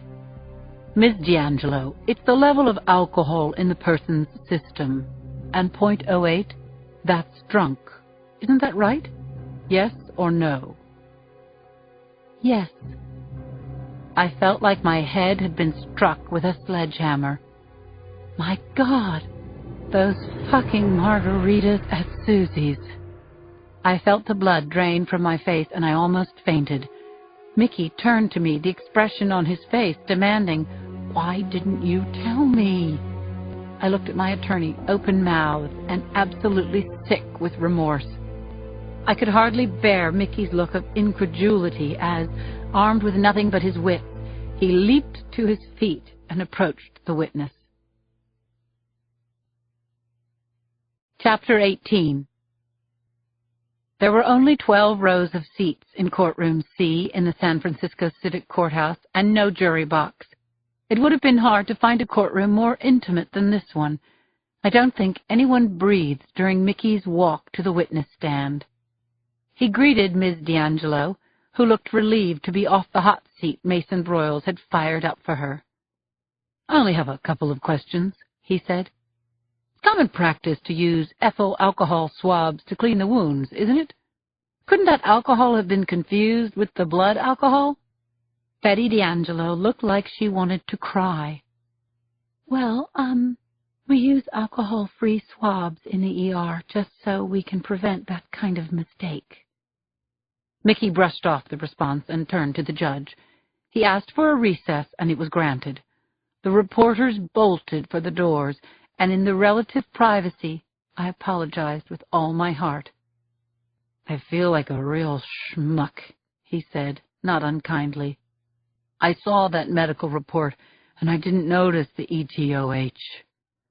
"I just completely forgot until now," I said. "I must have blanked it out."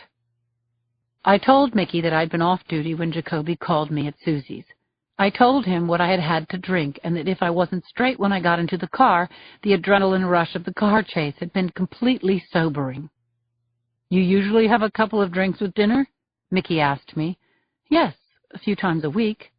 "Well, there you go. Drinks at dinner were an ordinary occurrence. Then comes a major trauma. You were shot. You were in pain. You could have died.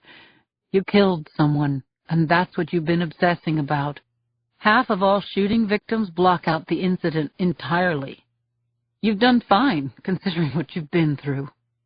I let out a sigh. "What now?" "Well, at least we know what they have. Maybe they'll put Sam Cabot on the stand, and if they give me a chance at that little bastard, we'll come out on top." The courtroom filled once more, and Mickey went to work. A ballistics expert testified that the slugs taken from my body matched those fired from Sarah Cabot's gun, and we had Jacoby's videotaped deposition from his hospital bed. He was my witness on the scene. Although in obvious pain from his gut wound, Jacoby testified about the night of May 10th. First, he described the car crash. "I was calling for an ambulance when I heard the shots," he said. "I turned and saw Lieutenant Boxer go down. Sarah Cabot shot her twice, and Boxer didn't have a gun in her hand. Then the boys shot me with a .38 revolver." Jacoby's hand gingerly spanned his taped torso. "That's the last I remember before the lights went out." Jacoby's account was good, but it wouldn't be enough to overturn the margaritas. Only one person could help me now. I was wearing her clothes, sitting in her chair. I was queasy and my wounds throbbed. I honestly didn't know if I could save myself or if I would make everything worse. My lawyer turned his warm brown eyes on me as if to say, "Steady, Lindsay." I wobbled to my feet as I heard my name echo through the courtroom. Mickey Sherman had called me to the stand. Chapter 19. I'd been a witness dozens of times during my career, but this was the first time I'd had to defend myself. All my years of protecting the public, and now I had a bullseye on my back. I was raging inside, but I couldn't let it show. I got to my feet, swore to God on an old worn Bible, and placed my fate in the hands of my attorney. Mickey cut straight to the chase. "Lindsay, were you drunk on the night of May 10th? The judge broke in. "Mr. Sherman, please don't refer to your client by her first name." "Okay, Lieutenant, were you drunk that night?" "No." "Okay, let's back up. Were you on duty that night?" "No, my shift was over at 5 p.m. Mickey took me through the events of that night in excruciating detail, and I told it all. I talked about that drink and a half I'd had at Susie's and getting the call from Jacoby. I stated that I'd told Jacoby the truth when I said that I was good to go along that night. When Mickey asked why I'd responded to the call when I was off duty, I said, "I'm a cop 24 hours a day. When my partner needs me, I'm there." "Did you locate the car in question?" Mickey asked me. "We did." "And what happened then?" "The car took off at high speed, and we chased it. 8 minutes later, the car went out of control and crashed." "After the crash, when you saw that Sarah and Sam Cabot were in medical distress, were you afraid of them?" "No, they were kids. I figured they'd stolen the car or made some other bad decision. Happens every day." "So what did you do?" Detective Jacoby and I put away our guns and tried to render aid. "At what point did you pull out your gun again?" "After Detective Jacoby and I had both been shot and before warning the suspects to drop their weapons." "Thank you, Lindsay. I have no further questions." I reviewed my testimony and gave myself a passing grade. I looked across the room and saw Joe smile and nod even as Mickey turned away from me. "Your witness," he said to Mason Broyles. Chapter 20. A silence stretched between me and Broyles, who sat staring at me for so long I wanted to scream. Voices rippled across the small gray room until the judge banged her gavel and jolted Broyles into action. I looked straight into his eyes as he approached. "Tell us, Lieutenant Boxer, what are the proper police procedures for a felony stop?" "Approach with guns drawn, get the suspects out of their car, disarm them, cuff them, get the situation safely under control." "And is that what you did, Lieutenant?" "We did approach with guns drawn, but the occupants couldn't get out of the car without assistance. We put our guns away in order to free them from the vehicle." "You violated police procedures, didn't you?" "We had an obligation to render aid." "Yes, I know. You were trying to be kind to the kids. But you're admitting that you didn't follow police procedures, correct?" "Look, I made a mistake," I blurted. "But those kids were bleeding and vomiting. The car could have caught fire." "Your Honor."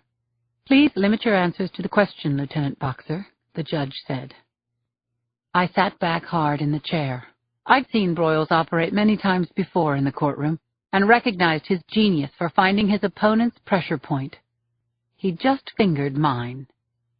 I was still blaming myself for not cuffing those kids, and Jacoby, with more than 20 years on the force, had been suckered too. But Christ, you can only do what you can do. "I'll rephrase that," Broyles said offhandedly. "Do you always try to follow police procedures?" "Yes." "So what's the police policy about being intoxicated on the job?" "Objection!" Mickey shouted, leaping to his feet. "There's evidence that the witness had been drinking, but there's no evidence that she was intoxicated." Broyles smirked and turned his back to me. "I have nothing further, Your Honor." I felt huge wet circles under my arms. I stepped down from the witness stand, forgetting about my leg injury until the pain called it sharply to my attention. I limped back to my seat, feeling worse than I had before. I turned to Mickey, who smiled his encouragement, but I knew the smile was fake. His brow was corrugated with worry.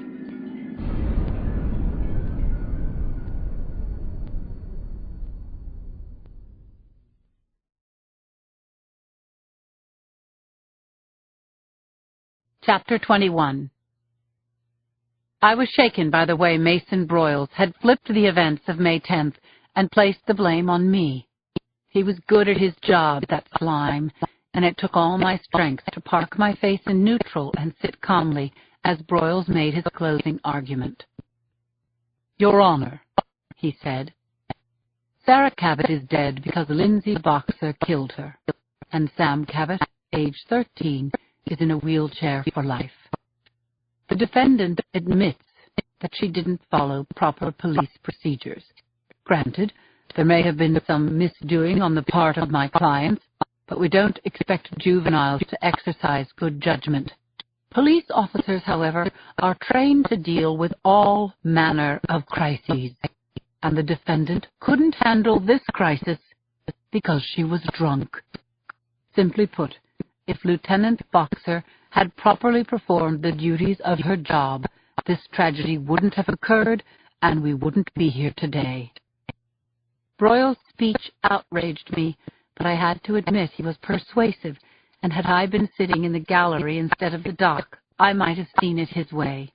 By the time Mickey stood to mount his closing argument, my blood was pounding so hard in my ears it was as though a rock band were jamming inside my head.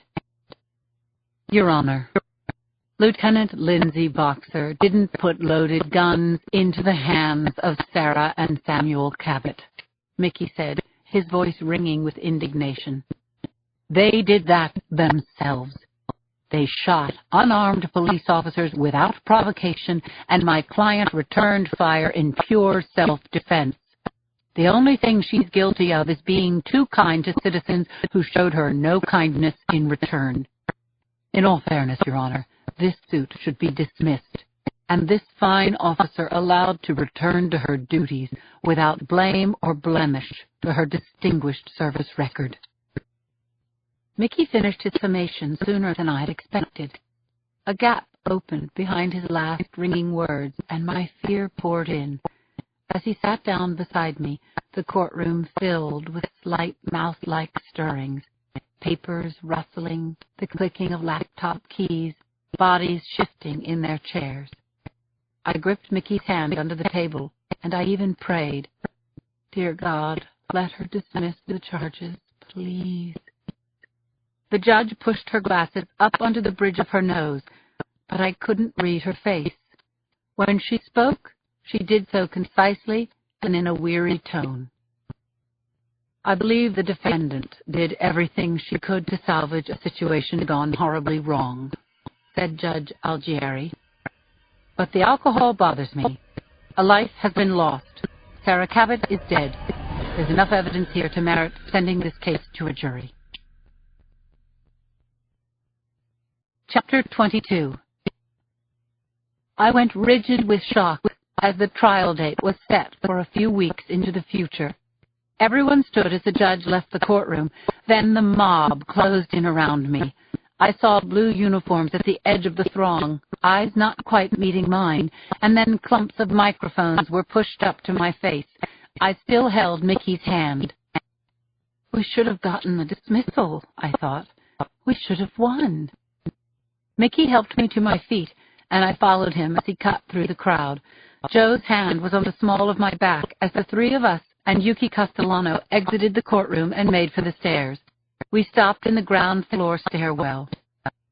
"When you walk outside, hold your head up," Mickey advised me. "When they scream, 'Why did you kill that girl?' just walk slowly to the car. Don't smile, don't smirk, and don't let the media beat you. You did nothing wrong. Go home and don't answer your phone. I'll stop by your house later." The rain had stopped by the time we stepped out of the courthouse into the dull late afternoon.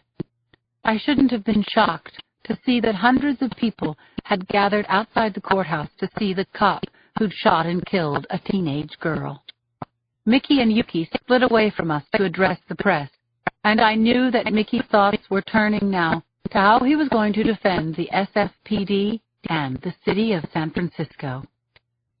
Joe and I walked through the jostling, yelling crowd toward the alley where the car was waiting.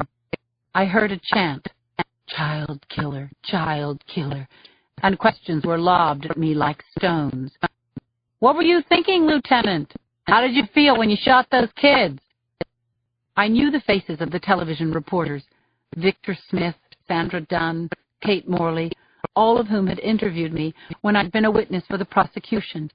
I did my best to ignore them now and to look past the rolling cameras and the jouncing placards reading "Guilty of Police Brutality."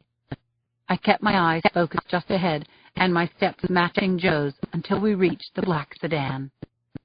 As soon as the door thunked closed, the driver put the car into reverse and backed out fast onto Polk Street. Then he wheeled the car around and pointed it toward Potrero Hill. "He murdered me in there," I said to Joe once we were underway. "The judge saw you, saw the kind of person you are. It's too bad she felt she had to do what she did." "Cops are watching me, Joe. Cops who work for me and who expect me to do the right thing. I'm supposed to keep their respect after this?" "Lindsay, the right-minded people in this city are rooting for you. You're a good person, damn it, and a fine cop." Joe's words got to me in a way that Mason Broyle's vicious barbs had not. I put my head on his nice blue shirt and let the pent-up tears come as he held and comforted me. "I'm okay," I said at last. I mopped up with the hanky he offered me. "It's my hay fever. A high pollen count always makes me weep." Molinari laughed and gave me a good hug as the car climbed homeward. We crossed 20th Street, and the staggered rows of pastel Victorian houses came into view. "I'd quit my job right now," I said, "but that would only make it look like I'm guilty." "Those murdering kids, Lindsay. No jury's going to find in their favor. There's just no way." "Promise?" Joe squeezed me again, but he didn't answer. I knew that he believed in me completely, but he wouldn't make a promise that he couldn't keep. "You're going back right now?" I asked at last. I wish I didn't have to, but yeah, I have to go. Joe's work for the government rarely allowed him to break away to be with me. "Someday I'll have a life," he said tenderly. "Yeah, me too." True or dumb fantasy? I put my head back on Joe's shoulder. We held hands and savored what could have been our last moments together for weeks, not speaking again until we kissed and murmured goodbyes at my doorstep. Upstairs, in the quiet of my apartment, I realized how emotionally depleted I was.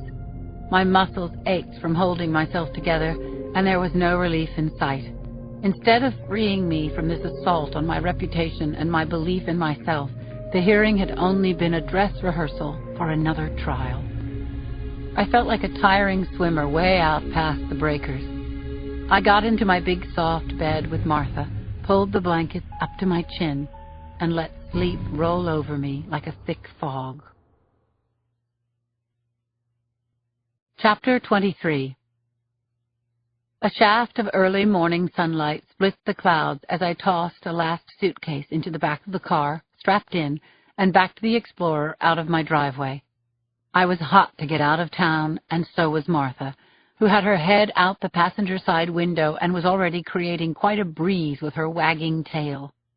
The stop-and-go rush-hour traffic was typical for a weekday, so I pointed the Explorer in a southerly direction and used the time to replay my last brief talk with Chief Tracheo. "If it were me, I'd get the hell out of here, Boxer," he'd told me. "You're on restricted duty, so call it vacation time and get some rest." I understood what he wasn't saying. While my case was pending, I was an embarrassment to the department. I thought, "Get lost? Yes, sir, Chief. No problem, sir." Agitated thoughts bounced around inside my skull about the preliminary hearing and my fears about the upcoming trial. Then I thought about my sister Kat putting out the welcome mat and how lucky that was for me. Within 20 minutes, I was heading southbound on Highway 1, the open road cutting through 30-foot-tall boulders. The waves of the Pacific pounded the rocky incline to my right, and great green mountains rose high on my left. "Hey, Boo," I said, calling my dog by her pet name. "This is what's called a vacation. Can you say vacation?"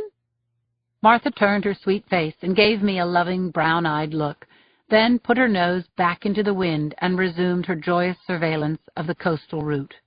She'd gotten with the program, and now I had to do the same. I'd brought along a few things to help me do just that, about a half-dozen books I'd been wanting to read, my screwball comedy videos, and my guitar, an old Seagull acoustic that I'd strummed sporadically for 20 years. As sunshine brightened the road, I found my mood lightening. It was a stunning day, and it was all mine. I turned on the radio and fiddled with the dial until I found a station in the thick of a rock and roll revival. The disc jockey was practically reading my mind, spinning hits of the 70s and 80s, sending me back to my childhood and to my college days, and memories of 100 nights with my all-girl band jamming in bars and coffee houses. It was June once again, and school was out, maybe for good. I turned up the volume. The music took me over, and my lungs filled as I sang L.A. Dude Rock and other hits of the times. I crooned Hotel California and You Make Loving Fun, and when Springsteen bellowed Born to Run, I was pounding the steering wheel, feeling the body and soul of the song out to the ends of my hair. I even egged Martha on, getting her to howl along with Jackson Browne's Runnin' on Empty. And that's when it dawned on me. I really was running on empty. The little blinking gas light was frantically signaling that my tank was dry. Chapter 24. I coasted into a filling station right inside the limits of Half Moon Bay. It was an indie that had somehow avoided takeover by the oil conglomerates, a rustic place with a galvanized steel canopy over the tanks and a hand-lettered sign over the office door. Man in the Moon Garage. A sandy-haired guy, looking to be in his late 20s, wiped his hands on a rag and approached as I got out of the car to work a cramp out of my bum leg. We had a brief exchange about octane, then I headed toward the soda machine in front of the office.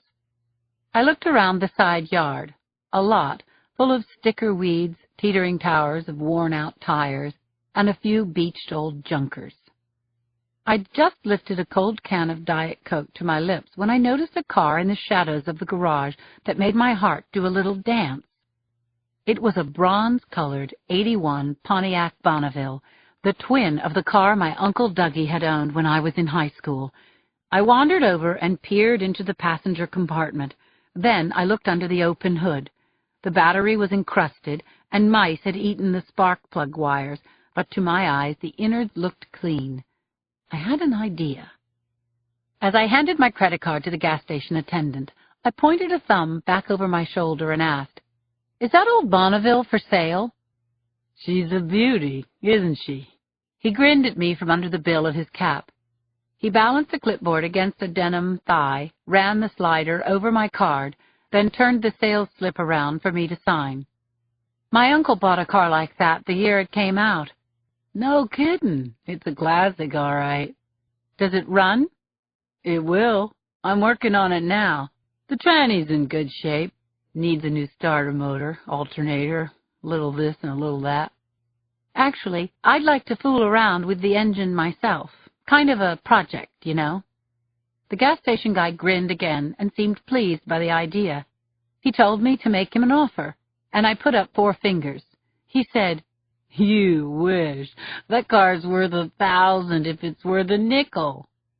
I held up the flat of my hand, 5 fingers waggling in the breeze. $500 is my limit for a pig in a poke. The kid thought about it for a long moment, making me realize how much I wanted that car. I was about to up the ante when he said, "Okay, but it's as is. You understand? No guarantees." "You've got the manual?" "It's in the glove box, and I'll throw in a socket wrench and a couple of screwdrivers." "Deal," I said. We high-fived, low-fived, bopped our fists, and shook on it. "I'm Keith Howard, by the way." "And I'm Lindsay Boxer." "So, where am I delivering this heap, Lindsay?" It was my turn to grin. Caveat emptor indeed. I gave Keith my sister's address and directions on how to get there. "Go up the hill, then turn on to Miramontes, and then on to Seaview. It's a blue house on the right, second one in from the end of the road." Keith nodded. "I'll drop it by day after tomorrow, if that's okay." "Excellent," I said, climbing back into the Explorer. Keith cocked his head and flashed me a flirtatious look. "Don't I know you from somewhere, Lindsay?" "No," I said, laughing, "but nice try." The gas station guy was coming on to me. I was old enough to be his big sister. The kid laughed along with me. "Well, anyway, Lindsay, call me any time if you need me to bring over an engine hoist or whatever." "Okay, I'll do that," I said, meaning just the opposite. But I was still smiling as I honked the horn goodbye. Chapter 25. Seaview Avenue was a link in a looping chain of cul-de-sacs, separated from the curving arms of the bay by a quarter-mile stretch of dune grass. I opened the car door, and as Martha bounded out, I was almost blown away by the heady scent of rock roses and the fresh ocean breeze.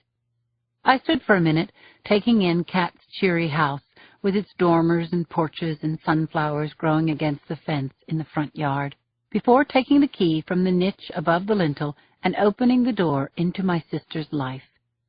Inside, Kat's home was a comfy hodgepodge of overstuffed furniture, crammed bookshelves, and gorgeous views of the bay from every room. I felt my entire body relax, and the idea of retiring from the force rose up in me again. I could live in a place like this. I could get used to waking up in the morning thinking about life instead of death. Couldn't I? I opened the sliders to the back deck and saw a playhouse out in the yard. It was painted dusky blue, like the house itself, and was fenced all around with white pickets. I made my way down the back steps right behind Martha, who was running with her head down low. I suspected I was about to meet Penelope. Chapter 26. Penelope was a large Vietnamese pot-bellied pig, all black and whiskery. She waddled over to me, huffing and snoodling, so I leaned over the fence and patted her head. "Hi, gorgeous," I said. "Hi, Lindsay." There was a note tacked to Penelope's little bungalow, so I entered the pen to get a better look at the pig house rules, as written by Penelope. Dear Lindsay, this note is all about me. 1. I'd like a cup of pig chow twice a day and a clean bowl of water. 2. I also like cherry tomatoes, saltines with peanut butter, and peaches. 3. Please come out and talk to me every day. I like riddles and the theme song to SpongeBob SquarePants. 4. In case of emergency, my vet is Dr. Mongol in town, and my babysitters are Carol Lee and Allison Brown. Allison is one of my best friends. Their numbers are by the kitchen phone. 5. Don't let me into the house, okay? I've been warned. 6. If you scratch me under the chin, you can have 3 wishes. Anything you want in the whole wide world. The note was signed with big X's and a pointy little hoof print. The pig house rules indeed. Cat, you funny girl. I catered to Penelope's immediate needs, then changed into clean jeans and a lavender sweatshirt and took Martha and the seagull out to the front porch. As I ran through some chords, the fragrance of roses and the salty ocean tang sent my mind drifting back to the first time I'd come to Half Moon Bay. It had been just about this time of year. The same beachy smell had been in the air, and I was working my first homicide case. The victim was a young man we'd found savagely murdered in his room in the back of a sleazy transient hotel in the Tenderloin. He had been wearing only a T-shirt and one white tube sock. His red hair was combed, his blue eyes were wide open, and his throat had been slashed in a gaping grin stretching from ear to ear, nearly decapitating him. When we turned him over, I saw that the skin on his buttocks had been flayed to ribbons with some kind of lash. We tagged him John Doe No. 24, and at the time I fully believed that I'd find his killer. John Doe's T-shirt had come from the Distillery, a tourist restaurant situated in Moss Beach, just north of Half Moon Bay. It was our only real clue, and although I'd combed this little town and the neighboring communities, the lead had gone nowhere. 10 years later, John Doe No. 24 was still unidentified, unclaimed, unavenged by the justice system. But he would never be just another cold case file to me. It was like a wound that ached when it rained. Chapter 27. I was about to drive into town for dinner when the late evening newspaper landed with a whomp on the lawn. I picked it up, shook out the folds, and felt the headline reach out and hook me. Police release prime suspect in Crescent Heights slayings. I read the article all the way through. When Jake and Alice Daltrey were found slain in their house in Crescent Heights on May 5th, Police Chief Peter Stark announced that Antonio Ruiz had confessed to the crime. According to the chief today, the confession didn't jibe with the facts. Mr. Ruiz has been cleared of the charges against him, said Stark. Witnesses say Ruiz, 34, a maintenance worker for California Electric and Gas, couldn't have been in the Daltrey's house on the day of the murders because he was working his shift in the plant in full view of his co-workers. Mr. and Mrs. Daltrey had their throats slashed. Police will not confirm that the husband and wife were tortured before they were killed. The article went on to say that Ruiz, who'd done some handiwork for the Daltreys, claimed that his confession had been coerced, and Chief Stark was quoted again, stating that the police were investigating other leads and suspects. I felt a reflexive, visceral pull, investigating other leads and suspects, was code for "we've got squat." And the cop in me wanted to know everything, the how, the why, and especially the who. I already knew the where. Crescent Heights was one of the communities along Highway 1. It was on the outskirts of Half Moon Bay, only 5 or 6 miles from where I was standing.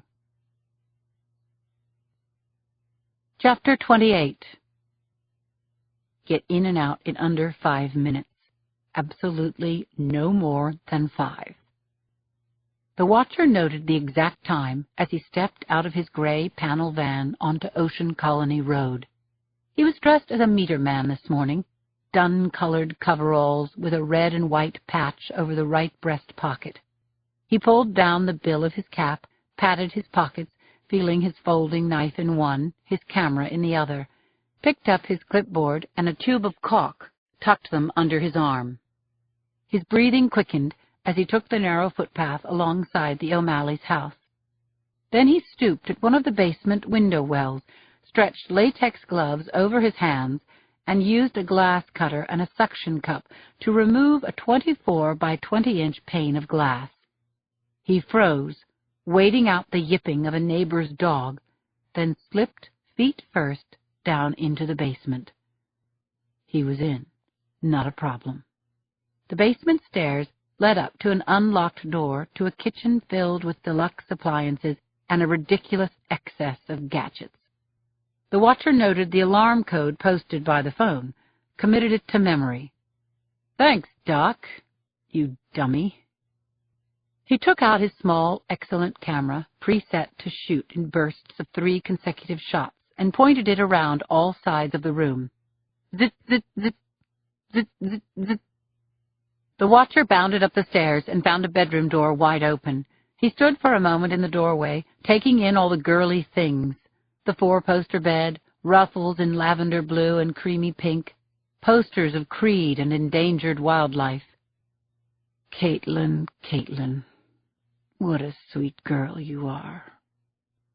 He pointed the camera at her vanity table, zit, zit, zit, capturing images of lipsticks and perfume bottles, the open box of tampons. He sniffed the girly scents, ran his thumb across her hairbrush, pocketed a long strand of red gold hair from the bristles. Leaving the girl's room, the watcher entered the adjacent master bedroom. It was draped in rich colors, redolent with the smell of potpourri. There was a supersized plasma screen TV at the foot of the bed. The watcher pulled open the night table, rifled through it, and found a half a dozen packets of photographs wrapped in rubber bands. He undid one of the packets and fanned the photos out like a deck of cards. Then he returned the packet and closed the drawer. He took a slow pan around the room, with his camera whirring. That's when he noticed a little glass eye, smaller than a shirt button, glittering from the closet door. He felt a thrill of fear. Was he being taped? He pulled open the closet door and found the video recorder on a shelf at the back wall. The on-off button was in the off position. The machine wasn't recording. The watcher's fear lifted. He was elated now. He panned his camera, capturing each room on the second floor, every niche and surface, before heading down to his basement exit. He'd been inside for 4 minutes and a few seconds. Now, outside the house, he ran a line of caulking along the window glass and pressed it back into place. The caulk would hold until he was ready to enter the house again and torture and kill them. Chapter 29. I opened Kat's front door, and Martha yanked on her lead, pulling me into shocking sunshine. The beach was a short walk away, and we were headed toward it when a black dog zoomed out of my peripheral vision and lunged at Martha, who pulled free of my grasp and bolted. My scream was cut short when something rammed me hard from behind. I fell, and someone, piled on top of me. What the hell? I tore free of the tangle of flesh and metal and struggled to my feet, ready to swing. Damn! Some idiot had run me over with his bicycle. The guy struggled to his feet, and I did the same. He was 20-something, with thinning hair and pink-framed glasses hanging from one ear. "Sophie!" he yelled in the direction of the two dogs now barreling toward the water's edge. "Sophie, no!" The black dog braked and looked back at the cyclist, who adjusted his glasses and turned a worried look toward me. "I'm so sorry. You okay?" he asked. I felt him grappling with his stutter. "I'll let you know in a minute," I said, fuming. I limped down the street toward Martha, who was trotting toward me, ears back, looking whipped, poor thing. I ran my hands over her, checking for bites, hardly listening as the cyclist explained that Sophie was just a puppy and didn't mean any harm. "Look," he said, "I'll get my car and drive you to the hospital." "What? No, I'm okay." And Martha was fine, too. But I was still pissed. I wanted to blast the guy, but hey, accidents happen, right? "What about your leg?" "Don't worry about it." "If you're sure." The bike guy leashed Sophie and introduced himself. "Bob Hinton," he said. "If you need a good lawyer, here's my card. And I'm really sorry." "Lindsay Boxer," I said, taking his card. "And I do need a good lawyer. Some guy with a baby Roddy ran over me with his Cannondale." The guy smiled nervously. "I've never seen you around here before." "My sister, Catherine, lives there." I pointed to the pretty blue house. Then, since we were headed the same way, we all trooped off together along the sandy footpath that bisected the dune grass. I told Hinton that I was staying at my sister's house while taking a few weeks off from my job with the SFPD. "A cop, huh? You've come to the right place. All those murders that have happened around here." I went hot and cold at the same time. My cheeks flamed, but my insides turned to ice. I didn't want to think about murders around here. I wanted to detox, take my R&R, and I certainly didn't want to talk any more to this blindsiding lawyer, although he seemed nice enough. "Listen, I've got to go," I said. I tightened Martha's lead so that she was beside me and walked quickly on. "Take care," I shot over my shoulder, "and try to watch where you're going." I clambered down the sandy cliff to the beach, distancing myself from Bob Hinton as quickly as possible. Out of sight, out of mind. Chapter 30.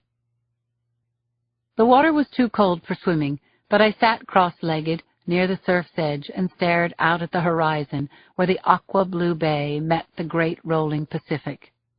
Martha was running along the curve of the beach, the sand spraying out behind her feet, and I was enjoying the warmth of the sun on my face, when I felt something hard jab the back of my neck.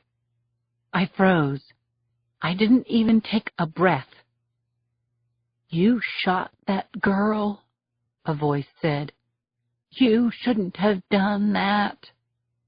At first I didn't recognize the voice. My mind spun, searching for a name, an explanation, the right words to say. I reached my arm behind me so that I could grab the gun, and I saw his face for a split second. I saw the hatred in his eyes. I saw his fear. "Don't you move," the boy shouted, jabbing the gun muzzle hard against my vertebrae. Sweat trickled down my sides. "You killed my sister. You killed her for nothing." I remembered the empty look on Sarah Cabot's face when she fell. "I'm so sorry," I said. "No, you're not, but you will be. And guess what? Nobody cares." You're not supposed to hear the bullet that gets you, but that must be a myth. The booming report of the shot that drilled through my spine sounded like a bomb. I slumped over, paralyzed. I couldn't speak, and I couldn't stop the flow of blood pulsing out of my body, ebbing into the cold water of the bay. But how had it come to this? There was a reason that just eluded my grasp, something I should have done. Slapped the cuffs on them. I should have done that. That's what I was thinking when my eyes flew open. I was lying on my side, my fists full of sand. Martha was looking down at me, breathing on my face. Somebody cared. I sat up and reached my arms around her, buried my face in her neck. The dream's sticky scents clung to me. I didn't need a PhD in psychology to know what it meant. I was churning in the violence of last month, stuck in it up to my eyeballs. "Everything's fine," I told Martha, lying my face off to my little dog. Chapter 31. While Martha herded shorebirds, I sent my mind skyward and pretended that I was drifting effortlessly up there with the wheeling gulls. I was ruminating on both my recent past and my uncertain future when I leveled my gaze and saw him. My heart lurched. His smile was bright, but his blue eyes were scrunched against the glare. "Hi, gorgeous," he said. "Oh, my God, look what the tide brought in." I let him help me to my feet. We kissed, and I felt this sensational heat searing my insides. "How'd you manage to get the day off?" I finally asked, squeezing him hard. "You don't understand. This is work. I'm scouring the coastline for terrorist infiltration," he cracked. "Ports and shorelines, that's what I do. And here I thought your job was to pick out the day's color alert." "That too," he said. He flapped his tie at me. "See? Yellow."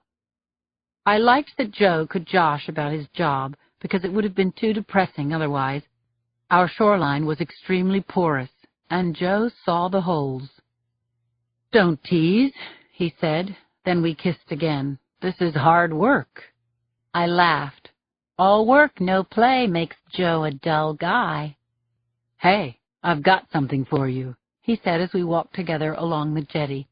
He pulled a packet of tissue paper out of his pocket and handed it to me. "I wrapped it myself." The packet was sealed with Scotch tape, and Joe had penned a string of X's and O's where a ribbon would have been.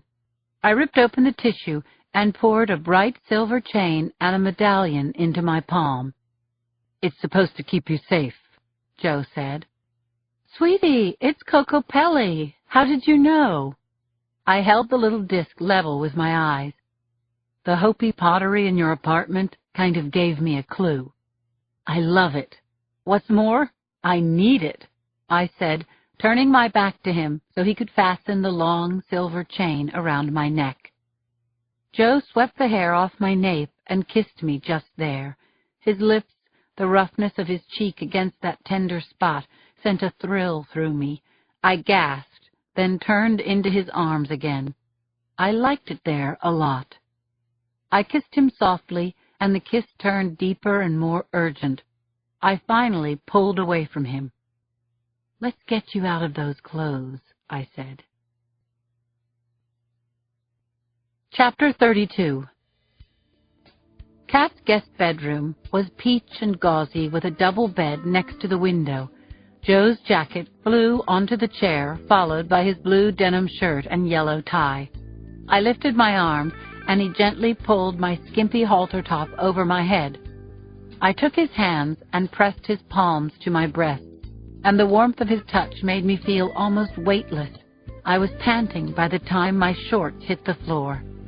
I watched from the bed as Joe finished undressing and climbed into bed beside me. God, he was a good-looking boy. Then I went into his arms. "I have something else for you, Lindsay," Joe said. What he had was quite apparent.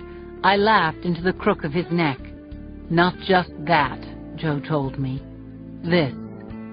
I opened my eyes and saw that he was pointing to small letters clumsily written on his chest with a ballpoint pen. He'd written my name over his heart.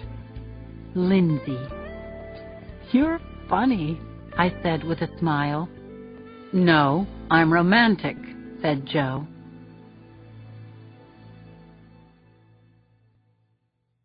Chapter 33. It wasn't just about sex with Joe. He was too real and too good a person for me to think of him as simply a hunk and a real good time. but I paid a terrible price for feeling more. At times like this, when our jobs permitted, we had an indescribable intimacy. Then morning came, and Joe jetted back to Washington, and I didn't know when I'd see him or if it would ever feel this good again. It's been said that love finds you when you're ready. Was I ready? The last time I had loved a man so much, he'd died a terrible death. And what about Joe? He'd been scalded by a divorce. Could he ever really trust again? Right now, as I was lying in his arms, my heart was divided between taking down all of the walls and protecting myself against the wrenching pain of our imminent separation. "Where are you, Linz?" "Right here. I'm here." I held Joe tightly, forcing myself back into the moment. We kissed and touched until being apart was unbearable, and we joined together again, a perfect fit. I moaned and told Joe how good he felt, how good he was. "I love you, Linz," he murmured. I was saying his name and telling him that I loved him when waves of pleasure overtook me, and I allowed all of my scared, undermining thoughts to go away. We held each other for a long time afterward, just catching our breath, getting a grip on our spinning world, when the doorbell rang. "Shit," I said. "Pretend it's not happening." "Gotta get the door," said Joe softly. "It could be for me." Chapter 34. I climbed over Joe's body, threw his shirt on over my cutoffs, and went to the door. An attractive 50-ish woman was standing on the front porch with an expectant smile on her face. She was too hip in her tennis dress and Lily Pulitzer sweater to be a Jehovah's Witness, and she looked too sunny to be a federal agent. She introduced herself as Carol Lee Brown. "I live down on Cabrillo Highway, about a mile north of here. That blue Victorian with a lot of chain-link fencing." "Sure, I know the place. A school, isn't it?" "Yes, that's the one." I didn't mean to be snappish, but I felt awkward standing there with my beard-roughened face and love-smushed hair. "What can I do for you, Miss Brown?" "It's Dr. Brown, actually, but please call me Carol Lee. Lindsay, right? My daughter and I help your sister out with Penelope. This is for you." She handed me a platter covered in aluminum foil. "Oh, Kat did mention you. I'm sorry. I'd invite you in, but don't even think about it. I wasn't paying a visit, just being the cookie lady. Welcome to Half Moon Bay." I thanked Carol Lee, and we exchanged a few more words before she said goodbye and got into her car. I stooped to pick up the morning paper, glancing at the front page on the way back to the bedroom. Sunny today, NASDAQ down 10 points. Crescent Heights murder investigation still going nowhere. It was nearly impossible to believe that people had been murdered in this lovely place. I told Joe about the slayings, then peeled the dome of aluminum foil off the platter. "Chocolate chip," I announced, "from the cookie lady." "The cookie lady? Like the Easter bunny?" "I guess, something like that." Joe was staring at me with that dreamy look of his. "You look great in that. My shirt." "Thanks, big fella." "You look even better out of it." I grinned and put down the platter. Then I slowly unbuttoned Joe's nice blue shirt and let it fall from my shoulders. Chapter 35. "I used to have a pig like this one," Joe said as we leaned over the pig pen fence that evening. "Come on, you're from Brooklyn." "There are backyards in Brooklyn, Linz. Our pig's name was Alphonse Pignole, and we fed him pasta and sautéed escarole topped off with a hit of Cinzano, which he loved." "You're making this up." "Nope." "What happened to him?" "Ate him at one of our pagan Brooklyn pig roasts with applesauce." Joe saw the look of disbelief on my face. "Okay, that part was a lie. When I went to college, Al got a great home in upstate New York. Let me show you something." He reached for a rake that was leaning against the pig house, and Penelope began grunting and woofing as soon as she saw it. Joe grunted and woofed right back. "Pig Latin," he said, grinning over his shoulder. He reached the rake over the fence and scratched Penelope's back with it. She dropped to her knees and with a pleasurable groan rolled over onto her back and stuck her legs in the air. "Your talents know no bounds," I said. "By the way, I think you're entitled to 3 wishes." Chapter 36. The waning sun was streaking the sky as Joe, Martha, and I had our dinner out on the deck facing the bay. I'd used my mom's barbecue sauce recipe on the chicken, and we followed it up with a pint each of Cherry Garcia and Chunky Monkey. We sat nestled together for hours, listening to the crickets and music on the radio, watching the candle flames do the mambo in the soft, sultry breeze. Later we slept in snatches, waking up to reach for each other, to laugh together, to make love. We ate chocolate chip cookies, swapped memories of our dreams, and fell back to sleep, our limbs entwined. At dawn, Joe's cell phone brought the rest of the world crashing back. Joe said, "Yes, sir, will do," and snapped the phone shut. He opened his arms and folded me back in. I reached up and kissed his neck. "So when is the car coming for you?" "Couple of minutes." Joe didn't exaggerate. I had 120 seconds to watch him dress in the dark room, one lone ray of light slipping beneath the window shades to show me how sad he looked as he left me. "Don't get up," Joe said as I pushed back the covers. He drew them up to my chin. He kissed me about 11 times, my lips, cheeks, eyes. "By the way, I got my 3 wishes." "Which were?" "Not telling, but one of them was the Cherry Garcia." I laughed. I kissed him. "Love you, Lindsay." "Love you too, Joe. I'll call you." I didn't ask when. Chapter 37. The 3 of them gathered at the Coffee Bean early that morning, settling into deck chairs on the stone terrace, a wall of fog obscuring their view of the bay. They were alone out there, conversing intensely, discussing murder. The one called the Truth, wearing a black leather jacket and blue jeans, turned to the others and said, "Okay, run it by me again." The Watcher studiously read from his notebook, citing the times, the habits, his conclusions about the O'Malleys. The Seeker didn't need to be sold. The family was his discovery, and he was glad the Watcher's investigation had confirmed his instincts. He began to whistle the old blues standard Crossroads until the Truth shot him a look. The Truth had a slight build, but a weighty presence. "You make good points," said the Truth, "but I'm not convinced." The Watcher became agitated. He pulled at the collar of his crew neck sweater, rifled through the photographs. He stabbed the close-ups with his finger, circled details with his pen.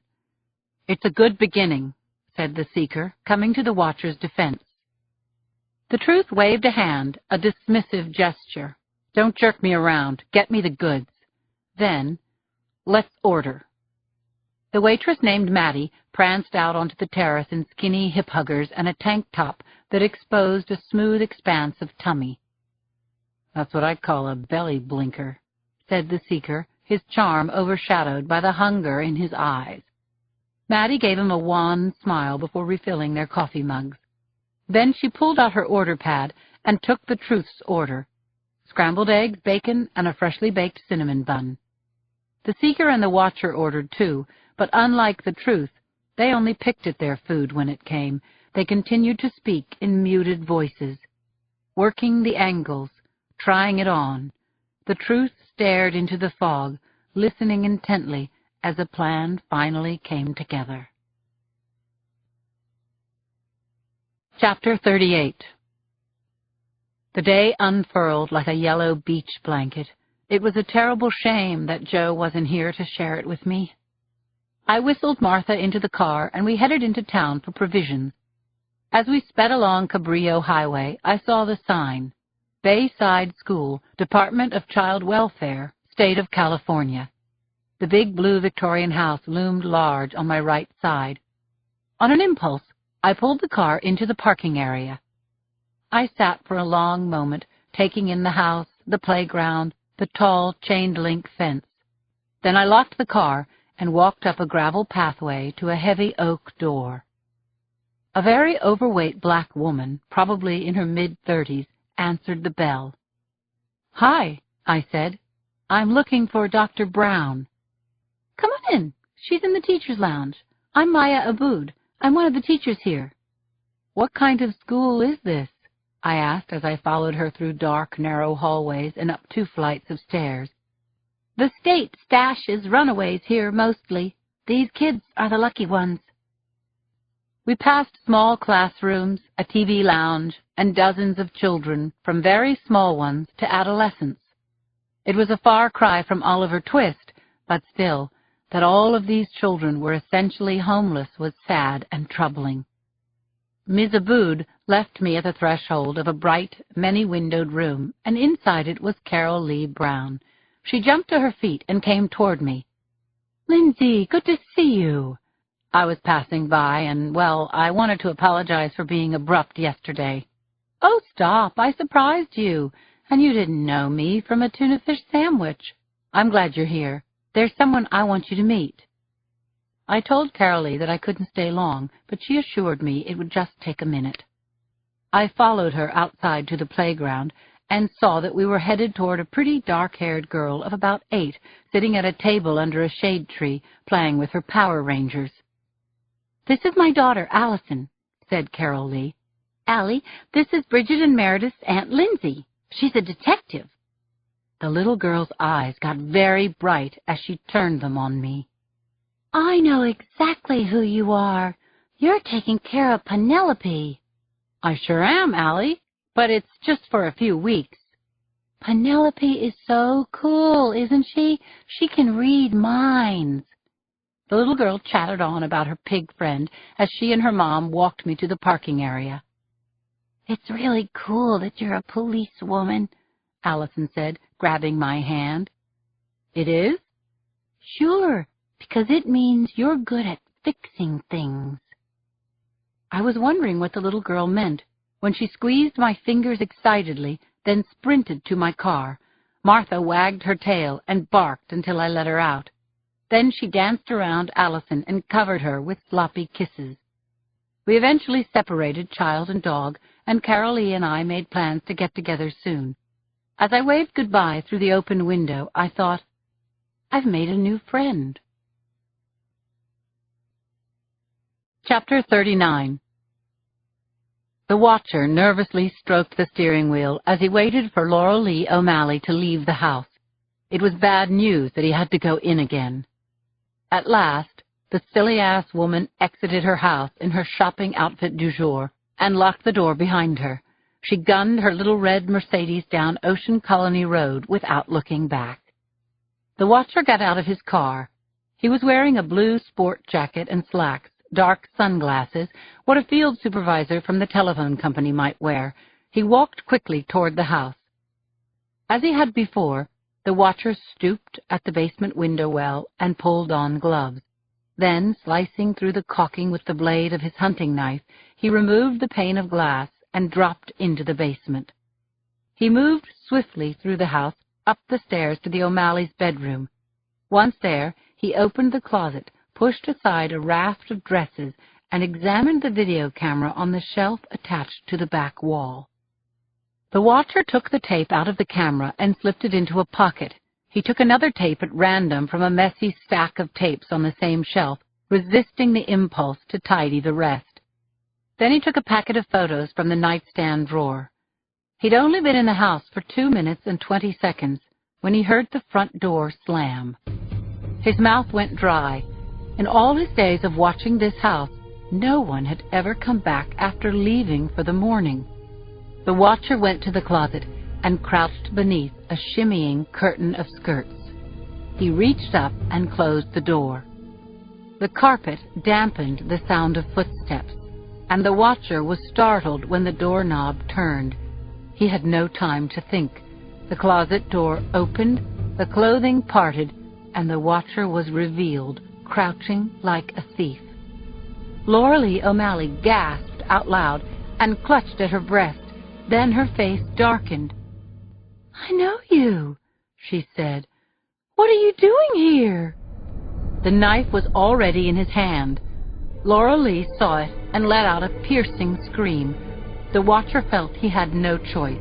He lunged forward, the thin blade popping buttons off her blue silk dress as it slid into her belly. Laura Lee twisted, trying to escape the knife, but the watcher held her tightly in what could have passed for a lover's embrace. "Oh, God, why are you doing this?" she moaned, her eyes rolling back, her voice fading to a sigh. Pressing his hand against the small of her back, the watcher sliced the blade up through the soft tissues of Laura Lee's abdominal cavity. The blood didn't spray. It poured from her body like water from a bucket until her knees gave and she fell onto the shoes lining the closet floor. The watcher knelt and touched 2 fingers to her carotid artery. Her eyelids flickered faintly. She would be dead in seconds. He had just enough time to do what needed to be done. He pushed up her blue skirt, took off his belt, and whipped Laura O'Malley's buttocks until she was dead in her clothes closet. Chapter 40. It could only get worse, and it did. The watcher sat in the van in a parking lot on Kelly Street across from the 2-story house the doctor used as his office. He flicked his eyes over to the seeker, who looked dazed and confused in the seat beside him. Then he surveyed the parking lot again. He nervously noted the shoppers, the few cars entering and leaving. When Dr. Ben O'Malley stepped outside, the watcher jostled the seeker. They locked eyes. "Get ready." Then the watcher got out of the van. He sprinted toward the doctor, overtaking him before he reached his SUV. Doc, thank God, I need help." "What is it, son?" the doctor asked, looking both startled and annoyed. "It's my friend. Something's happened. I don't know if it's a seizure or a heart attack or what." "Where is he?" "Over there," he said, pointing to the panel van 50 feet away. "Hurry, okay? Please?" The watcher jogged ahead, looking back to make sure that the doctor was following. When he reached the van, he wrenched open the passenger side door, stepping aside so the doctor could see the seeker slumped across the front seat. The doctor peered into the interior, reached in, and lifted one of the seeker's eyelids. He jerked in surprise as he felt the sharp point of a blade piercing the nape of his neck. "Get in," said the watcher. "Don't say a word," said the seeker, charming, disarming, unflappable, "or we'll kill your whole family." Chapter 41. The watcher heard the doctor's bound body bump and roll in the back of the van as they climbed the steep road. "What about here?" he asked the seeker. He checked the rearview mirror, then turned off the roadside into a niche between clumps of trees. He applied the brakes. The seeker leaped out of the van, hauled back on the sliding door, and propped the doctor into a sitting position. "Okay, Doc, time to go," he said, ripping the duct tape from his mouth. "Any last words? Or forever hold your peas?" "What do you want me to say?" Dr. O'Malley gasped. "Just tell me. Do you want money? I can get money for you, drugs, anything you want." "That's really stupid, Doc," said the seeker, "even for you." "Don't do this. Help me," he pleaded. "Help me, please." "Help me, please," mocked the watcher. "What did I do to you?" Dr. O'Malley sobbed. A rough shove sent the doctor out of the van and into the grit on the side of the road. "It's easier than you think," the seeker said kindly, leaning close to the doctor's ear. "Just fill your mind with things you love and say goodbye." The doctor never saw the rock that caved in the back of his skull. The seeker opened his knife and lifted the doctor's head by a handful of salt and pepper hair. As neatly as if he were slicing a melon, He slit the man's throat. Then the watcher used his belt as a lash, striking hard, leaving brownish stripes on the bright white skin of O'Malley's buttocks. "Feel that?" he said, panting over the dying man. The seeker wiped his prints off the knife using the doctor's shirt tail. Then he hurled the knife and the rock far down the hillside, where they were swallowed by trees, brush, and tall, rasping grasses. Together the two men lifted the doctor's body by his arms and legs and carried him to the cliffside edge of the road. They swung the limp body and on the count of 3 launched it over the side. They listened as the body crashed into the underbrush, tumbling downhill to a place so remote it would lie hidden, they hoped, until coyotes dragged off the worthless carcass. Chapter 42. I was on the front porch picking out notes on my seagull when a god-awful clanking mangled my concentration. It was a tow truck, of all things, rattling along the peaceful curves of Seaview Avenue. I scowled until I noticed that it was towing a 1981 Bonneville. My 1981 Bonneville. The driver waved when he saw me. "Hey, lady, I've got a special delivery for you." Ah, the man in the moon, the gas station guy. I grinned as Keith worked the gears that let the car down. When it was on all fours, he got out of the cab and came toward me with a little swagger in his walk. "So, what makes you think you can make this jalopy go?" he asked, taking a seat on the step. "I've tinkered around with a few engines," I told him. "Patrol cars, mostly." "You're a mechanic?" He whistled through his teeth. "Holy shit! I knew there was something neat about you." "Not exactly a mechanic. I'm a cop." "You lie." "I don't lie," I said, laughing off the kid's moon-eyed attention.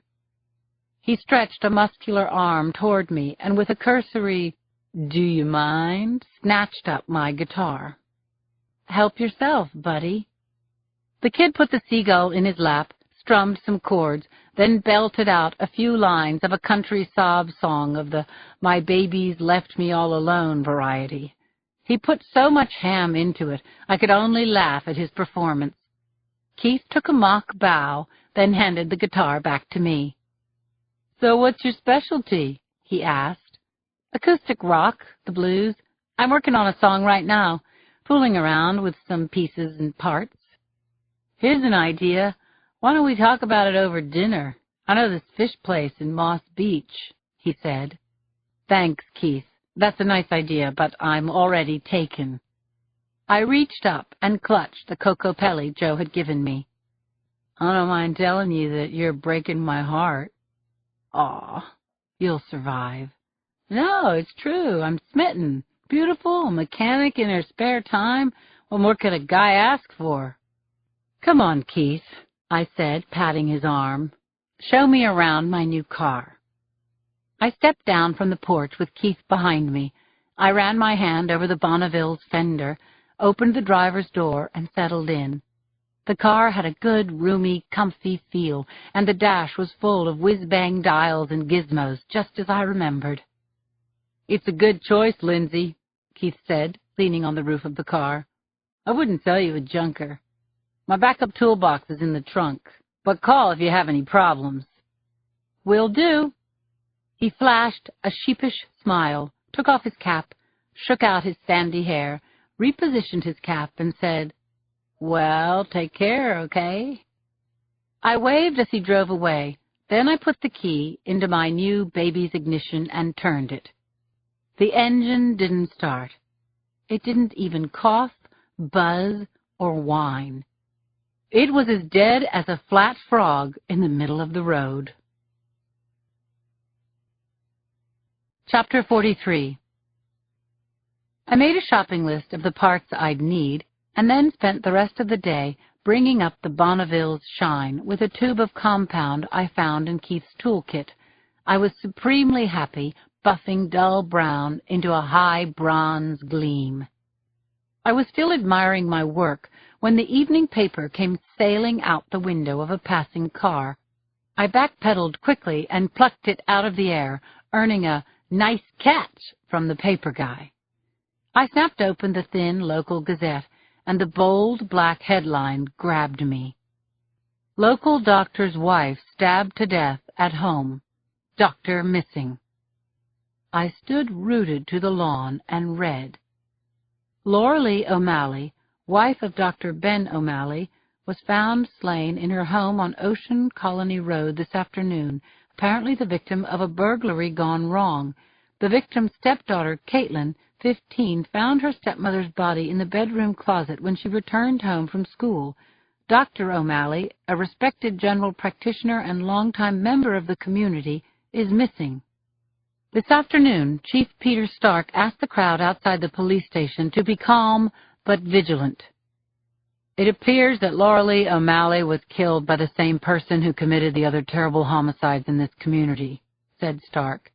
We can't release any details at this time, but I give you my word this police force will not rest until the murderer is caught. In answer to questions from reporters, Chief Stark said, Dr. O'Malley was last seen at around noon. He was on his way out to lunch, but did not return to his office or call in. He's not a suspect at this time. I rolled up the paper and stared blankly at the pretty pastel and shingled houses on Seaview Avenue. My instincts were screaming. I was a cop without a case, a cop without a job. I didn't want to read about homicides. I wanted first-hand information. I put away the tools I'd been using to polish the car. Then I went inside and had the phone company set up a conference call. I was suddenly lonely for the girls. Chapter 44. The operator connected me with Claire first, and her mellow voice warmed me. Hi, doll, sleeping in, getting some color in your cheeks? I'm trying, Butterfly, but my brain is like a hamster on a wheel. Don't waste this downtime, Lindsay, please.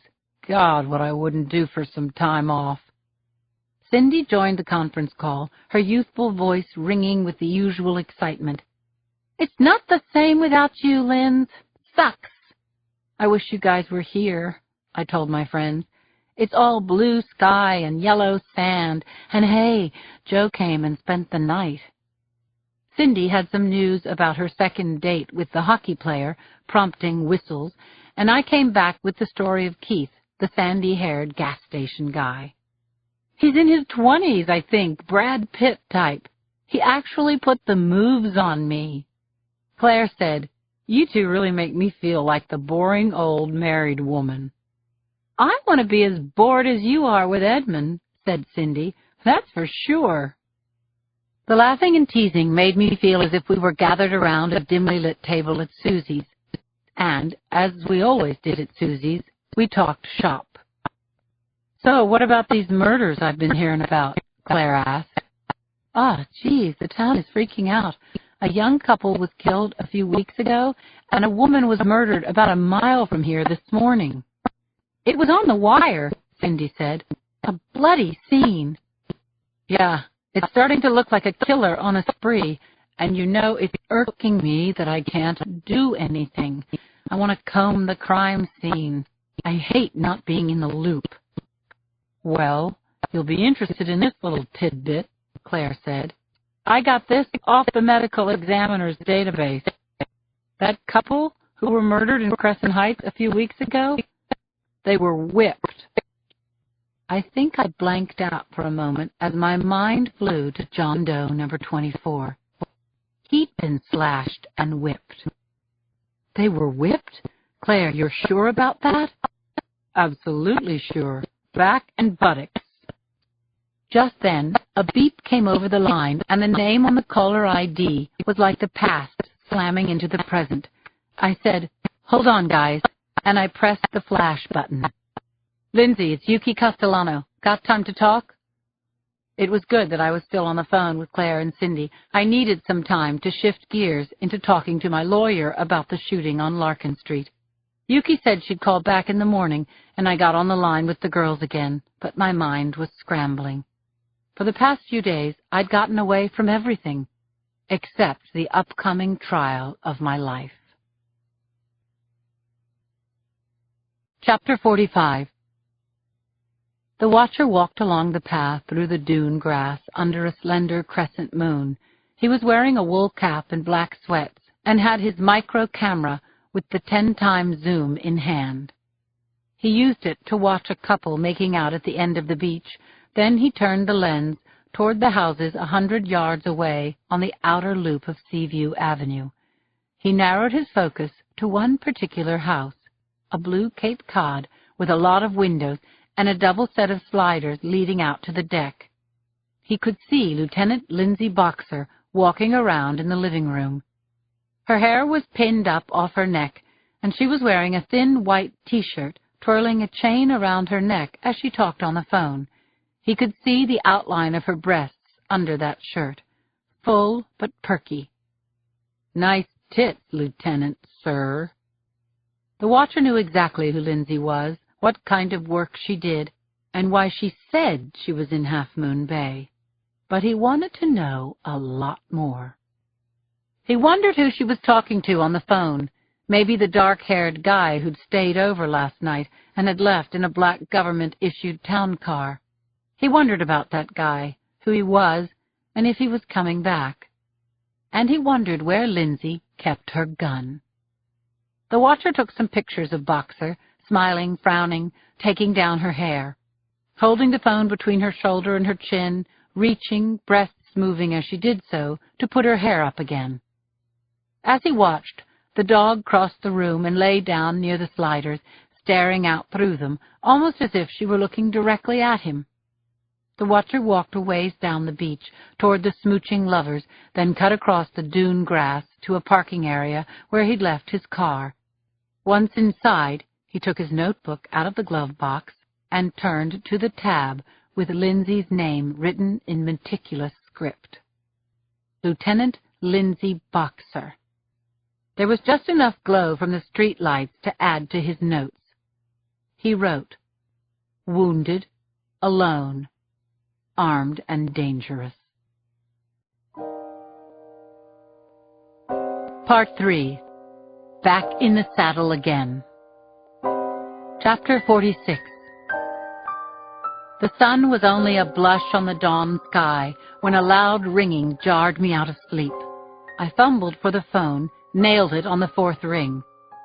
"Lindsay, it's Yuki. I hope I didn't wake you. I'm in the car, and this is my only free minute, but I can tell you everything fast."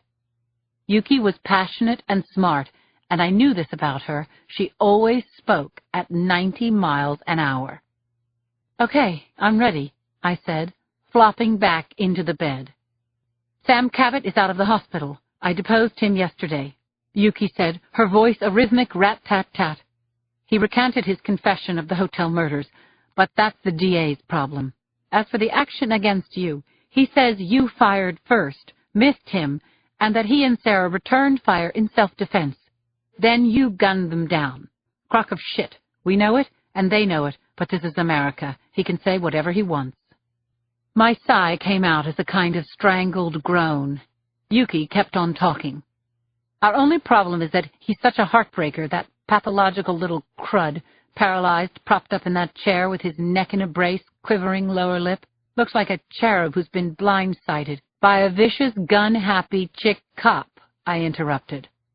I was going to say blindsided by a 16-wheeler, but whatever. She laughed. "Let's get together and strategize. Can we make a plan?"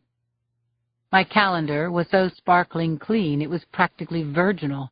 Yuki, on the other hand, had booked depositions, meetings, and trials almost every hour for the next 3 weeks. Still, we picked a date a few days before the trial. "Right now the media are churning up the waters," Yuki continued. "We leaked to the press that you're staying with friends in New York, so they won't hound you. Lindsay, are you there?" "Yep, I'm here," I said, eyes fixed on the ceiling fan, ears ringing. "I'd suggest that you relax if you can, keep a low profile, leave the rest to me," Yuki said. Right, I thought. I showered, dressed in linen slacks and a pink T-shirt, and took a mug of coffee out to the backyard. I had a question for Penelope as I scooped breakfast into her trough. How much chow can a big pig chow if a big pig chows big chow? City girl talking to a pig. Who would have thunk it? I considered Yuki's advice as the sea breeze wafted across the deck. Relax and keep a low profile. It made good sense, except that I was in the clutches of a monster desire to do something. I wanted to shake things up, bang heads, right wrongs. I really couldn't help myself. I whistled to Martha and started up the Explorer. Then we headed out toward a certain house in Crescent Heights, the scene of a double homicide. Chapter 47. Bad dog, I said to Martha. You can't keep out of trouble, can you? Martha turned her melting brown eyes on me, wagged her tail, then resumed her surveillance of the boulder-sculpted highway. As I drove south on Highway 1, I was bristling with excitement. 3 miles down the road, I turned off at Crescent Heights, an idiosyncratic collection of houses freckling the face of the hill at the tip of Half Moon Bay. I pointed the Explorer up the gravelly one-laner, feeling my way along until the scene of the crime nearly jumped out at me. I pulled over and turned off the engine. The yellow clapboard-sided house was a charmer, with 3 gabled dormers, an overgrown flower garden, and a whirligig of a lumberjack sawing wood attached to the post and rail fence. The name Daltrey was painted on the handmade mailbox, and a half-mile of yellow plastic tape was still wrapped around this, the American dream. Crime scene. Do not enter by order of the police. I tried to imagine that 2 people had been brutally murdered in this homey little cottage, but the images didn't fit together. Murder should never happen in a place like this. What had drawn a killer to this particular house? Was it a targeted hit, or had the killer just happened on this home sweet home by chance? Stay, girl, I told Martha as I got out of the car. The murder had occurred more than 5 weeks ago, and by now the police had relinquished the crime scene. Anyone who wanted to snoop could do so, as long as they didn't break into the house, and I saw signs of snoopers everywhere, footprints in the flower beds, cigarette butts on the pavement, soda cans on the lawn. I stepped through the open gate, ducked under the tape, and walked around the house, slowly frisking the scene with my eyes. There was an abandoned basketball under the shrubbery and a single child's sneaker on the back steps, still wet from last night's dew. I noticed that one of the basement windows had been removed from its frame and was leaning against a wall of the house, the probable point of entry. The longer I stayed at the Daltrey house, the harder my heart pounded. I was creeping around a crime scene instead of taking charge of it, and that made me feel weird and bad, as though this crime scene was none of my business and I shouldn't be here. At the same time, I felt driven by what Claire had told me on the phone last night. The Daltreys of Crescent Heights weren't the first murder victims to be whipped. Who else had been savaged this way? Did these killings connect with my unsolved case, John Doe number 24? Relax and keep a low profile, Yuki had said. I actually laughed out loud. I got into the Explorer, patted my furry sidekick's flank, then bumped down the gravelly road to the highway. We would be back in the center of Half Moon Bay in 10 minutes. I wanted to see the O'Malley house. Chapter 48. Ocean Colony Road was lined with patrol cars on both sides of the street. The insignias on the car doors told me that the local cops were finally getting the help they badly needed. They'd called in the state police. As I drove past, I saw that a uniformed officer was guarding the front door of the house, and another cop was interviewing the UPS man. Detectives and crime scene techs entered and left the house at irregular intervals. A media tent had been set up on a neighbor's lawn, and a local reporter was going live from Half Moon Bay. I parked my car down the block and walked toward the house, blending in with a clump of bystanders who were watching the police process the scene from the sidewalk across the street. It was a good enough vantage point, and as I stood there, I sifted through my impressions, hoping for a nugget of insight. To start with, the houses of the victims were as different as chalk and cheese. Crescent Heights was a blue-collar community with Highway 1 whizzing between the unpretentious homes and their view of the bay. Ocean Colony backed up onto a private golf course. The O'Malley house and the others around it fairly glistened with all of the nicest things money could buy. What did the two homes and the people who lived in them have in common? I studied the O'Malley's spiffy colonial with its slate roof and boxwood topiaries in pots by the door, and once again I ran through the preliminary questions. What had drawn a killer here? Was it a personal hit or a random killing of opportunity? I turned my eyes up to the blue-shuttered windows on the second floor, where Laura Lee O'Malley had been stabbed to death in her bedroom. Had she been whipped too? I was concentrating so intently I must have attracted attention to myself. A young, uniformed cop with a florid face and an excitable manner was headed toward me. Miss, I'd like to ask you some questions." Damn, if I had to show my badge, this cop would run me through the database. Pass the news along. Lieutenant Lindsay Boxer, SFPD, was at the scene of the crime. In 20 minutes, the media would be ringing the doorbell and camping out on Cat's lawn. I assumed my most innocent expression. "Just passing through, officer. I'm leaving now." I flipped a little wave, turned around, and walked quickly to the Explorer. Nuts. I saw him do it. That cop wrote down my plate number as I drove past. Chapter 49.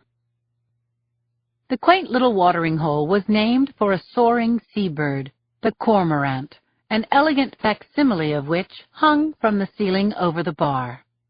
The place had a raw bar, 6 kinds of beer on tap, loud music, and a full Friday night crowd. I looked around until I spotted Carol Lee Brown at a table near the bar. She was dressed in slacks and a hot pink pullover. A gold crucifix glinted discreetly at her throat. The cookie lady on her night off. Carol Lee saw me a split second after I saw her, and she smiled broadly, gesturing for me to join her. I shimmied my way through the crowd and hugged her lightly as she stood to greet me. We ordered Pete's Wicked Ale and linguine with clams, and, as women sometimes do, we got personal within minutes. Carol Lee had been briefed by my sister Kat and knew about the shooting that had left me twisting slowly in the California legal system. "I misjudged the situation because they were kids," I told Carol Lee now. "After they shot my partner and me, I had to bring them down." "It really sucks, Lindsay." "Doesn't it ever? Killing a kid? I never thought I could do such a thing." "They forced you to do it," Carol Lee said. "They were murderers, Carol Lee. They'd killed a couple of kids, and when we apprehended them, they saw only one way out. But you'd think kids with all the advantages these two had wouldn't be so whacked." "Yeah, I know. But judging from the hundreds of kids who've come through my school, believe me, psychologically damaged kids come from everywhere," Carol Lee said. When Carol Lee spoke of damaged children, something slammed into my brain. I saw myself as a kid, flying across my bedroom, careening into my bureau. "Don't talk back to me, missy." My father swaying in the doorway, king of the hill. I was a damaged child myself. I struggled to drag myself back to the cormorant. "So, what are you, Lindsay?" Carol Lee was saying. "Single? Divorced?" "Divorced. From a guy I think of as the brother I never had," I said, relieved that she'd changed the subject. "But I could be talked into hooking up again." "Now I remember," Carol Lee said with a smile. "If I'm not mistaken, you had company when I came around with my cookies." I grinned at the memory of answering the door in Joe's shirt. I was about to tell Carol Lee about Joe when my attention was drawn to the movement behind her. I'd been aware of 3 guys drinking steadily at the bar. Suddenly, 2 of them left. The remaining guy was strikingly handsome. Dark, wavy hair, a symmetrical face, rimless glasses, pressed pants, and a Ralph Lauren polo shirt. The bartender rubbed the bar with a rag, and I heard him ask, "Ready for another?" "Actually, I'd like some of that pint-sized brunette, and I might go for that tall blonde as a chaser." Although this remark was accompanied by a pleasant smile, I felt that there was something wrong about this guy. He looked like an ex-jock J.P. Morgan banker, but he sounded more like a salesman living on his draw. My jaw tensed as he swiveled on his bar stool and turned his gaze on me. Chapter 50. I noted the guy's stats automatically. White male, maybe 6'2", a fit 190, 40 to 42 years old, no distinguishing marks except for a healing wound between the thumb and forefinger of his right hand, as if he'd been cut with a knife. He got down off his bar stool and came toward us. I said quietly to Carol Lee, "This is my fault. I looked at him." I did my best to head the guy off, making a big show of turning my face toward Carol Lee, but he kept coming. "How are you 2 ladies tonight? You're both so pretty I just had to say hello." "Thanks," said Carol Lee. "Nice of you to say." Then she turned her back on him. "I'm Dennis Agnew," he said, pressing on. "Sure, you don't know me, but listen, we can change all that. Why don't you girls offer me a seat? Dinner's on me." "Thanks anyway, Dennis," I said, "but we're having a nice time on our own. You know, girls' night out." A frown suddenly crossed the guy's face, like the lights dimming during a brownout. A fraction of a second later, his cockiness surged back, as did his beautiful smile. "You couldn't be having such a good time. Come on. Even if you're the kind of girls who don't like guys, it's okay with me. It's just dinner."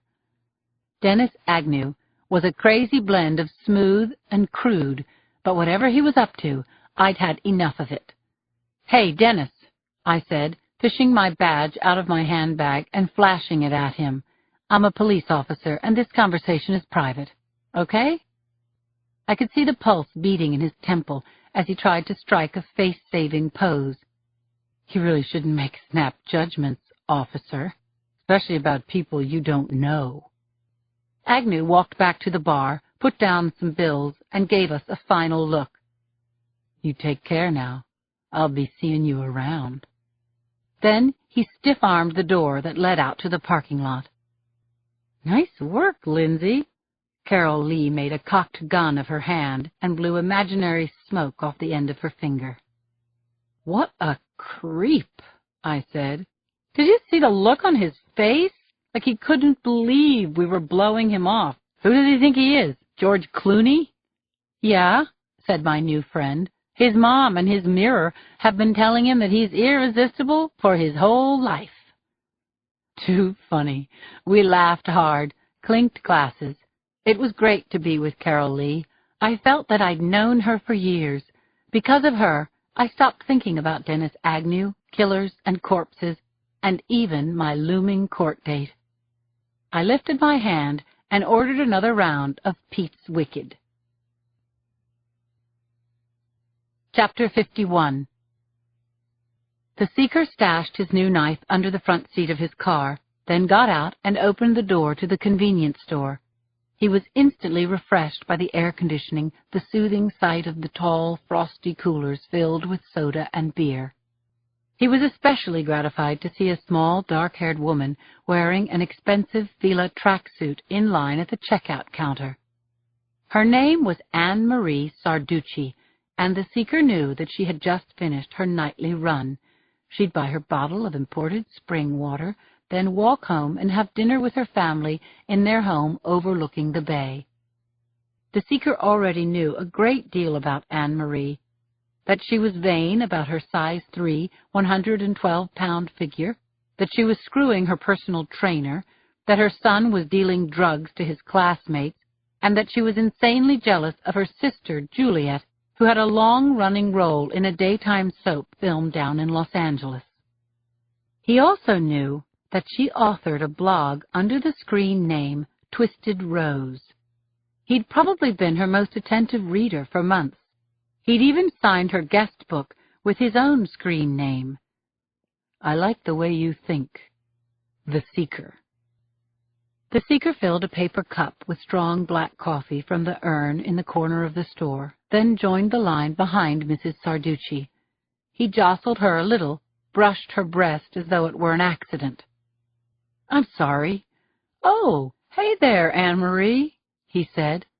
"Yeah, hi," she answered, dismissing him with a bored glance and a nod. She handed a 5 to the sallow young girl behind the cash register, accepted her change for the bottled water, and left without saying goodbye. The Seeker watched Anne-Marie leave the store, wiggling her little ass because it was her habit to do so.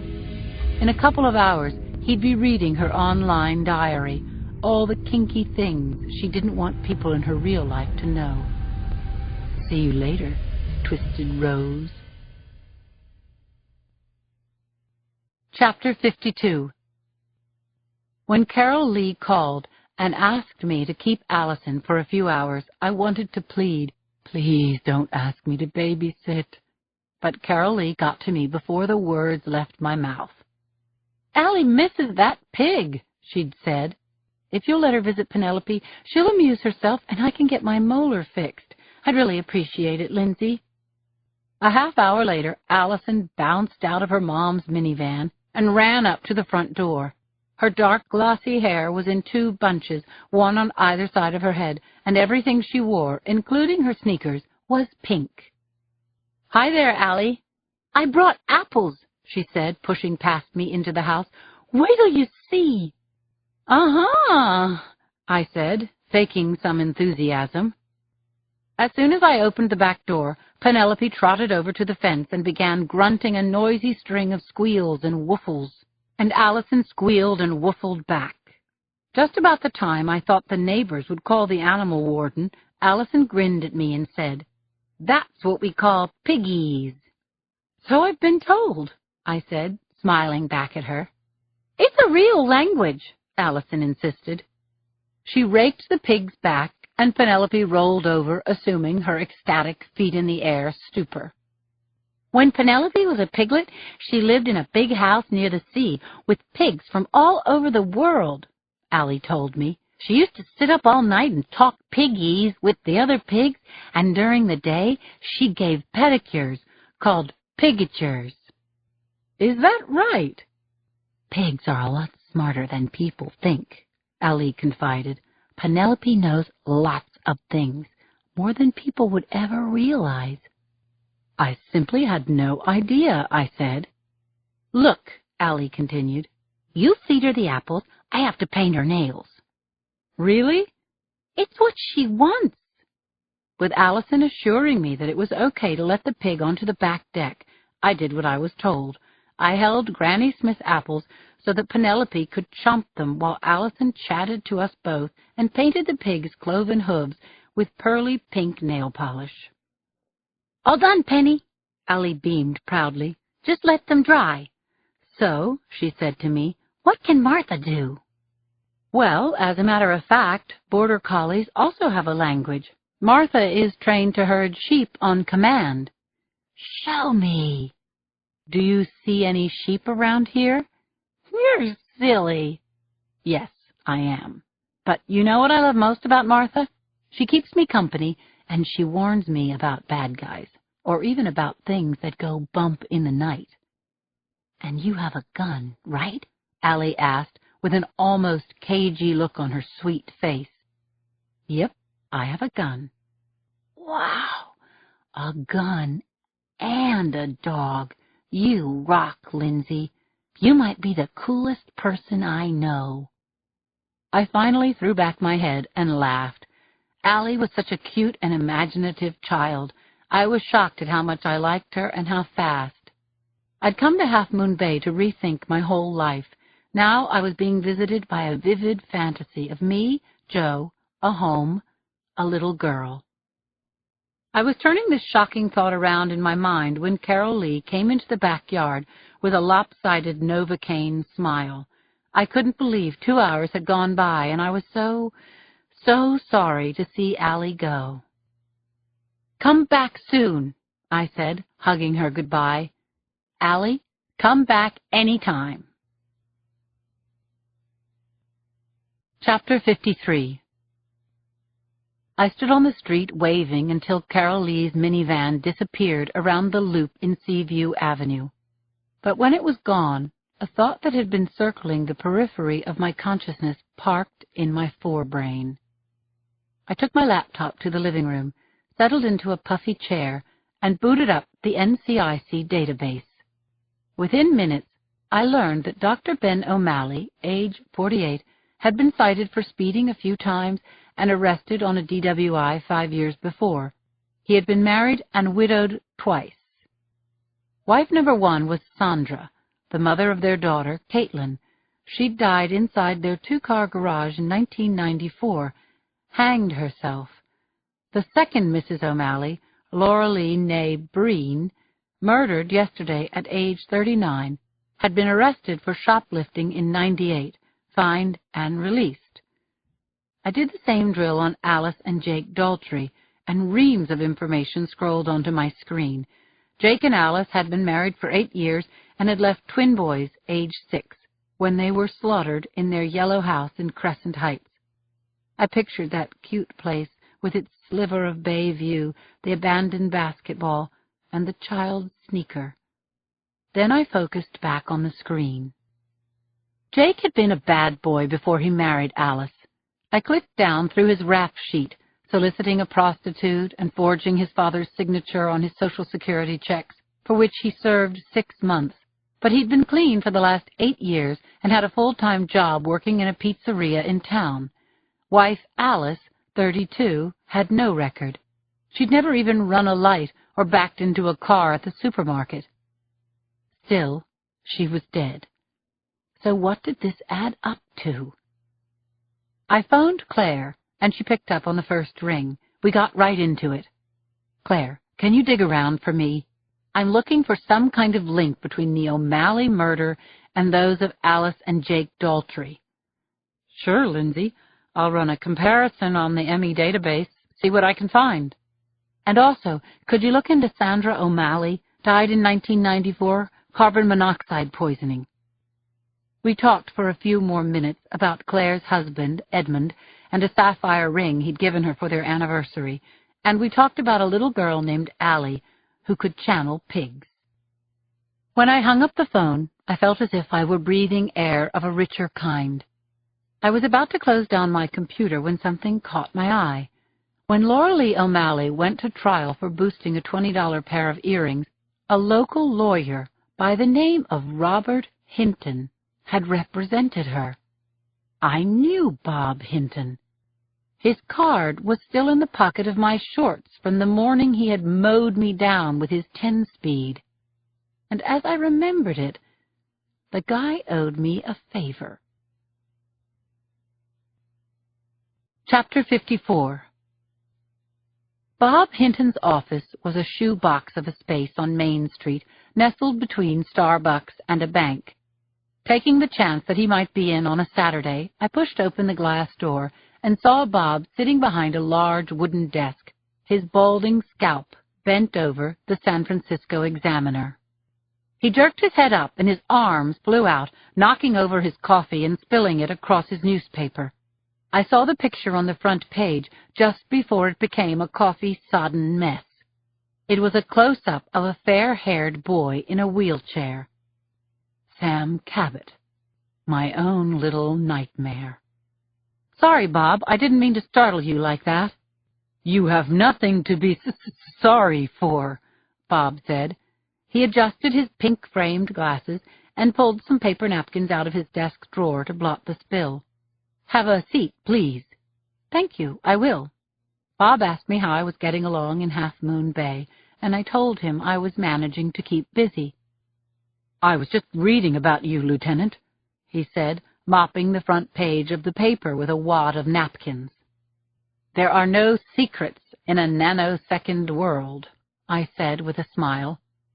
Then I told Bob that I'd become interested in the homicides that were going on a few miles from my door and wondered what he could tell me.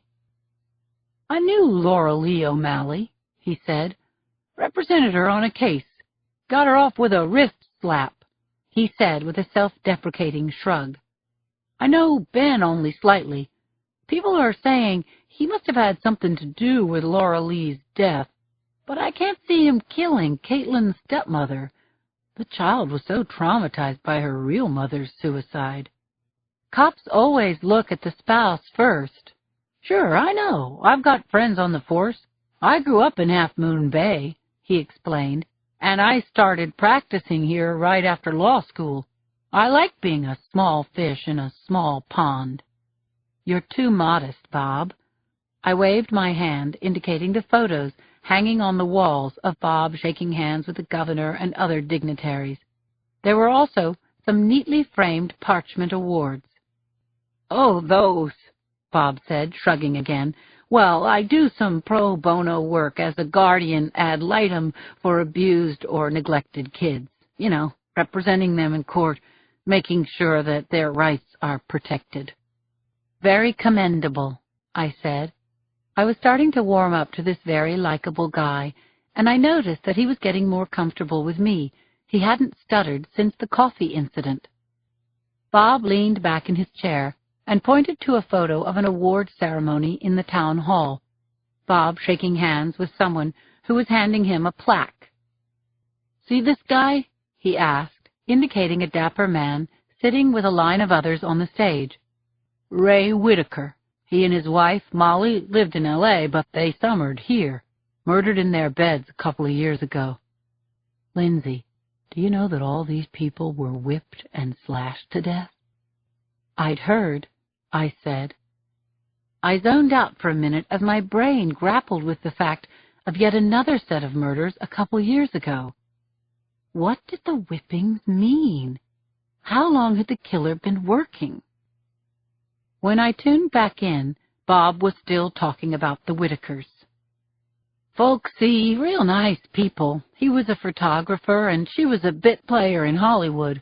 Makes no sense. These were all good people, and it's tragic that the kids end up in foster homes or with relatives they hardly know. I worry about the kids. He shook his head and sighed. I try to leave this kind of stuff at the office at the end of the day, but it never really works. I know what you mean, I said. If you've got a few minutes, I'll tell you a story that I've been bringing home from the office for the past 10 years. Chapter 55. Bob got up and walked over to the Mr. Coffee sitting on a filing cabinet. He poured us each a cup of coffee. I've got all the time in the world, he said. I don't like Starbucks prices, he smiled over at me, or that whole yuppie-on-the-go scene. Over tepid coffee with powdered milk, I told Bob about my first homicide case. We found him in a squalid hotel room in the Mission District. I've seen corpses before, but I was unprepared for this, Bob. He was young, somewhere between 17 and 21. And when I walked into the room, I found him lying, spread-eagled, on his back, in a congealed pool of his own blood. Flies were all over him, a shimmering blanket of flies. My throat closed up as the image came flooding back. It was as clear as if I were standing in that hotel room right now, thinking, oh, God, get me out of here. I sipped at the terrible coffee until I could speak again. He was wearing only 2 items of clothing, an ordinary Hanes tube sock, which was identical to hundreds of thousands that were sold all across the country that year, and a T-shirt from the distillery. You know the place? Bob nodded. I'll bet every tourist passing through Half Moon Bay since 1930 has eaten there. Yeah, hell of a clue. How did he die? Throat slashed with a knife, and there were stripes, like lash marks, across his buttocks. Sound familiar? Bob nodded again. He was listening intently, so I continued. I told him that we canvassed the city and Half Moon Bay for weeks. No one knew the victim, Bob. His prints weren't on file, and the room he died in was so dirty. It was a classic case of instant cross-contamination. We were utterly clueless. No one ever came forward to claim the body. Not so uncommon. We already had 23 unclaimed John Does that year. But I still remember the innocence of his young face. He had blue eyes, I said, light red hair.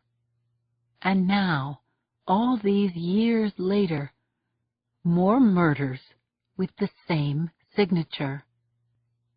You know what feels really weird, Lindsay? To think that this killer could be someone who lives in this town. The phone rang, cutting Bob off mid-sentence. Robert Hinton, he said. In the next instant, the color drained from his face. There was silence, punctuated by Bob saying, uh-huh, uh-huh. Then he said, okay, thanks for letting me know, and hung up the phone. A friend of mine who works at the Gazette, he explained. Ben O'Malley's body was found by some kids hiking in the woods. Chapter 56. Jake Daltrey's parents lived in a housing development in Palo Alto, a 30-minute drive southeast of Half Moon Bay. I parked the Explorer on the street in front of their cream-colored raised ranch, one of a dozen like it on Brighton Street. A portly, unkempt man with gray flyaway hair, wearing a flannel shirt and blue drawstring pants, answered the door. Mr. Richard Daltrey? We don't want any, he said, and slammed the door. I've come back from bigger slams than that, Buster. I took out my badge and rang the bell again. This time a small woman with hennaed gray hair in a bunny print house dress opened the door. What can I do for you? I'm Lieutenant Lindsay Boxer, SFPD, I said, showing her my badge. I'm investigating a homicide case that's been in our cold case files.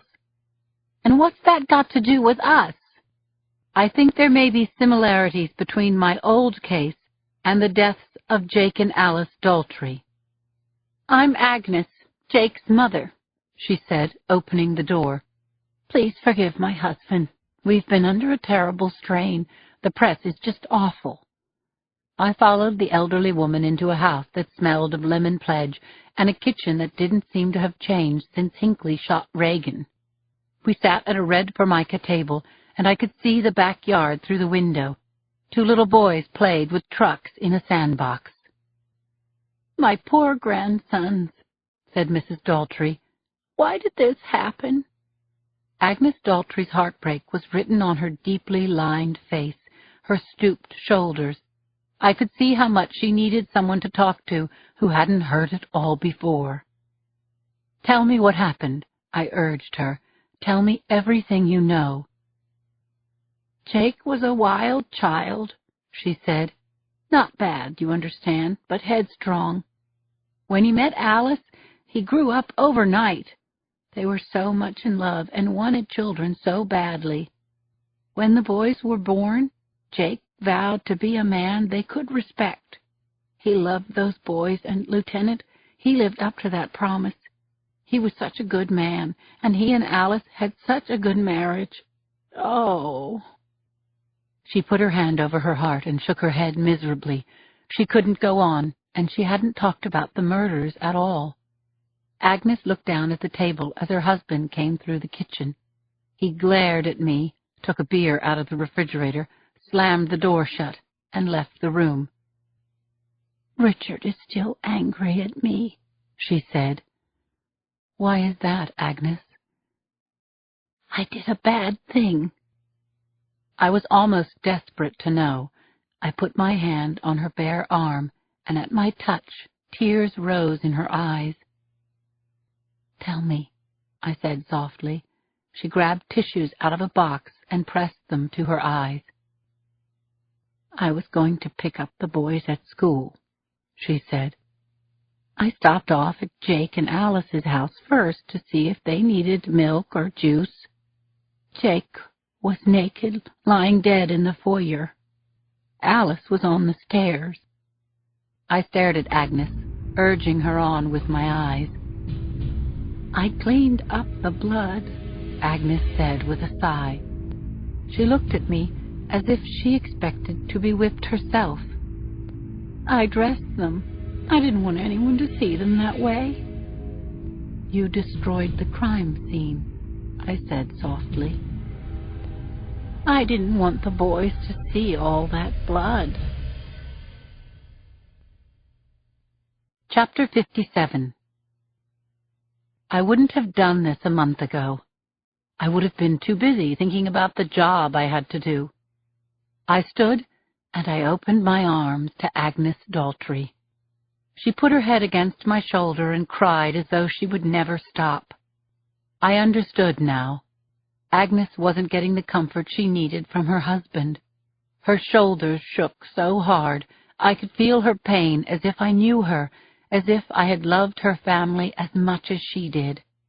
Agnes's grief moved me so much that I was thrown back into the loneliness of losing people I had loved, my mom, Chris, Jill. I heard the distant sound of the doorbell. I was still holding Agnes when her husband came back into the kitchen. "Someone's here to see you," he said, his anger coming off his body like a sour smell. To see me? The man waiting in the living room was a study in dung brown, brown sport jacket and pants, brown striped tie.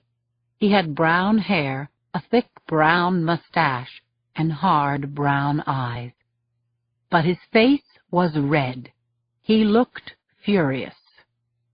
"Lieutenant Boxer, I'm Peter Stark, Chief of Police, Half Moon Bay. You need to come with me." Chapter 58. I parked the Explorer in the guest spot outside the gray shingled barrack-style police station. Chief Stark got out of his vehicle and crunched across the gravel toward the building without once looking back to see if I was following him. So much for professional courtesy. The first thing I noticed inside the chief's office was the framed motto behind his desk: "Do the right thing and do it well." Then I took in the mess, piles of papers over every surface, old fax and copy machines, cockeyed, dusty photos on the wall of Stark posing with dead animals, half a cheese sandwich on a file cabinet. The chief took off his jacket, exposing a massive chest and monster-sized arms. He hung the jacket on a hook behind the door. "Sit down, Lieutenant. I keep hearing about you," said the chief, riffling through a stack of phone messages. He hadn't given me eye contact since the Daltrey house. I took a motorcycle helmet off a side chair, put it on the floor, and sat down. "What the hell do you think you're doing?" he asked. "Sorry?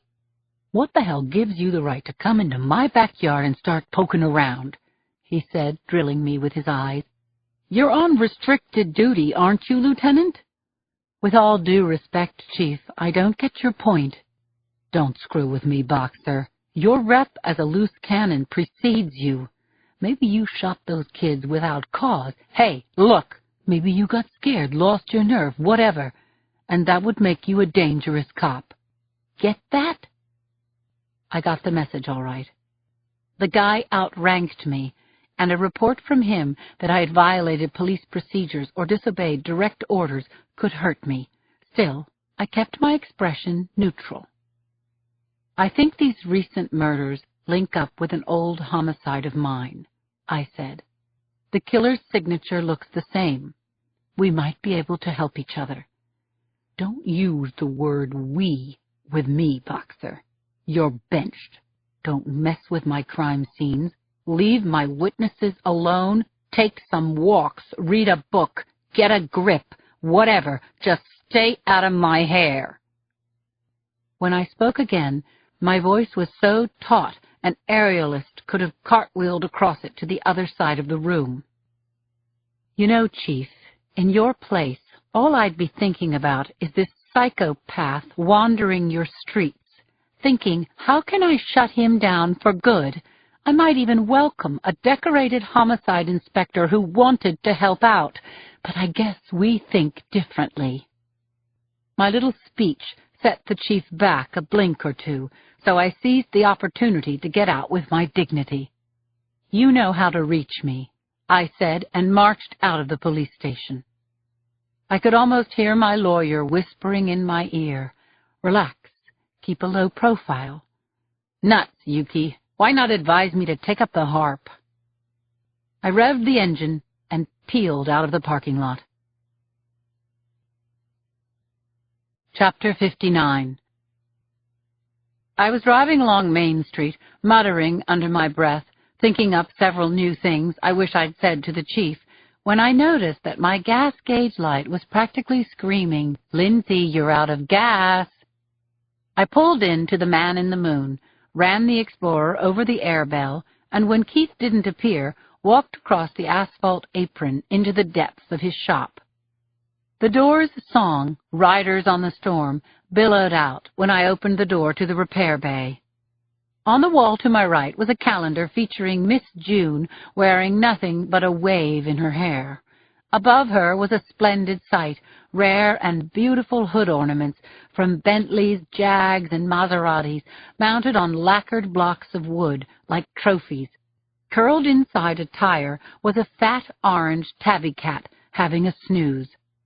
I admired the red Porsche parked in the bay and addressed Keith's jeans and work boots in the pit below.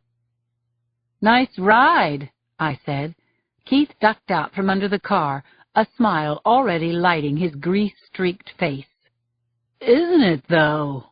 He climbed out of the pit, wiped his hands on a rag, and turned down the music. "So, Lindsay, you having trouble with that Bonneville?" "Not at all. I replaced the alternator and the plugs. Engine purrs like this guy." "This is Hairball," Keith told me, scratching the cat under the chin. "My attack cat. He rode in on the carburetor of a pickup truck a couple of years ago. Youch! All the way from Encino.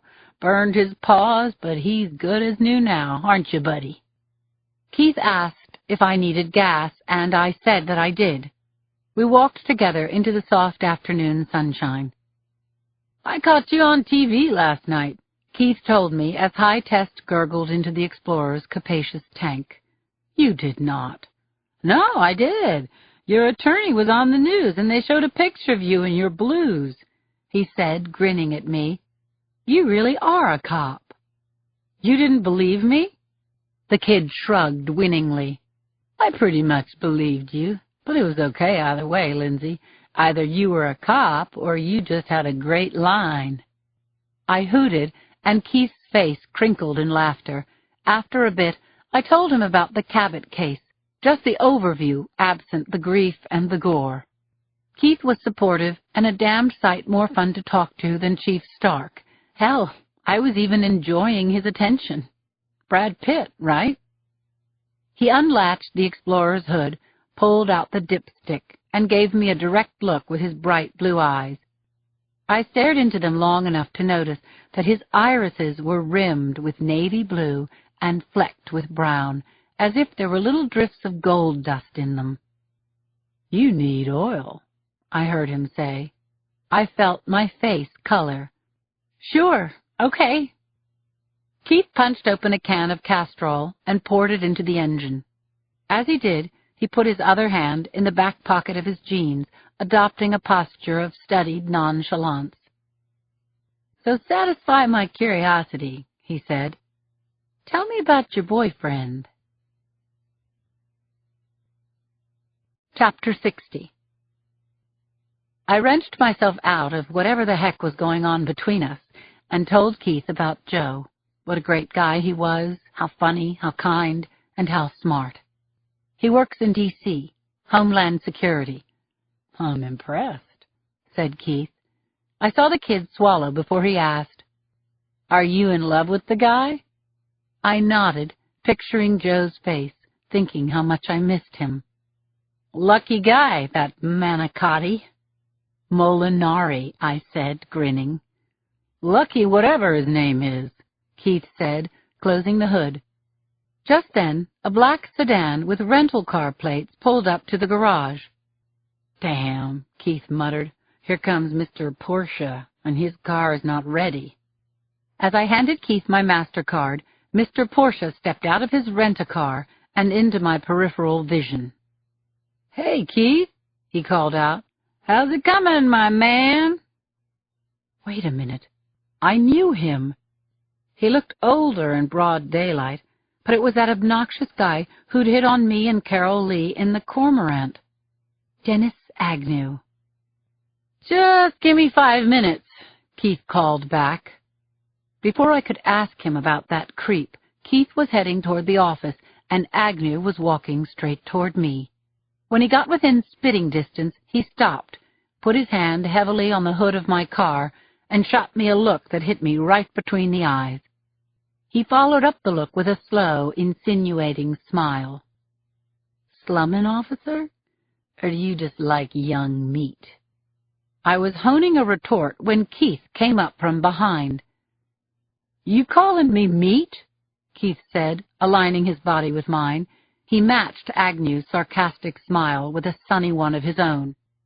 "I guess I should consider the source, you dirty old man." It was a grin-off, both men holding their ground. A long, blistering moment passed. Then Agnew took his hand off my hood. "Come on, meat. I want to see my car." Keith winked at me and handed me back my card. "Stay in touch, Lindsay, okay?" "Sure thing. You too." I got into my car and started up the engine, but I just sat for a while watching Agnew follow Keith into the repair shop. The guy was wrong, but how wrong and in what way, I just didn't know. Chapter 61. I'd slept badly. Wild, fractured dreams had woken me repeatedly. Now I leaned over the bathroom sink and brushed my teeth with a goofy vengeance. I was edgy and I was furious, and I knew why. By threatening me, Chief Stark had effectively stopped me from investigating leads that might finally solve the John Doe No. 24 homicide. If I was right, Doe's killer was still active in Half Moon Bay. I banged glass and crockery around in the kitchen, feeding Martha, making coffee, eating my Wheaties. I was half watching the Today Show on the small kitchen TV when a red banner flashed on the screen. Live, breaking news. A somber young woman, a local TV reporter, stood in front of a redwood house, the crime scene tape behind her, cordoning off the house from the street. Her voice rose over the sounds of a crowd visible at the edges of the frame. At 7:30 this morning, Anne Marie and Joseph Sarducci were found dead in their home on Outlook Road.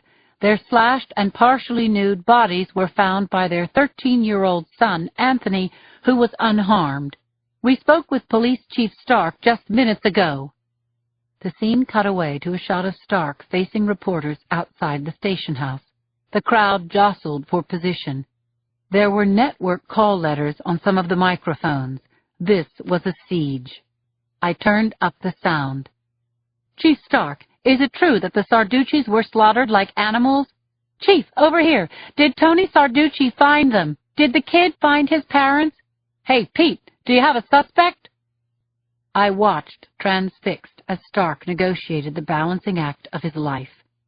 Either tell the truth or lie and pay for it later, but keep the public calm and don't give the killer any information he can use. I'd seen the same look on the face of Chief Moose when the D.C. area sniper was at large. "Look, I can't say more than this," Stark said.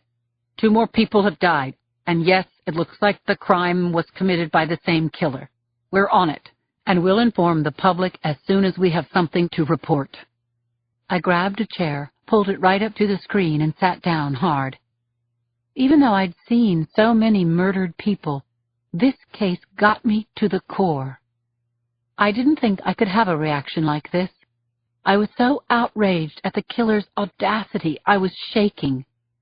I joined the throng outside the police station by proxy. I found myself talking at a 13-inch Sony and Chief Stark's shrunken image. Who is doing this, Chief? Who the hell is murdering all of these people? Part 4. Trials and Tribulation. Chapter 62. They were carrying the bodies out of the house just as I arrived. I parked between two black and whites on the lawn and looked up at a stunning glass and redwood contemporary. The gaping crowd parted as paramedics bumped down the steps with the stretchers, then slid the two body bags into the open maw at the back of the EMS van. Although I didn't know Anne-Marie and Joseph Sarducci, I was swamped by unspeakable sadness. I edged my way through the mob and up to the front door, where a uniformed officer was on security detail, at ease, with his hands behind his back. I could tell he was a pro because he gave me both a warm smile and a cold eye. I took a chance and badged him. "The chief's inside, Lieutenant." I rang the bell. The first bar of Vivaldi's Four Seasons chimed. Chief Stark opened the door, and when he saw that it was me, his jaw tightened. "What are you fucking doing here?" he said, biting down on his words. I put my heart into my reply, because it was true. "I want to help, damn it. May I come in?" We stared at each other across the threshold until finally Chief Stark blinked.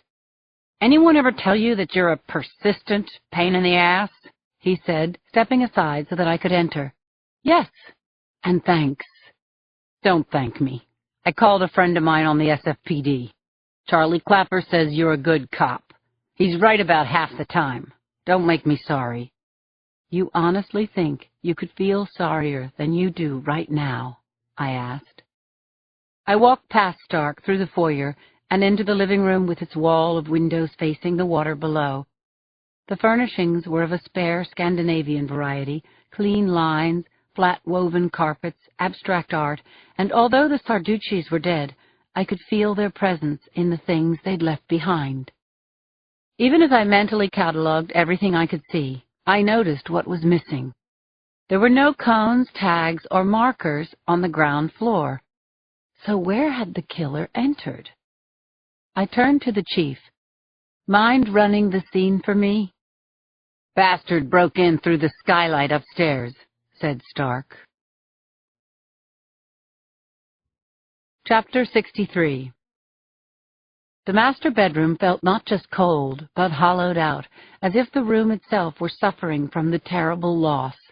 Windows were open, and the vertical blinds clacked in the breeze like the rattling bones of the dead. The rumpled ice-blue bed linens were spattered with arterial blood, and the sight of that made the room feel even colder. A half-dozen CSU techs bagged knickknacks from the nightstands, vacuumed the carpet, brushed surfaces for prints. Except for the blood, the room seemed oddly undisturbed. I borrowed some surgical gloves, then leaned in close to look at a studio shot of the Sarduccis that was propped on the bureau. Anne-Marie was pretty and petite. Joe had a gentle giant look, his arms proudly surrounding his wife and son. Why would someone want this couple dead? "Anne-Marie's throat was slashed," Stark said, his voice breaking into my thoughts. "Just about cut her head off." He indicated the blood-drenched carpet beside the bed. "She fell there. Joe wasn't in bed when it happened." Stark pointed out that Anne-Marie's blood spatter radiated out straight across the bed and that the stain pattern was uninterrupted. "No signs of a struggle," said the chief. "Joey bought it in the bathroom." I followed Stark across the blonde carpet to a white marble bath. Bright blood was concentrated on one side of the room, a lateral swath sprayed against the wall at about knee level. It dripped down the wall and joined the congealing lake of blood on the floor. I could see the outline of Joe's body where he had fallen. I crouched to get a better look. "The intruder must have found the lady alone in bed," said the chief, running me through his hypothetical. "Maybe he put his hand over her mouth, asks, 'Where's your husband?' Or maybe he hears the toilet flush. He offs Anne-Marie quick. Then he surprises Joe in the can. Joe hears the door open and says, "Honey?" He looks up now. "Wait, who are you? What do you want?" "This blood's from his neck wound," I said, indicating the swath low on the wall. The killer had to get Joe down on all fours so he could control him. Joe was the bigger man. "Yeah," Stark said wearily. "Looks like he got him down, stood behind him, pulled Joe's head back by the hair, and—" The chief drew his finger across his throat. I asked questions, and the chief answered. Nothing had been stolen. The boy hadn't heard a sound. Friends and neighbors had come forward to say that the Sarduccis were happy, didn't have an enemy in the world. "Just like the Daltrys," Chief Stark said. "Same story with the O'Malleys. No weapons, no clues, nothing funny with their finances, no apparent motive. The victims didn't know each other." The chief's face kind of crumpled in on itself.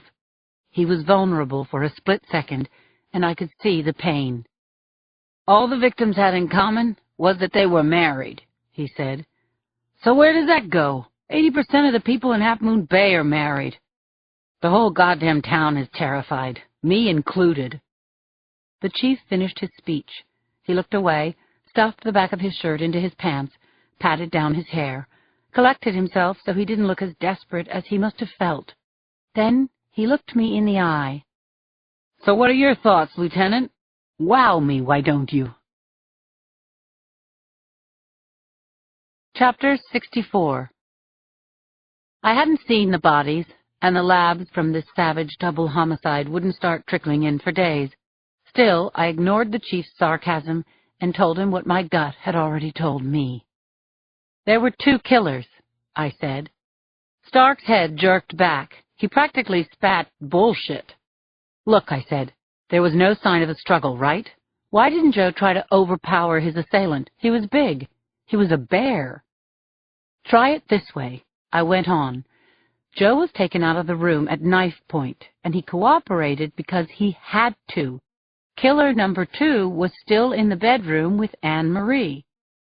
The chief's eyes darted around, looking at the scene from a new angle, imagining it the way I saw it. "I'd like to see the kids' room," I said. When I stepped across the threshold, I could see from his stuff that Anthony Sarducci was a smart kid. He had good books, terrariums full of healthy, creepy crawlers, and a high-powered computer on his desk. But what got me most interested were the indentations in the carpet where the desk chair normally stood. The chair had been moved. Why was that? I swung my head around and saw it just inside the doorway. I thought about that cop standing sentry outside the Sarducci house and made a mental leap. The child had heard nothing. But what would have happened if he had? I pointed out the chair to the chief. "Anyone moved this chair?" I asked. "No one's been inside this room." "I changed my mind," I told him. "There weren't 2 intruders here. There were 3. 2 to do the killings, 1 to manage the boy if he woke up. He sat right over there in that chair." The chief turned stiffly, walked down the hall, and returned with a young female CSU tech. She waited by the door with her roll of tape until we had stepped out of the room. Then she cordoned it off. "I don't want to believe this, Lieutenant. It was bad enough when we were dealing with one psycho." I held his gaze. Then, for just a second, he smiled. "Don't quote me now," he said, "but I think I just said we." Chapter 65. It was late in the afternoon when I left the Sarducci house. I drove southeast along Cabrillo, my mind buzzing with the details of the crime and my conversation with the chief. When he confirmed that the Sarduccis, like the other double murder victims, had been whipped, I told him that I'd had a brush with these murderers myself. I told him about John Doe number 24. All the dots between the Half Moon Bay murders and my John Doe hadn't been connected yet, but I was pretty sure I was right. 10 years on homicide had taught me that though MOs might change over time, signatures always stayed the same.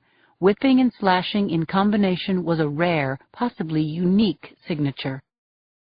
The light was red as I approached the intersection just a few blocks from the Sarducci's. As I braked, I glanced into the rearview mirror and saw a red sports car coming up behind me very fast.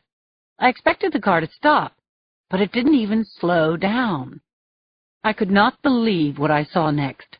My eyes were pinned to the rearview mirror, watching as the car kept coming toward me on a collision course. I leaned on my horn, but the car just got bigger in my rear view.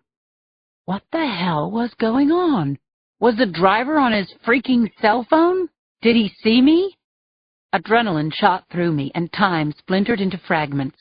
I stepped on the gas and jerked the wheel to avoid the collision, driving off the road and onto a front lawn, taking out a garden cart before coming to rest at the base of a Douglas fir. I jerked the Explorer into reverse, tearing up the lawn before getting back onto the roadway. Then I took off after the fast, disappearing maniac who'd almost driven through my back seat, who hadn't stopped to check on the wreck he almost caused. The asshole could have killed me. I kept the red car in sight, getting close enough to recognize its elegant shape. The car was a Porsche. My face got hot as my fear and anger came together. I gunned my engine, following the Porsche as it wove through traffic, crossing the double yellow line repeatedly. The last time I'd seen that car, Keith had been fixing the oil pan. It was Dennis Agnew's car.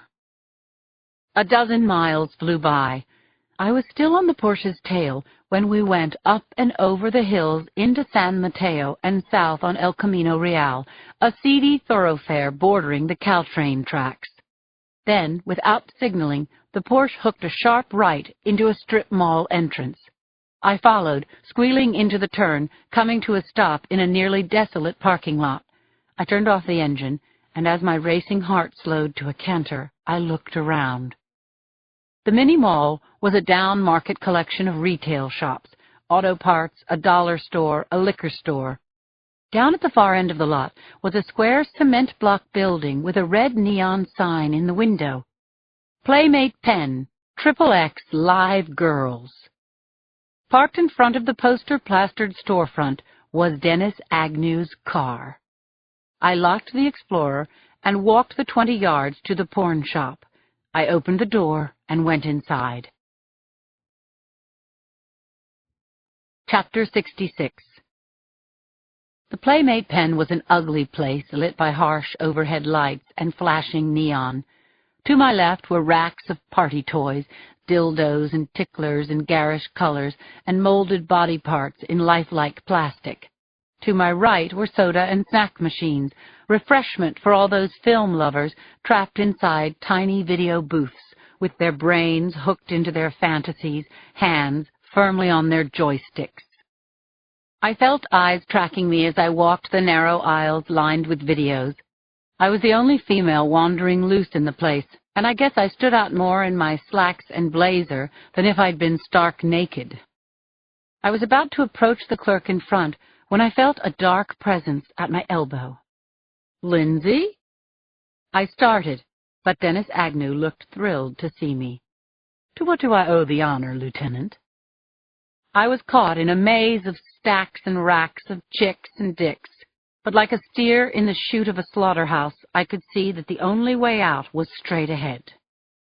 Agnew's office was a brightly lit, windowless cubicle. He took the chair behind a wood-grained formica desk and indicated where I should sit, a black leather sofa that had seen better days. "I'll stand. This isn't going to take long," I said, but as I stood there in the doorway, I had to look around the room. Every wall was hung with framed photos signed "To Randy Love" from G-stringed lovelies, porn film publicity stills of overheated couplings featuring Randy Love and his partners. I also saw a few flashbulb snapshots of Agnew posing with grinning guys in suits. Bells started clanging as I matched the mugs of young up-and-coming wise guys to the mobsters they'd later become. At least 2 of the suits were now dead. It took me another couple of seconds to realize that Dennis Agnew and the younger, long-haired Randy Love in the photos were one and the same. Agnew had been a freaking porn star. Chapter 67. So, Lieutenant, what can I do you for? Dennis Agnew said, smiling, making neat stacks of his papers, corralling a loose pile of cock rings, pouring them like coins from one hand to another, then onto the desktop. I don't know what you're trying to pull, I said, but where I come from, running a car off the road is a crime. Seriously, Lindsay. You don't mind if I call you Lindsay? Agnew folded his hands and gave me one of his bleached beyond white smiles. I don't know what you're talking about. That's crap. 20 minutes ago, you ran me off the road. People could have been killed. I could have been killed. Oh, no, couldn't have been me, Agnew said, furrowing his brow and shaking his head. I think I would have noticed that. No, I think you've come here because you want to see me. It was infuriating, not just that Agnew was a creep with a fast car who didn't give a shit, but his mocking attitude really fried me. See these girls? He said, hooking a thumb toward his wall of fame. You know why they do these flicks? Their self-esteem is so low, they think by debasing themselves with men, they'll actually feel more powerful. Isn't that ridiculous? And look at you, debasing yourself by coming here. Does it make you feel powerful? I was choking on this load of crap, sputtering, you arrogant horse's ass, when I heard a voice saying, Whoa, please tell me you're applying for a job here. A small man with a cheap green jacket buttoned over his beer belly appeared in the office doorway. He leaned against the door jamb, an arm's length from where I stood, running his eyes over me. It was a look that just about skeeved me out of my skin. Rick Money, this is Lieutenant Lindsay Boxer. She's a homicide cop from San Francisco, Agnew said. She's on vacation, or so she says. Enjoying your time off, Lieutenant? Rick asked my bust line. I'm loving it, but I could make this an official visit at any time. As soon as I said those words, I felt a jolt straight to the heart. What was I doing? I was on restricted duty and out of my jurisdiction. I'd chased a citizen in my own car. I had no backup, and if either of these jerk-offs phoned in a complaint, I'd be up on disciplinary action. It was the last thing I needed before my trial. If I didn't know better, I'd think you were upset, Dennis said in his oily voice. I haven't done anything to harm you, you know. Next time you see me, I said through clenched teeth, turn and walk the other way. Oh, pardon me. I must have it wrong. I thought it was you who followed me, he said. I was hot to fire off a comeback, but this time I stifled it. He was right. He hadn't actually done anything to me. He hadn't even called me a name. I left Agnew's office, kicking myself for showing up on this lowlife's turf. I had pointed my nose toward the front of the shop, intent on putting this horrid little scene behind me, when my way was blocked by a brawny young guy with blonde streaks in his mullet and tattooed flames shooting out of his T-shirt collar. Out of my way, hot stuff, I said, trying to squeeze past him. The guy held out his arms while standing like a boulder in the middle of the store. He smiled, daring me. Come on, Mama, come to Rocco, he said. It's all right, Rocco, Agnew said. This lady is my guest. I'll walk you out, Lindsay. I reached for the door, but Agnew leaned against it, boxing me in. He was so close, all I could see was his face, every pore, every capillary in his bloodshot eyes. He pressed a videocassette into my hands. The cover advertised Randy Love's epic performance in A Long, Hard Night. Take a look when you have a chance. I put my phone number on the back. I pushed away from Agnew, and the video clattered to the floor. Move it, I said. He stepped back, just clearing the door enough so I could open it. Agnew had a grin on his face and his hand on his crotch as I left. Chapter 68. I woke up the next morning thinking about Dennis Agnew, that slime. I took my coffee out to the porch, and before it had cooled enough to drink, I was taking my agitation out on a rattle in the Bonneville's engine. I had a feeler gauge in hand and was fiddling with the valves when a car rolled up and parked in the driveway. Doors slammed. "Lindsay! Hello!" "I think she's been swallowed by that big gold boat." I ducked out from under the hood, wiped my greasy hands on a chamois, and reached out my arms to Cindy and Claire, grabbing them both in one giant hug. We squealed and jumped around, and Martha, who'd been sleeping on the porch, joined in. "We were in the neighborhood," said Claire, when we broke from our clinch. "Thought we'd stop by and see how much trouble you've gotten into." "So what's this, Lindsay? I thought all these gas gluttons had been crushed and outlawed." "Don't be talking bad about my baby," I said with a laugh. "It runs?" "No siree, Butterfly. She flies." The girls handed me a beribboned spa basket from Nordstrom's, full of great mood-altering bath and body stuff, and after a unanimous show of hands, we piled into the Bonneville for a ride. I buzzed down the electric windows, and as the car's big white walls softened the road, the zephyr coming off the bay mussed and tousled our hair. We rounded the loops of Kat's neighborhood and were headed up the mountain when Claire handed me an envelope. "Almost forgot. Jacoby sent this." I glanced at the 8-by-11-inch manila envelope in her hand. The night before, I'd called Jacoby and asked him to get me anything he could find on Dennis Agnew, a.k.a. Randy Love. I filled Cindy and Claire in on my first accidental meeting with Agnew at the Cormorant Bar, the set-to at Keith's garage, and the near rear-ender. Then I described my skeevy tour of the Playmate pen in minute detail. "He said that to you?" Cindy exclaimed after I quoted Agnew on "Women debase themselves with men so they can feel powerful." Her cheeks pinked. She was pissed off right up to her eyelashes. Now there's someone who should be crushed and outlawed. I laughed and told her, Agnew had this wall of fame, like something you'd see in Tony's office in the Bada Bing. All these signed photos from porn queens and wise guys, unreal. "Claire, will you open that, please?" Claire took 3 pages from the envelope. They were stapled together and annotated with a post-it note from Jacoby. "Read it out loud if you don't mind," Cindy said, leaning over the back of the front seat. "There's some minor league stuff, DWI, assault, domestic violence, a drug bust, and some time at Folsom.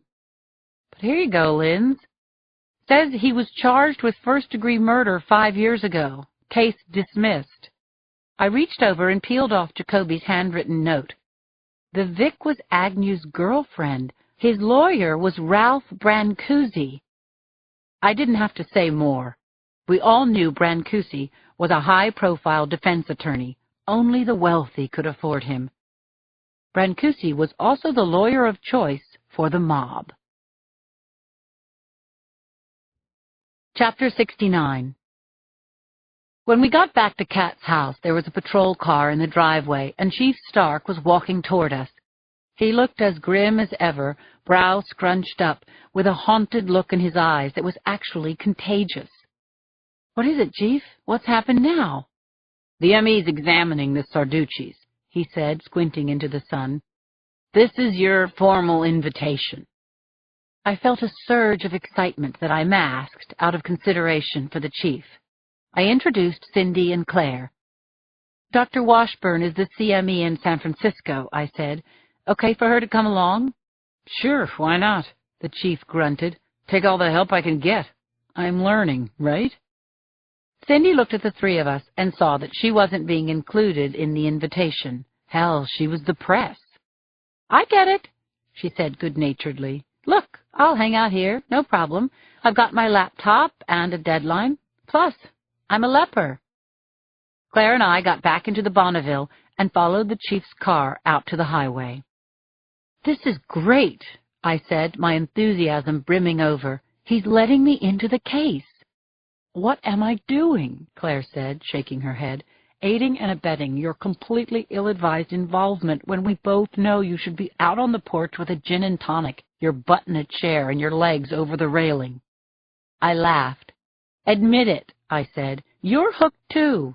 You can't turn away from this thing either. You're nuts, she grumbled. Then she looked over at me. My grin set hers off. You kill me, Lindsay. You really do. But it's your ass, baby. 10 minutes later, we followed Stark's car off the highway into Moss Beach. Chapter 70.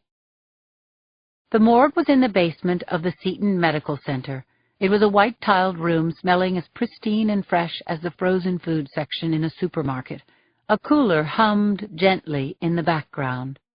I nodded at two evidence techies who were grousing about some bureaucratic scheduling screw-up as they folded the victim's garments into brown paper bags.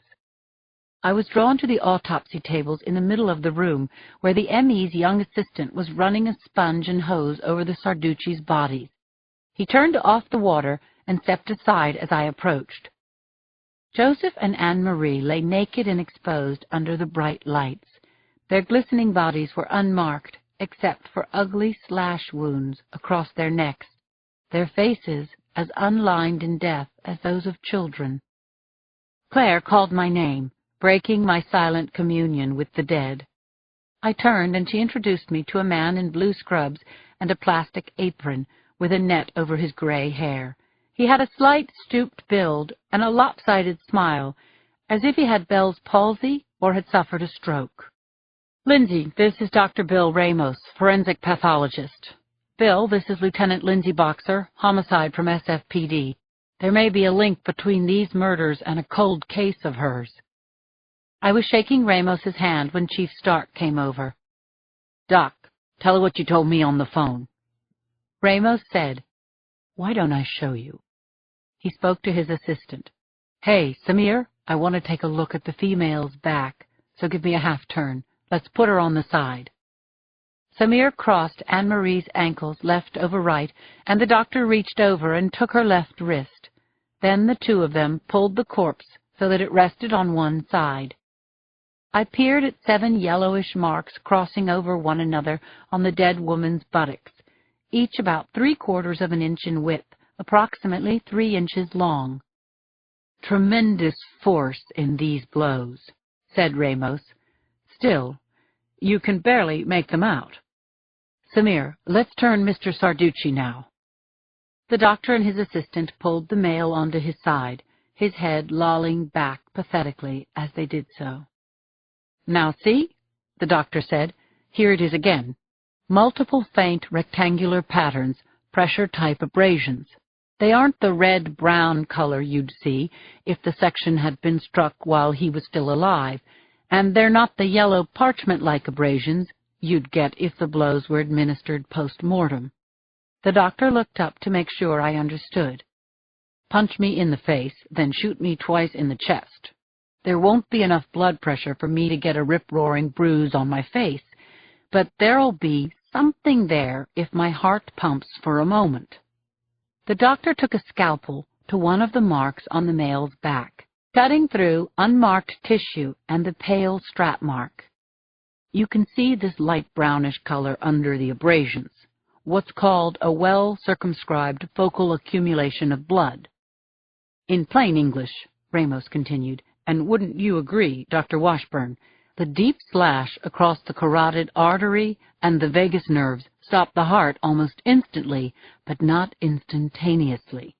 This man had one last heartbeat when he was whipped. These blows were administered just before or at the time of death. In the mind of the killer, the victim could still feel the lash. Looks like it was personal, said Stark. Oh, yes, I'd say the killers hated their victims. There was a hush in the room as the doctor's words sank in. The marks on Joe are narrower than the marks on Anne-Marie, Claire noted. Yes, Ramos agreed again. Different implements. Like a belt, I said. Could these whippings have been made by 2 different belts? Very likely, said Ramos. Claire looked not only focused, but sad. What are you thinking? I asked her. I hate to say it, Lindsay, but this really brings me back. The marks look like what I remember seeing on your John Doe.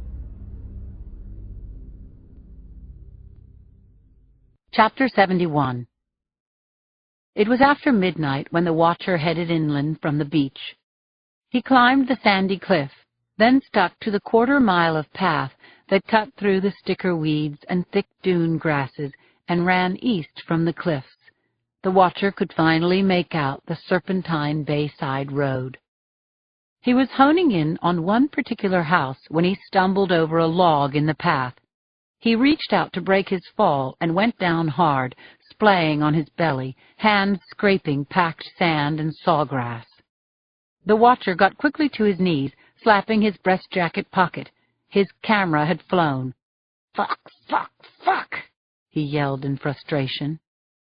He crawled on all fours, patting the sand, feeling the sweat on his upper lip dry in the cool air. Desperation clutched at him as the minutes leached away. At last he found his precious camera, so small, lens down in the sand. He blew on the camera to dislodge the grit, pointed it at the houses, and peered into the viewfinder. He saw through a haze of fine scratches across the plastic lens. This was bad. Cursing under his breath, the watcher checked the time, 12:14 a.m., and set out toward the house where Lindsay was staying. Now that his zoom lens was useless, he would have to get closer and on foot. The watcher stepped over the guardrail at the end of the field and stood square on the sidewalk with a streetlight blazing down on his head. 2 houses in from the end of the road, Cat Boxer's house glowed with lamplight. He ducked into shadows and approached the house obliquely by cutting through side yards, crouching at last in the lee of the privet hedge bordering the Boxer living room. With heart pounding, he stood and peered through the picture window. The gang was all there. Lindsay in her SFPD T-shirt and tights, Claire, the black ME from the city, in a gold caftan, and Cindy, her blonde hair bunched on top of her head, a chenille robe covering all but the legs of her pink pajamas and her feet. The women were talking intensely, sometimes laughing loudly, then getting serious again. If only he could make out what the hell they were saying. The watcher ran through the facts, recent events, the circumstances, the chair in the kids' room. It didn't connect any of them to anything, but it was a mistake that he'd made. Was it safe to go forward? There was so much more to do. The watcher felt the accumulating effects of stress on his body. His hands were shaking and his chest burned with acid. He couldn't stay here any longer. He just could not. He looked around, making sure no one was walking a dog or taking out the garbage. Then he stepped from behind the hedge and briefly into the streetlight. He jumped the guardrail and started along the darkened path to the beach. A decision had to be made about Lindsay Boxer. A tough one. The woman was a cop. Chapter 72. I woke up early in the morning with a thought that surfaced in my mind like a porpoise breaking from beneath the waves. I let Martha out back, put coffee on to perk, and booted up my laptop. I remembered that Bob Hinton had said that 2 other people had been killed in Half Moon Bay 2 years before, Ray and Molly Whitaker. They were summer people, Hinton had said. Ray was a photographer, Molly a bit player, an extra in Hollywood.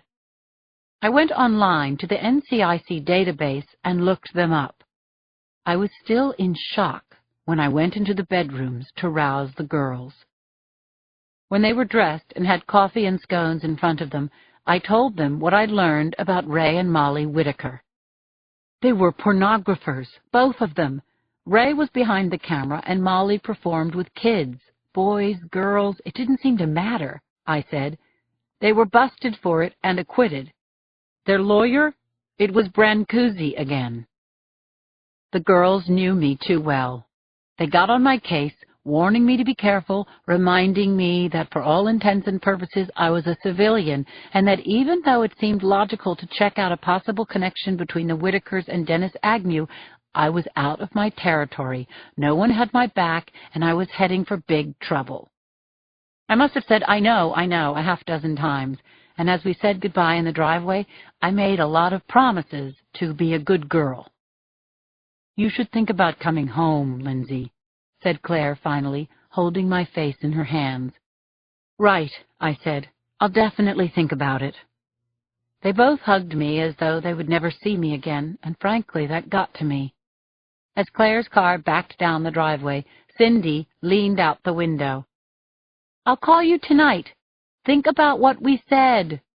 Think, Lindsay." I blew kisses and went inside the house. I found my handbag hanging from a doorknob and rooted around inside it until I felt my phone, my badge, and my gun. A minute later, I started up the Explorer.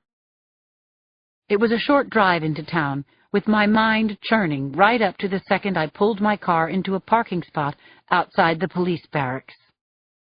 I found the chief in his office, staring at his computer, coffee mug in hand, a box of sugared donuts on the side chair. "Those things will kill you," I said. He moved the donuts so I could sit down. "If you ask me, death by donuts is a fine way to go. What's on your mind, Lieutenant?" "This," I said. I unfurled Dennis Agnew's rap sheet and slapped it down on top of the messy pile of papers on the chief's desk. "Ray and Molly Whitaker were whipped, weren't they?"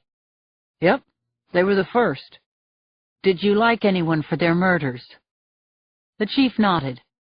"Couldn't prove it then, can't prove it now, but we've been watching this guy for a long time." He picked up Agnew's rap sheet and handed it back to me. "We know all about Dennis Agnew. He's our prime suspect." Chapter 73. I was on the porch at sunset, noodling a little tune on my guitar, when headlights at the bottom of the road crawled slowly up the street and stopped outside Kat's house. I was already moving toward the car as the driver got out of the front seat and opened the rear passenger side door. "I get it," I said, my face glowing enough to light up the dusk. "You just happened to be in the neighborhood." "Exactly," Joe said, reaching an arm around my waist. "Thought I'd surprise you." I put my hand on the front of his crisp white shirt. "Claire called you." "And Cindy." Joe laughed a little sheepishly. "Let me take you out to dinner." What if I make dinner here?" "Deal." Joe tapped the roof, and the sedan took off. "Come here," he said, folding me in his arms, kissing me, shocking me once again that a kiss could spark such a conflagration. I had one moderately sane thought as the heat surged through my body. Here we go again. Another drive-by romantic interlude on the roller coaster affair of my life. Joe cupped my face in his hands and kissed me again, and my heart surrendered its feeble protestation. We entered the house, and I kicked the door shut behind us. I stood on tiptoe with my arms around Joe's neck and let him walk me backward through the house until I was on my back in bed and Joe was taking off my clothes. He started with my shoes and kissed everything he exposed on his way up to my lips. Dear God, he melted everything but my cocoa pelli. I gasped and reached for him, but he was gone. I opened my eyes and watched him undress. He was gorgeous, fit, tanned, hard, and all for me. I smiled with sheer delight. 5 minutes ago, I'd been looking forward to a Law and Order marathon. Now this. I opened my arms, and Joe covered my body with his. "Hey," he said, "I've missed you so much." "Shut up," I said. I bit his lower lip, not too hard, then opened my mouth to his and wrapped my limbs around him. When we emerged from the bedroom an hour later, barefoot and disheveled, it was pitch black outside. Martha thumped her tail, plainly meaning, "Feed me," which I did. Then I made a luscious tricolor salad with a mustard vinaigrette and thinly shaved parmesan, and I put some pasta on to boil while Joe stirred basil, oregano, and garlic into tomato sauce. Soon a divine aroma filled the air. We ate at the kitchen table, exchanging our headlines of the past week. Joe's headlines were a lot like CNN's: horrifying car bombs, airport infiltrations, and political dust-ups that I didn't need to have top-secret clearance to hear about. As we washed the dishes together, I told Joe the briefest, least inflammatory version of my encounter with Agnew. His jaw clenched as I laid it out for him. "Pretend I didn't tell you," I said, kissing his brow as I refilled his glass with wine. "Pretend I'm not mad at you for putting yourself in that kind of danger." Geez, had everyone forgotten that I was a cop?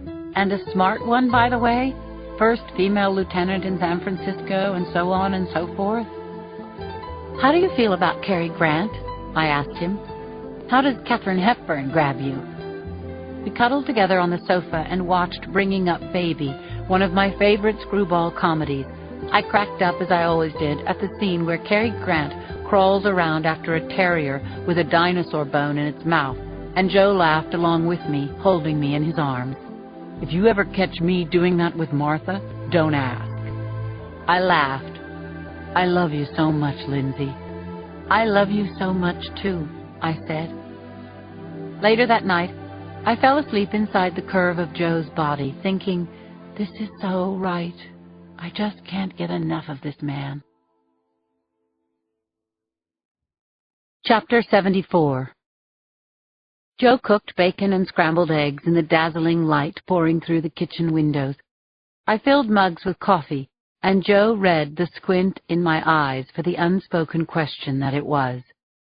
"I'm here until I get the call. If you want, I'll help you brainstorm the murders." We got into the Explorer with Joe at the wheel and Martha on my lap. I filled Joe in on the Sarduccis as we slowly cruised past their glass house beside the bay. Then we headed up to Crescent Heights, taking the snaking dirt road to the door of the Daltrys' abandoned little house. If ever a house looked devastated by murder, this was it. The front lawn had gone to seed, boards had been hammered over the windows and the doors, and scraps of crime scene tape fluttered like little yellow birds in the bushes. "Very different socio-economic class from the Sarduccis," said Joe. "Yeah, I don't think these murders have anything to do with money." We pointed the Explorer down the mountain, and within a few minutes we entered Ocean Colony, the golf course-bordered community where the O'Malleys had lived and died. I pointed out the white colonial with blue shutters as we neared it. Now there was a for sale sign in the front yard and a Lincoln in the driveway. We parked at the curb and saw a blonde woman in a pink Lily Pulitzer dress exit the house and lock the front door. When she saw us, her face stretched into a heavily lipsticked smile. "Hello," she said. "I'm Emily Harris, Pacific Homes Real Estate. I'm sorry, the open house is Sunday. I can't show you the home now because I have an appointment in town." My face must have shown disappointment, and I saw Ms. Harris size us up as likely prospects. "Listen, replace the key in the lockbox on your way out, okay?" We got out of the car, and I linked my arm through Joe's. Looking every bit the married couple shopping for our new home, Joe and I climbed the front steps and unlocked the O'Malleys' front door. Chapter 75. The inside of the house had been sanitized, spiffed up, and repainted, whatever it took to get top dollar for a very challenging property. I lingered in the center hall, then followed Joe up the winding staircase. When I got to the master bedroom, I found him staring at the closet door. There was a small hole here, at eye level. See, Linz? It was patched. He dented the still malleable spackle with his fingernail. "A peephole?" "A peephole in a closet," said Joe. "That's odd, don't you think? Unless the O'Malleys were making home movies."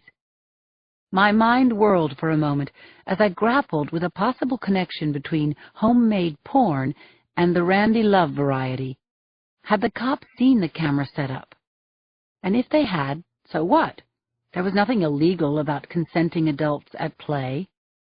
I stepped inside the newly painted closet, batted the wire coat hangers aside, then grabbed them to stop their jangling. That's when I saw another patch of spackle visible under the fresh paint. I prodded it with my finger and felt my heart start to hammer. There was another peephole at the back of the closet, and it went right through the wall.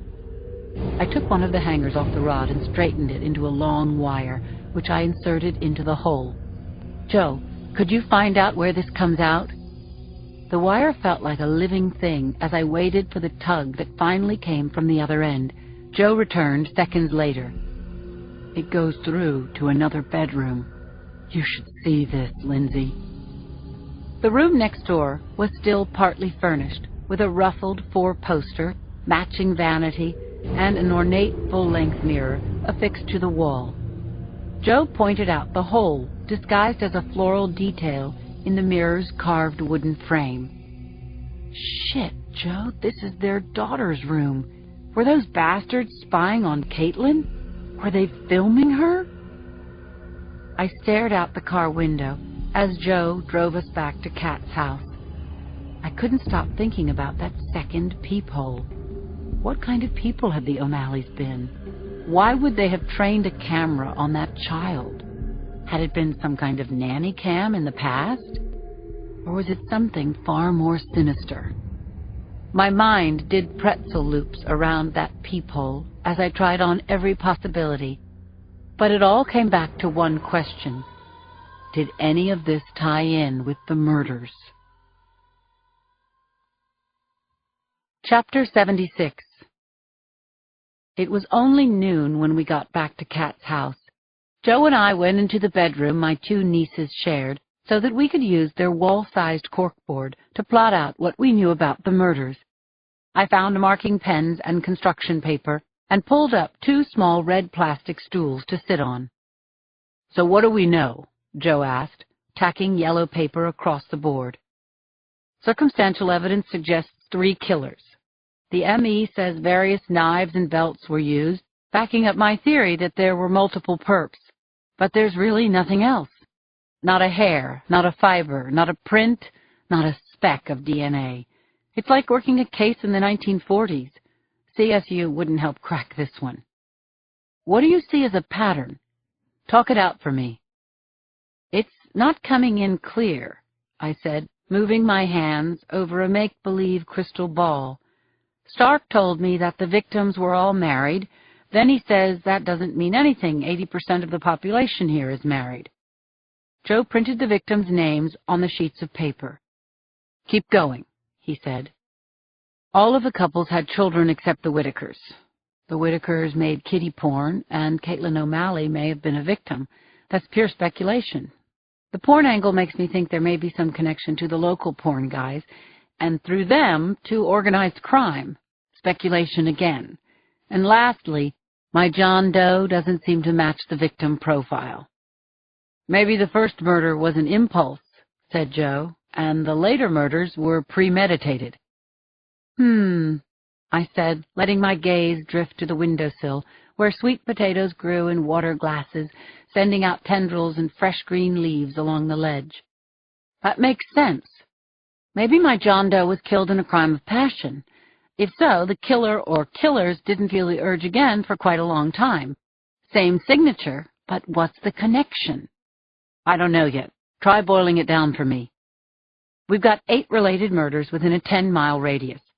All the victims had their throats slit, except for Laura Lee O'Malley, who was gutted. All 8, plus John Doe, were whipped. Motive unknown. And there's a prime suspect who's an ex-porn stud and a Teflon-coated sleazeball." "I'll make some calls," Joe said. Chapter 77.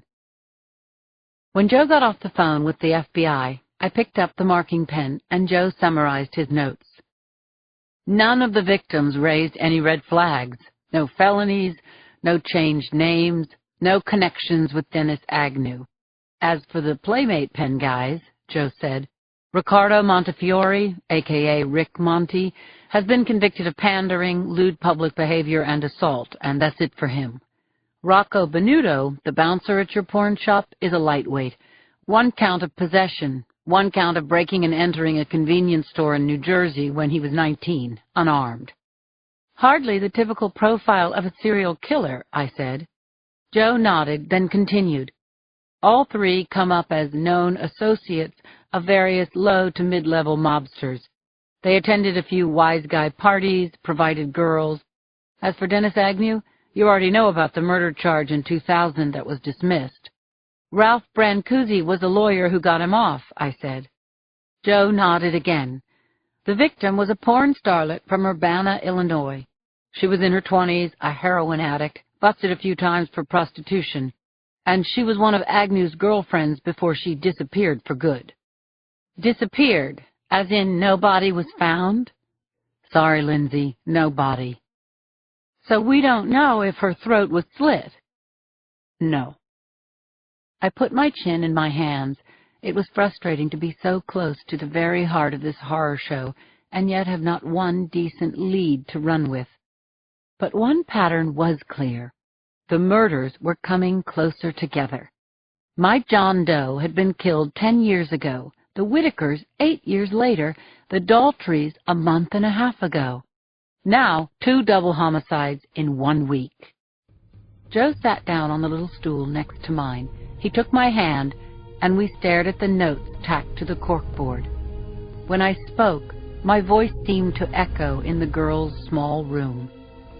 They're ratcheting up their timetable, Joe. Right now, they're planning to do it again. You know this for a fact? Joe said. I do. I can feel it. Chapter 78. I awoke to the jarring sound of the bedside phone. I grabbed it on the second ring, noticing that Joe was gone and that there was a note on the chair where his clothes had been. Joe? It's Yuki, Lindsay. Did I wake you? No, I'm up, I lied. We talked for 5 minutes at Yuki's trademark warp speed, and after we hung up, there was no falling back to sleep.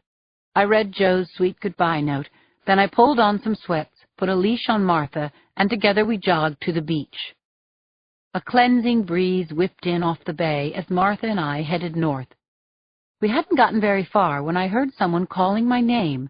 A small figure up ahead came running toward me. Lindsay! Lindsay! Allison, hey girl! The dark-eyed little girl hugged me hard around the waist, then dropped to the sand to embrace Martha. Allie, you're not here alone. We're having an outing, she said, pointing to a clump of people and umbrellas a ways up the beach.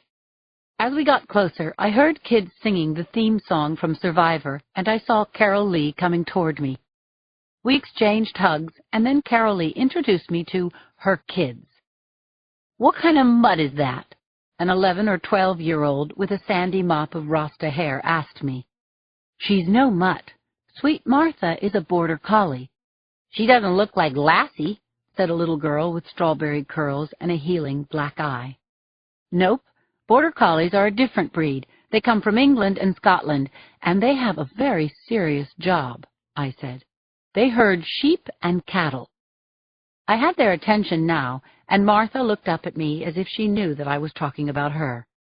Border collies have to learn commands from their owners, of course, but they're very smart dogs who not only love to work, they feel that the animals in the herd are theirs and that they are responsible for them. Do the commands. Show how she does it, Lindsay, Allie begged me. I grinned at her. Who wants to be a sheep? I asked. A lot of the kids snickered, but 4 of them, including Allie, volunteered. I told the sheep to scatter and run down the beach, and then I unleashed Martha. Martha, walk up, I called to her, and she ran toward the little group of 5. They squealed and tried to evade her, but they couldn't outdo Martha. She was fast and agile, and with her head down, eyes focused on them, she barked at their heels, and the kids kept together and streamed forward in pretty tight formation. Come by, I shouted, and Martha herded the kids clockwise toward the bay. Away, I called out, and Martha looped them back around toward the cliff, the children giggling gleefully. That'll do, I called out, and my little black and white doggie kept the kids in a clump by running circles around their legs, shepherding them, breathless and giddy, back to the blankets. "Stand, Martha," I said. "Good job. Excellent, sweetie." Martha barked in self-congratulation beside me. The kids clapped and whistled, and Carol Lee handed out cups of orange juice and toasted us. When the attention had gone off me and Martha, I huddled with Carol Lee and told her about my conversation with Yuki. "I need a favor," I said. "Anything," said Carol Lee Brown, and then she felt compelled to say, "Lindsay, you would be a great mom." Chapter 79. Minutes after saying goodbye to Carol Lee and the kids, Martha and I climbed the cliff and crossed the grassy field toward Miramonte Street. My feet had just touched the sidewalk when I saw a man maybe 100 yards away pointing a smallish camera in my direction. He was so far away, all I could see was the glint of the lens, his orange sweatshirt, and a baseball cap pulled down low over his eyes. And he didn't let me get any closer. Once he saw that I had noticed him, he turned and walked quickly away. Maybe the guy was just taking pictures of the view, or maybe the tabloid press had found me at last, or maybe that pinging in my chest was just paranoia, but I felt kind of uneasy as I headed home. Someone was watching me. Someone who didn't want me to see him. Back at Kat's, I stripped my bed and packed my things. Then I fed Penelope and changed her water. "Good news, Penny," I told the Wonder Pig. "Carol Lee and Allison promised that they'll come over later. I see apples in your future, babe." I put Joe's sweet goodbye-for-now note into my handbag, and after a thorough look around, made for the front door. "Home we go," I said to Martha. We scrambled up into the Explorer and headed back to San Francisco. Chapter 80.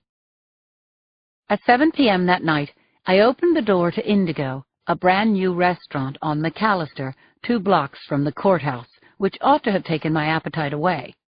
I passed through the wooden-paneled bar into the high-ceilinged restaurant proper. There, the maitre d' checked me off his list and escorted me to a blue velvet banquette, where Yuki was leafing through a sheaf of papers. Yuki stood to hug me, and as I hugged her back, I realized how very glad I was to see my lawyer. "How's it going, Lindsay?"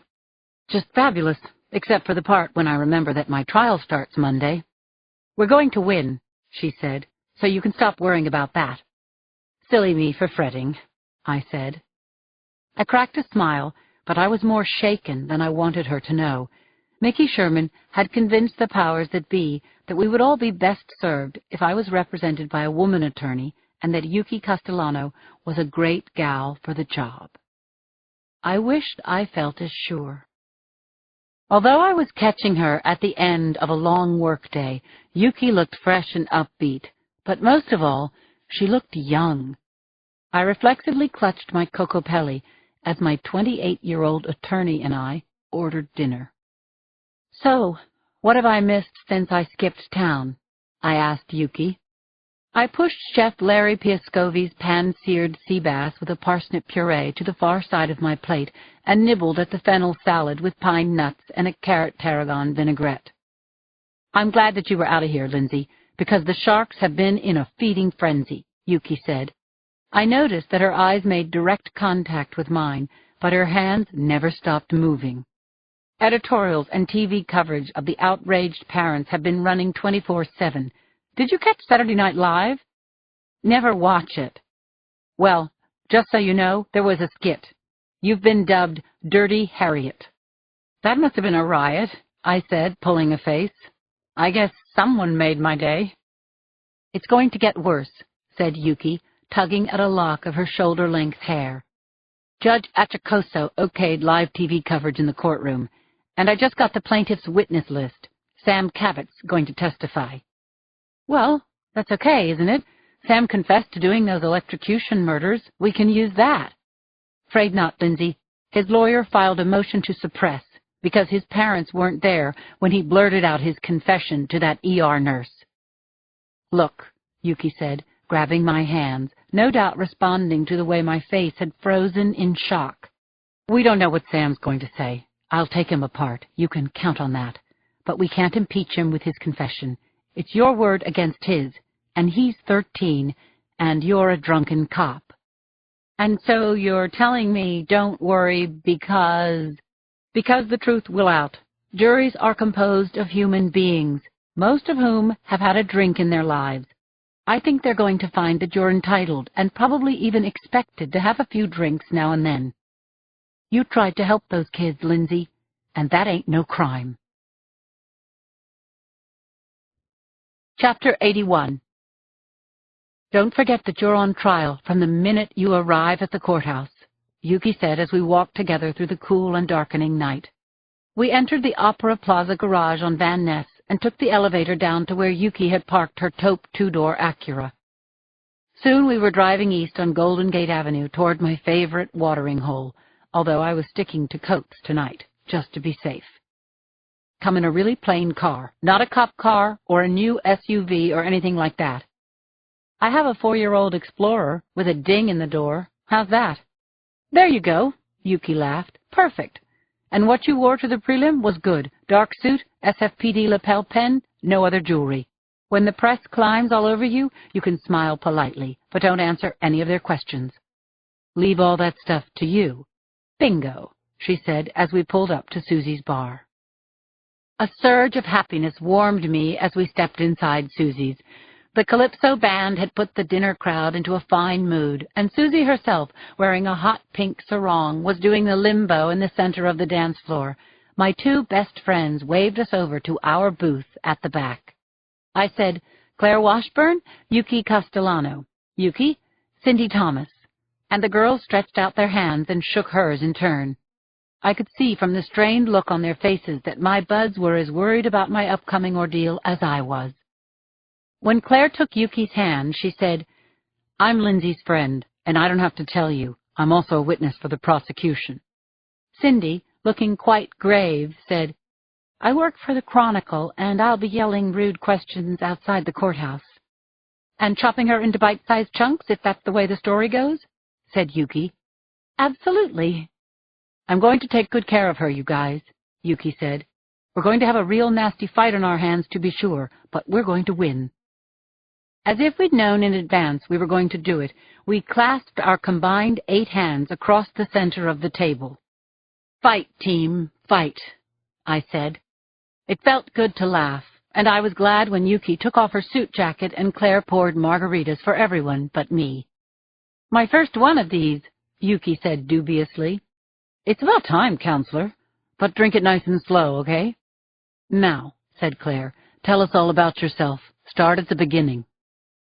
Okay, I know. What gives with the funny name? Yuki said, licking salt from her upper lip. First, you should know, the Japanese and the Italians are like polar opposites. Their food, for instance, raw squid and rice meets scungili marinara over linguine. Yuki laughed, a lovely sound, like the ringing of bells. When my petite demure Japanese mom met my burly, passionate Italian-American dad at an exchange student mixer, it was pure magnetism. Yuki told us in her funny, rapid-fire delivery, my daddy-to-be said, let's get married while we're still in love, which they did, about 3 weeks after they met. And I arrived 9 months after that. Yuki explained that there was a lot of prejudice against half-breeds in still conservative Japan, and that her family moved to California when she was only 6. But she remembered well what it felt like to be tormented in school because she was of mixed race. I wanted to become a lawyer from the time I was old enough to know what Perry Mason did on TV, she said, her eyes glinting. Believe me, I'm not bragging, but just so you know, I got straight A's at Volt Law, and I've been on the fast track with Duffy and Rogers since I graduated. I think that people's motives are critical to their performance, so you guys should understand mine. I've always had to prove something to myself, that smart and that super good aren't good enough. I have to be the best, and as for Lindsay, your old friend and my new one, I know with all my heart that she's innocent. I'm going to prove that, too. Chapter 82. Despite everything Yuki had told me about the media frenzy, I was stunned to see the square block of mosh pit at the Civic Center Plaza the next morning. TV satellite vans lined Polk on both sides of McAllister, and a somewhat malevolent, shifting mob fanned out in all directions, blocking traffic to City Hall and the Civic Center Courthouse. I parked in the garage on Van Ness, only a 3-block walk to the courthouse, and tried to blend into the crowd on foot, but I didn't get away with it. Once I was spotted, reporters stampeded, shoved microphones and cameras into my face, and screamed questions that I couldn't understand, let alone answer. The police brutality accusations, the baiting, the almost painful noise of the crowd made me dizzy with a kind of grief. I was a good cop, damn it. How had it happened that the people I'd sworn to serve had turned against me like this? Vic Smith, from KRON-TV, was on the Dirty Harriet trial big time. He was a tiny man with a rabid style, known for interviewing people so courteously they hardly felt the evisceration. But I knew Vic. He'd interviewed me before, and when he asked, "Do you blame the Cabots for taking this action against you?" I almost snapped.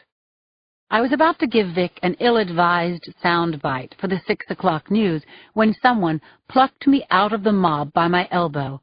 I jerked away until I saw that my rescuer was a friend in uniform. "Conklin," I said, "thank God." "Stick with me, Lou," he said, steering me through the crowd to a barricaded police line that offered a narrow path to the courthouse. My heart swelled as my fellow officers, grasping hands to give me safe passage, nodded and spoke to me as I passed. "Go get him, Lieutenant. Hang tough, LT." I picked Yuki out of the crowd on the courthouse steps and made straight for her.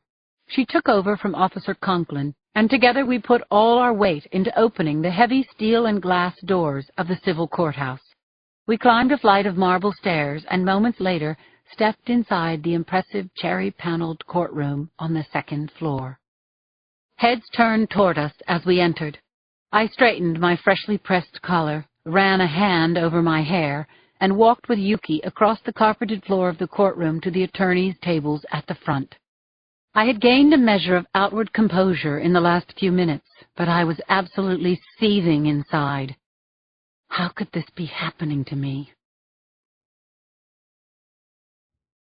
Chapter 83.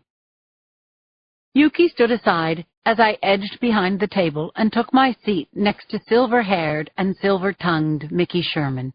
He half rose and shook my hand. "How you doing, Lindsay? You look terrific. You okay?" "Never better," I cracked. But we both knew that no sane person would be feeling okay in my shoes. My whole career was at stake, and if the jury went against me, my life would go up in flames. Dr. and Mrs. Andrew Cabot were asking $50 million in damages, and although they'd have to get $49,999,000 from the city of San Francisco, I would be financially devastated anyway, and possibly known as Dirty Harriet for the rest of my life. As Yuki sat down beside me, Chief Tracheo reached across the railing to squeeze my shoulder in support. I hadn't expected that, and I was touched. Then voices rolled across the room as the plaintiff's dream team filed in and took their seats across from us. A moment later, Dr. and Mrs. Cabot came into the courtroom and sat behind their attorneys. The reed-like Dr. Cabot and his blonde and visibly grieving wife immediately fixed their eyes on me. Andrew Cabot was a trembling rock of contained rage and anguish, and Eva Cabot's face was a picture of desolation that would never end. She was a mother who'd inexplicably lost her daughter because of me, and I'd crippled her son as well. When she turned her red-rimmed gray eyes on me, all I could see was her bottomless fury. Eva Cabot hated me. She wished me dead. Yuki's cool hand on my wrist broke my eye contact with Mrs. Cabot, but not before the image of our locked stares was captured on tape. "All rise," boomed the bailiff. There was a deafening rustle as everyone in the courtroom stood, and the small, bespectacled form of Judge Achacoso ascended to the bench. I sat down in a daze. This was it. My trial was about to begin. Chapter 84. Jury selection took almost 3 days. After day 1, because I couldn't take the ringing phone and the media swarm outside my wee little house any longer, Martha and I packed up and moved into Yuki's 2-bedroom apartment in the Crest Royal, a mini high-rise with great security. The media swarm got bigger and more vociferous daily. The press fed the public's frenzy by detailing the ethnic and socioeconomic makeup of every person picked for the jury, charging us with racial profiling, of course. In fact, it made me queasy to watch both sides choose or dismiss potential jurors based on discernible or imagined prejudice against me.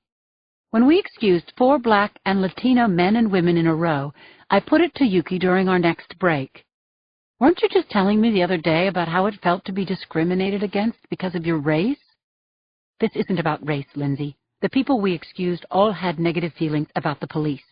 Sometimes people aren't aware of their own bias until we ask them. Sometimes, in a hugely public case like this, people lie so that they can have their 15 minutes of fame. We're working the voir dire process as it's our right to do. Please trust us. If we don't play hardball, we're done before we start."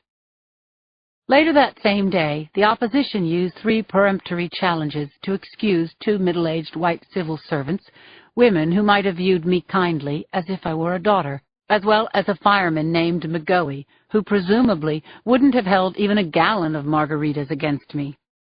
In the end, neither side was happy, but both sides accepted the 12 men and women and 3 alternates. At 2 in the afternoon of the 3rd day, Mason Broyles got up to make his opening statement. In my worst dreams, I couldn't have imagined how that poor excuse for a human being would present the Cabots' case against me.